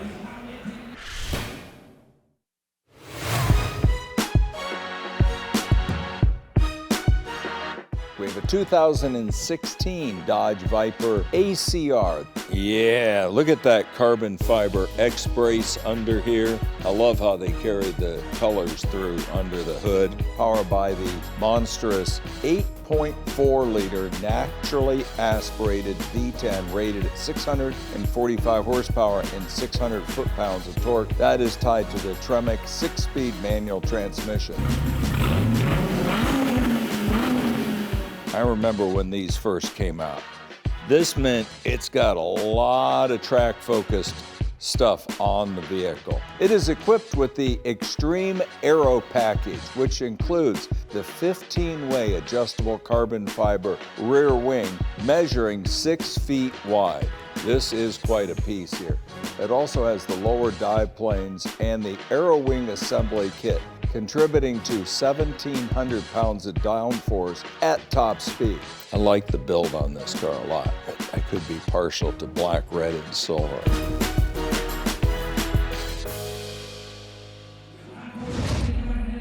And we will watch that Viper cross the block tomorrow here on our fantastic Friday coverage of the Barrett-Jackson Collector Car Auction. And this 63 Chevy C10 pickup truck just sold for $74,000. All right, let's move to a little bit later in the 60s. How about 1969? We're going to get a Plymouth Roadrunner. This one is powered by a period correct Hemi engine. Well, it's a real deal J-code Hemi car. Of course, J being the 5th digit in the VIN. The beauty of the Hemi cars was they had functional air grabber hoods right here. This orange-red color here goes into the ducts under the hood. If we can open it up, we'll take a peek at the fiberglass duct, which seals to the top or the bottom of the air cleaner right here to allow air into the filter. This thing is cable operated. There's a knob under the dash that says carb air that moves doors inside and allows the doors to open up in good weather, cold weather, or foul weather. You close it up and rain doesn't get inside the engine. Of course, it's the beep beep horn. Have to have the beep beep horn and fire it up. Here we go with the. What I was reading in the description, Max, is interesting. So it is a J code for the Hemi and the E code for Los Angeles, California. where apparently they didn't install Hemis at the plant during that year. So yeah, it's the Hemi trim code, but they wouldn't have had a Hemi when new. So that's why this thing is saying, you know, not numbers matching or not originally a Hemi, even though it has all the right VIN configurations. Wait, it says it does not display the factory subframe things. That would mean torque boxes. Let me run down here and see if you see the torque boxes. Those, are, of course, are convertible style reinforcements at the front leaf spring hanger. Do we see a torque box? Yes or no? And the answer is no. There would be a little box right in front of that spring right there. So yeah, this is a clone. The J is interesting. So the J is correct, but it looks like it's probably a rebodied car. I have to say it's a clone. Pay accordingly.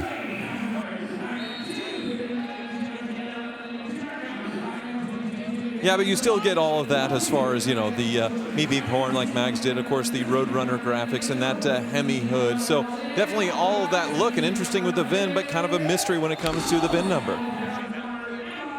Well, somebody just bought it for $71,000 for that 1969 Plymouth Hemi Roadrunner J code with a little bit of an interesting history, the way it will go off into the night. Just pick your color. Look at that yellow interior. There is no shortage of spectacular interiors here at Barrett-Jackson in Scottsdale. You know, we wait for this event all year long, and it doesn't disappoint. I love that. You get the yellow interior in one car, the yellow exterior in the one next to it. Up on the block now, big dog Corvette from the 90s, a 1992 Corvette ZR1. Yeah, we say brand new in the wrapper a lot here, but quite literally, this ZR1 is brand new in the wrapper with basically delivery miles, less than 100 miles on the odometer, and even the original, acrylic top, the glass top, which is mounted in the back here, is still mounted in the factory plastic, so never removed, never taken off of this thing, you know, for the king of the hill when it comes to the C4 Corvette. These debut cars had 375 horse. They went to 405 about a year later.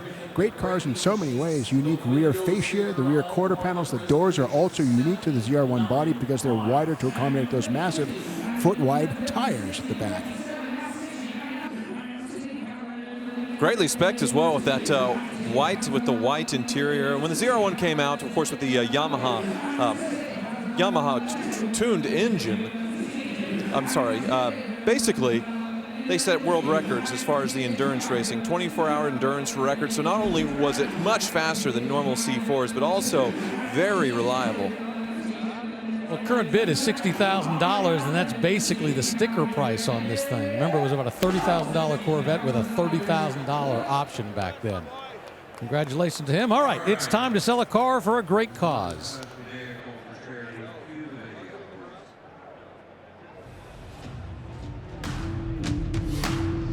I'm excited to partner with Real Truck and Matchbox on this life-size version of a 1/64 scale Jeep Wrangler that's ready to hit the off-road. All the proceeds will go to Gas Monkey Foundation, which supports our first responders, our veterans, and most importantly, Alzheimer's research. That's especially important to me because my dad is living with Alzheimer's, and there are so many families out there that I know need that support. So let's go big, get out your checkbook, and let's raise some money for these worthy causes.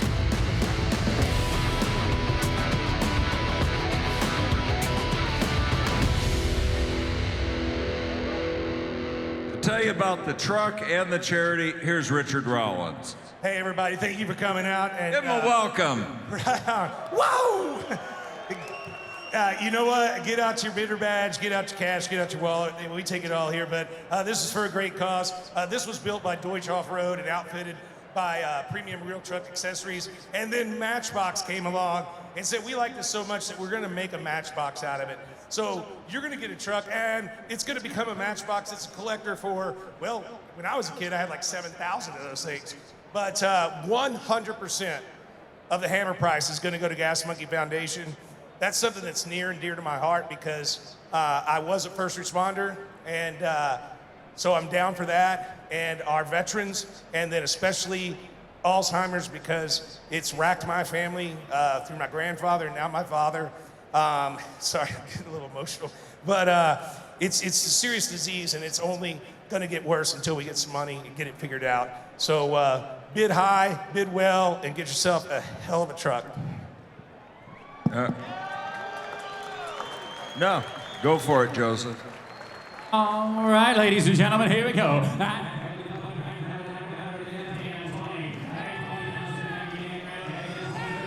Well, he was talking about Deutsch Off-Road. That's actually in Chandler, Arizona, which is just on the other side of Phoenix from here. So it's been outfitted with a ton of extra equipment, real truck accessories, and I love the custom Matchbox and Husky liners as well. You know, some kids are Hot Wheels kids. I grew up a Matchbox kid. Yeah, this one certainly is worthy of a Matchbox as far as what they've done with all the upgrades. The lift and the snorkel. This was also shown at SEMA last year, so it has a lot of provenance along with helping a great cause.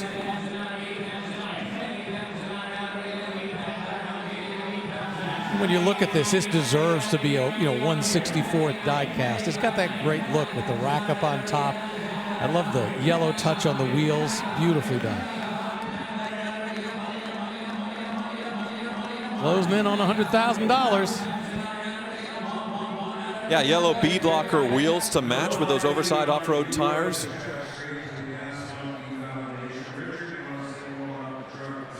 Well, I got to say something about Barrett Jackson and Craig's organization here. It's unbelievable to be able to stand here and do something like this. That's something near and dear to my heart. But these first responders that we have down here, these are the people we're talking about. These are the people that we're helping. If you remember the chaos that was COVID and the things that are going on in our world right now, and our veterans, and even our serving citizens right now that are over there protecting us, it's the reason we get to be here and do what we're doing.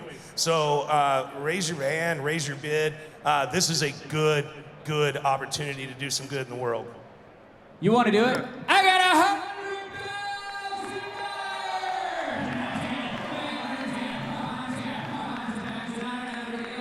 $100,000 for a great cause, and yeah, a very, very high quality build on this one. The yellow bead locker wheels with 37-inch tires. You can see that winch on the front with a custom bumper.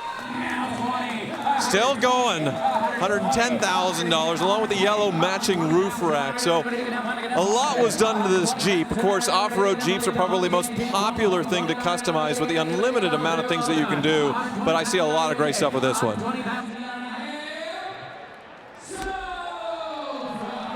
$110,000, every penny of which will benefit the Gas Monkey Foundation, helping first responders, veterans, and going to help in the fight to solve Alzheimer's.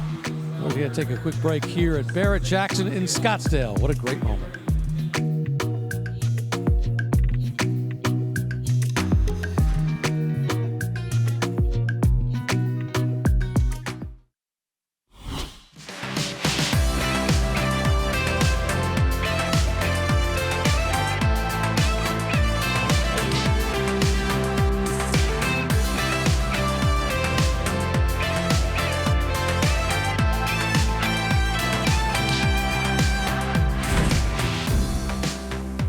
What a great day here at Barrett Jackson. So far, we've had 31 cars sell across the six-figure mark, more than $100,000. Right now up on the block, we got a 1965 Corvette. This is a 396, 425 horsepower version. With a big block Corvette, legacy begins right here with the 396. First seen in 65 would go to 427 for 1966. Way it goes, $61,000 for that big block 1965 Corvette. Now, before the cars sell here at Barrett Jackson, we often point out that they sell automobilia. This morning, well, there was some great stuff, like this 1950s Coca-Cola machine. It only cost a dime back then to get a Coke, but it sold for $7,100. In 1928, they made these gas pumps. They're called visible gas pumps because you could actually see the fuel at the top. This is a Ford Wayne unit. That sold for $20,000. Well, but check this out. A 1940s Autolite battery sign. No lights, no neon, just a single-sided tin sign. Very rare. That also sold for $20,000. Yeah, automobilia can be pretty expensive, but there's also some fun things that don't go for nearly that much. It's a fun way to get into a nice aspect of the hobby. Up on the block right now, a 2024 Ford Bronco Raptor. The Raptor name came on the scene around 2010 with the Ford F-150 when they made a purpose-built sort of Baja off-roader. So when the Bronco came back in 2020, they were wondering when are they going to do the Raptor treatment? Well, we didn't have to wait long. So this 2024 is, with the Bronco Raptor, that wide body kit, the graphics, 3-liter EcoBoost V6. Yeah, Azure Gray is the color, and away it goes for $85,000. All right, we just saw one Corvette big block sell. Now it's time for another one. That was a 65. This one's a 66. A 427, 390 horsepower model. And this hood was specific to the 396 and 427 for 1965 and 66.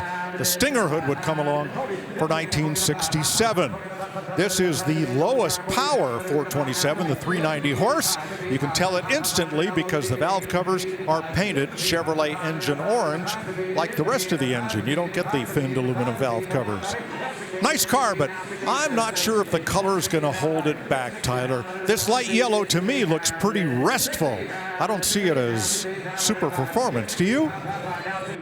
I agree, but it's what it was born with. I think they say it's Sunfire Yellow. So if you're going for the NCRS Top Light, you want to restore it to as nice as possible. I think this one's an older restoration. And yeah, first year of the 427, we saw 65, was the 396, 1 year only for that engine. And yeah, definitely a major collectible in the Corvette world. Yeah, not the big horsepower 427, but still a big deal. Some cool options, power windows, telescoping stern column, and the wood grain wheel, of course, AM/FM radio. A lot of options on this one.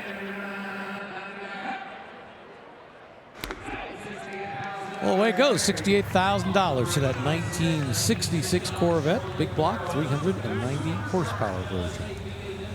Well, a little while ago, we talked about a 1969 Camaro Custom Coupe that we'd see very soon, and now it's time for it to come up on the block. This 69 Camaro with an LSA V8 engine. The VIN begins with a 1, 2, 3. This was born of a humble 256 banger, but that was then. Now it has the mighty LSA V8 supercharged motor with 550 horsepower. Yeah, take a look at the presentation. So you do have sort of that modern cover as far as to cover up all the fuel delivery and a lot of wiring, and then the supercharger, similar to what you would get, say, in the modern ZL1 Camaro, but kind of looking vintage as far as, you know, with the valve covers and the headers, but overall really nicely presented in the engine bay. I really like the houndstooth upholstery, the interior mostly black except for the black and white kind of checkerboard look there. Kind of nicely sets off the tail light panel, which is black only on the SS submodels of the Camaro. I see coil-over shocks and springs in the back, so the leaf springs are long gone, which is fine by me. A narrowed forward 9-inch rear axle.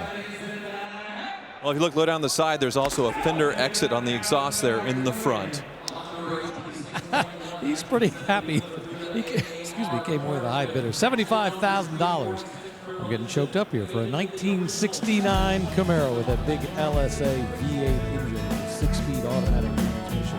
Check out that Corvette. That's one of the ones we'll see later this week here at Barrett-Jackson.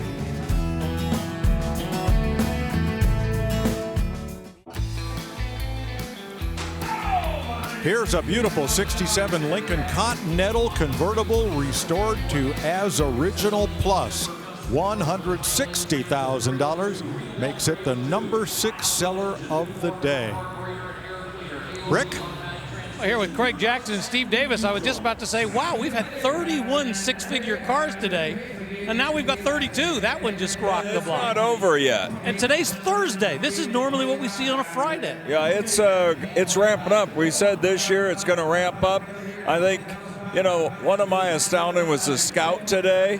But the Camaros really ranked up there, the Nomad. It was a great day today. And that's the great thing about it. It's been quite an intriguing collection. I mean, there's a Toyota in that top 10 as well. Yeah, it's been so amazing because dealing with the consigners and watching this thing unfold, you never can, you can't even guess what's going to be hot because everything just grabs you. If it's hot, it seems like it's hot throughout the entire weekend. Just like you said, Greg, with the Camaro. Also, late model Aston Martins, I've noticed. Crazy. It's absolutely unbelievable. All right, we always say, how do you top this? Well, fantastic Friday. What's tomorrow looking like? We'll ramp up a lot more tomorrow. Steve, what's your picks for tomorrow? I'm never going to pick because And we're in the docket meeting. I'm telling Pete a joke. He's our director. Don't miss the hot cars. He goes, what are those? You got to figure that out. Well, this is reality TV. We never know what it's going to be. There's nothing scripted about this except the docket. It's all real. It's all no reserve. It's Barrett Jackson. All right, like you said, there's still plenty of stuff left across the block. You guys go back to work. We're going to head back up onto the block and watch the cars sell.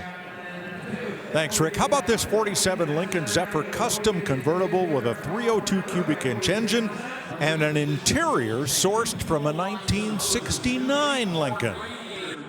Don't confuse this with the Lincoln Continental, which is similar but not the same. Of course, the Continental had a different tail, similar nose, but with that said, this is modified heavily with a 302 HO Ford pushrod engine under the hood. $40,000 the hammer price for that Lincoln Zephyr. Well, unlike the last 2 days, today's top seller is a little more predictable. This 1969 Camaro Custom Convertible, $172,000. Always a blue chip collectible. This Restomod 57 Nomad, $175,000. But the showstopper was this 68 Chevrolet Camaro, all customized 454 engine, PPG caught red-handed paint, a jaw-dropping $185,000. Here's another 68 Chevy Camaro. This is an SS. Well, it looks mildly modified from the outside, but a lot of stuff happening underneath. A four-link rear suspension, coilovers up front.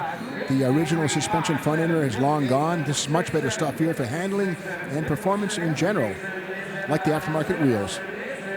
Yeah, that LS engine under hood and a 5-speed manual transmission, so you get that extra gear to have a nice highway gear and a much brighter red than what you would have gotten from the factory, say, in 1968, along with the silver rally stripe. So definitely pays tribute, but upgraded in all the right ways. Yeah, those wheels are American Racing salt flat alloy wheels, but they recall the 50s and 60s Halabrand IndyCar cast magnesium wheels. Very sharp retro look there. And that red, by the way, is Matador red, which is a PPG color. You know, we've talked about it all day. The Camaro's bringing solid money. That's not bad. $67,000 with the high bidder up in the skybox. Well, let's move ahead a decade for this 77 Pontiac Firebird Trans Am. Powered by a matching numbers Oldsmobile sourced 403 cubic inch V8 and automatic. I love this one. In a sea of Bandit Trans Ams, this one refuses to look Bandit with a different color, that blue Phoenix on the hood or the Screaming Chicken. No T-tops on this one, velour interior, and it doesn't have the snowflake wheels as well. So all the things you would think of in a 77 or 78 Trans Am, they're missing here other than, of course, that beautiful blue Phoenix.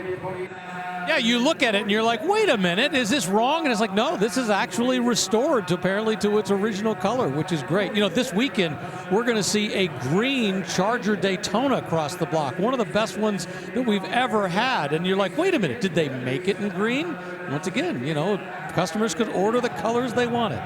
Now, we mentioned that this had an Oldsmobile engine in a Pontiac, and this was all part of the to-do that led to all of them being described thereafter as GM corporate engines, and each GM division lost its individual engine identity. And to your point, Mike, 1977 was the first year for the Oldsmobile invasion under Pontiac hoods. Yes, the 403 became the base engine in Trans Am. You paid a little bit extra for the Pontiac-based 400, which had 220 horse versus 180 out of the Olds station wagon engine seen here. Internet bidder and a bidder on the auction block. $45,000 currently. Well, they built about 69,000 Trans Ams in 1977, so no shortage of them out there. But I often wonder, you know, what the color breakdown is, because, you know, we're so used to seeing either the black or the gold, and obviously there was a lot more.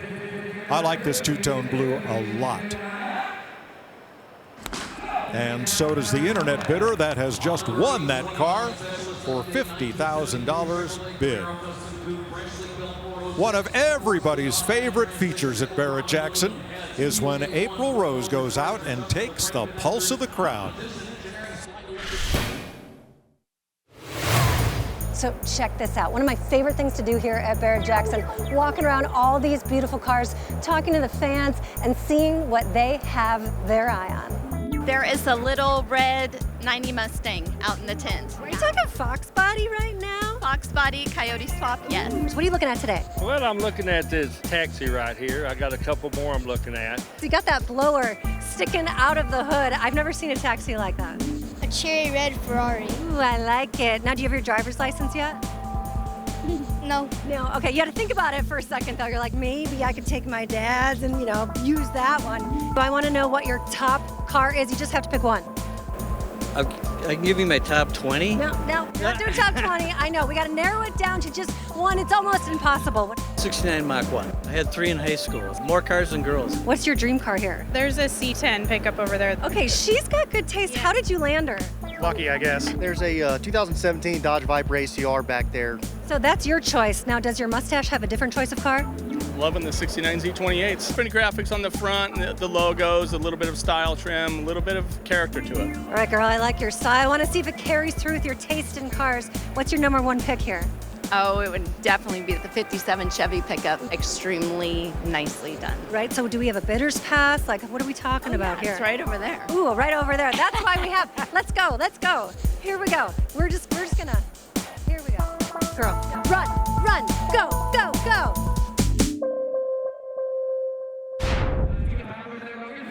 Well done, April. Well done. Here is a 72 Chevy Camaro Custom Coupe in gorgeous pearl orange. Well, GM did us all a favor by adding an engine designator to the VIN. This has an L, so is born a 256 cylinder, now has a 406 small block V8. Well, we've seen plenty of customs from the late 60s, not nearly as many from the 70s. Love the paint, the ghost stripes, nice. $43,000. Love the color.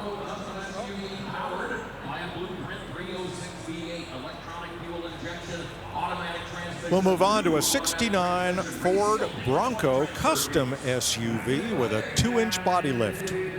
This one has the body lift, which is a good thing because the rear quarter panels have not been cut for larger tires, and that's what the stock wheel openings look like, which is, well, now we know why people cut these things. Without the body kit, those tires will not begin to work.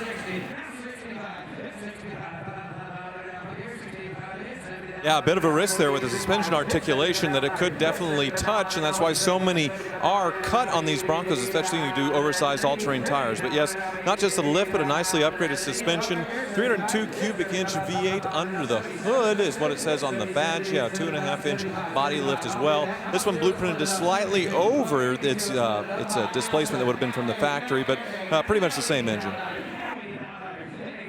Well, and we're going to see over the course of the next couple of days some pretty spectacular Broncos that have been crossing the block. And, it kind of goes back to it really doesn't matter what you do with them. If you don't cut the wheel wells or if you cut the wheel wells, they're very desirable on just about every level. And I love the fact that not only do these popular, the Blazers are popular, now the Scouts are popular. We're starting to see the Commandos coming back. It's a whole great range. I'm seeing something interesting here. So it's not just a suspension lift, but also a bit of a body lift. So they put those pucks in there where the body would mount to the frame to get the body itself up a little bit higher. Another way to cheat as far as getting this thing up a bit taller. Yeah, it's interesting, though, because it doesn't really change the ground clearance. I mean, it will affect it a little bit, but... Sold on the internet, $77,000, the hammer price.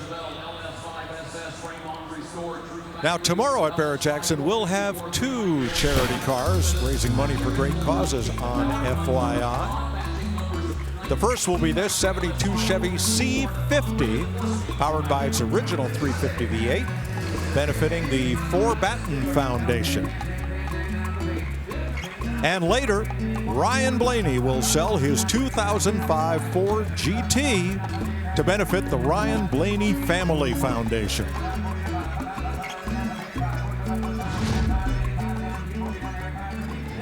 Getting close to closing things out here on a Thursday with this 70 Chevy Chevelle LS5 SS.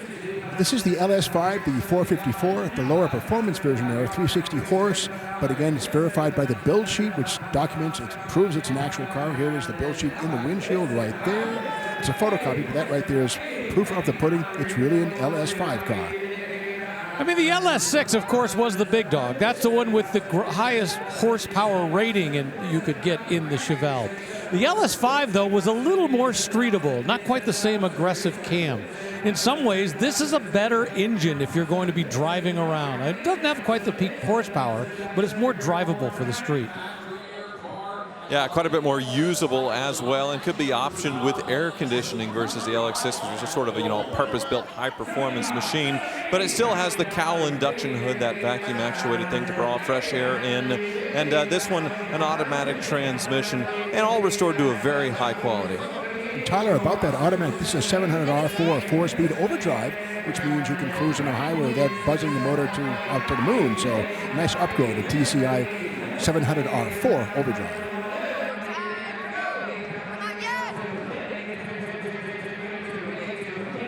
Gotta love that ZL2 cowl hood with the functional flap, which is permanently open right now. And the idea there is that at highway speeds, there's an air eddy that at the base of the windshield that forces air into that scoop to give a slight ram effect, and also cold air is better than hot air for making horsepower. Less than 300 miles since its frame-on restoration, it sells for $79,000.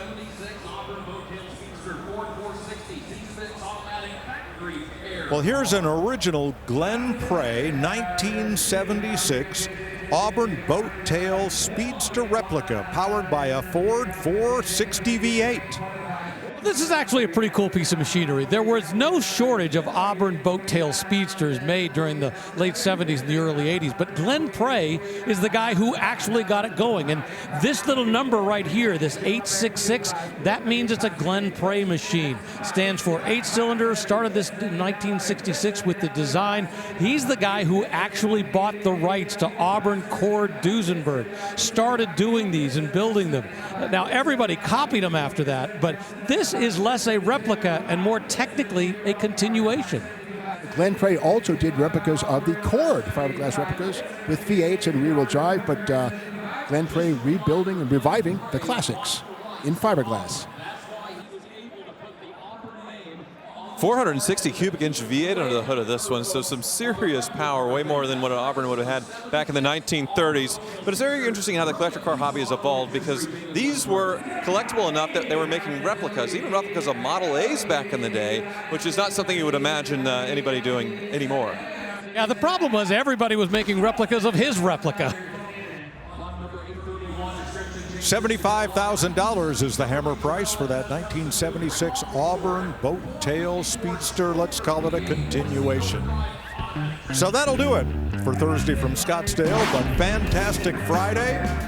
Well, it'll loom large tomorrow. We'll kick things off with 5 hours on the History Channel starting at 2 p.m. Eastern.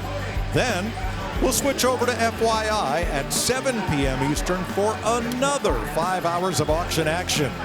So for Steve Mignotti, Rick DeBrule, Tyler Hoover, April Rose, and our entire fantastic Cavas Productions crew, I'm Mike Joy. Thanks for riding along. See you tomorrow.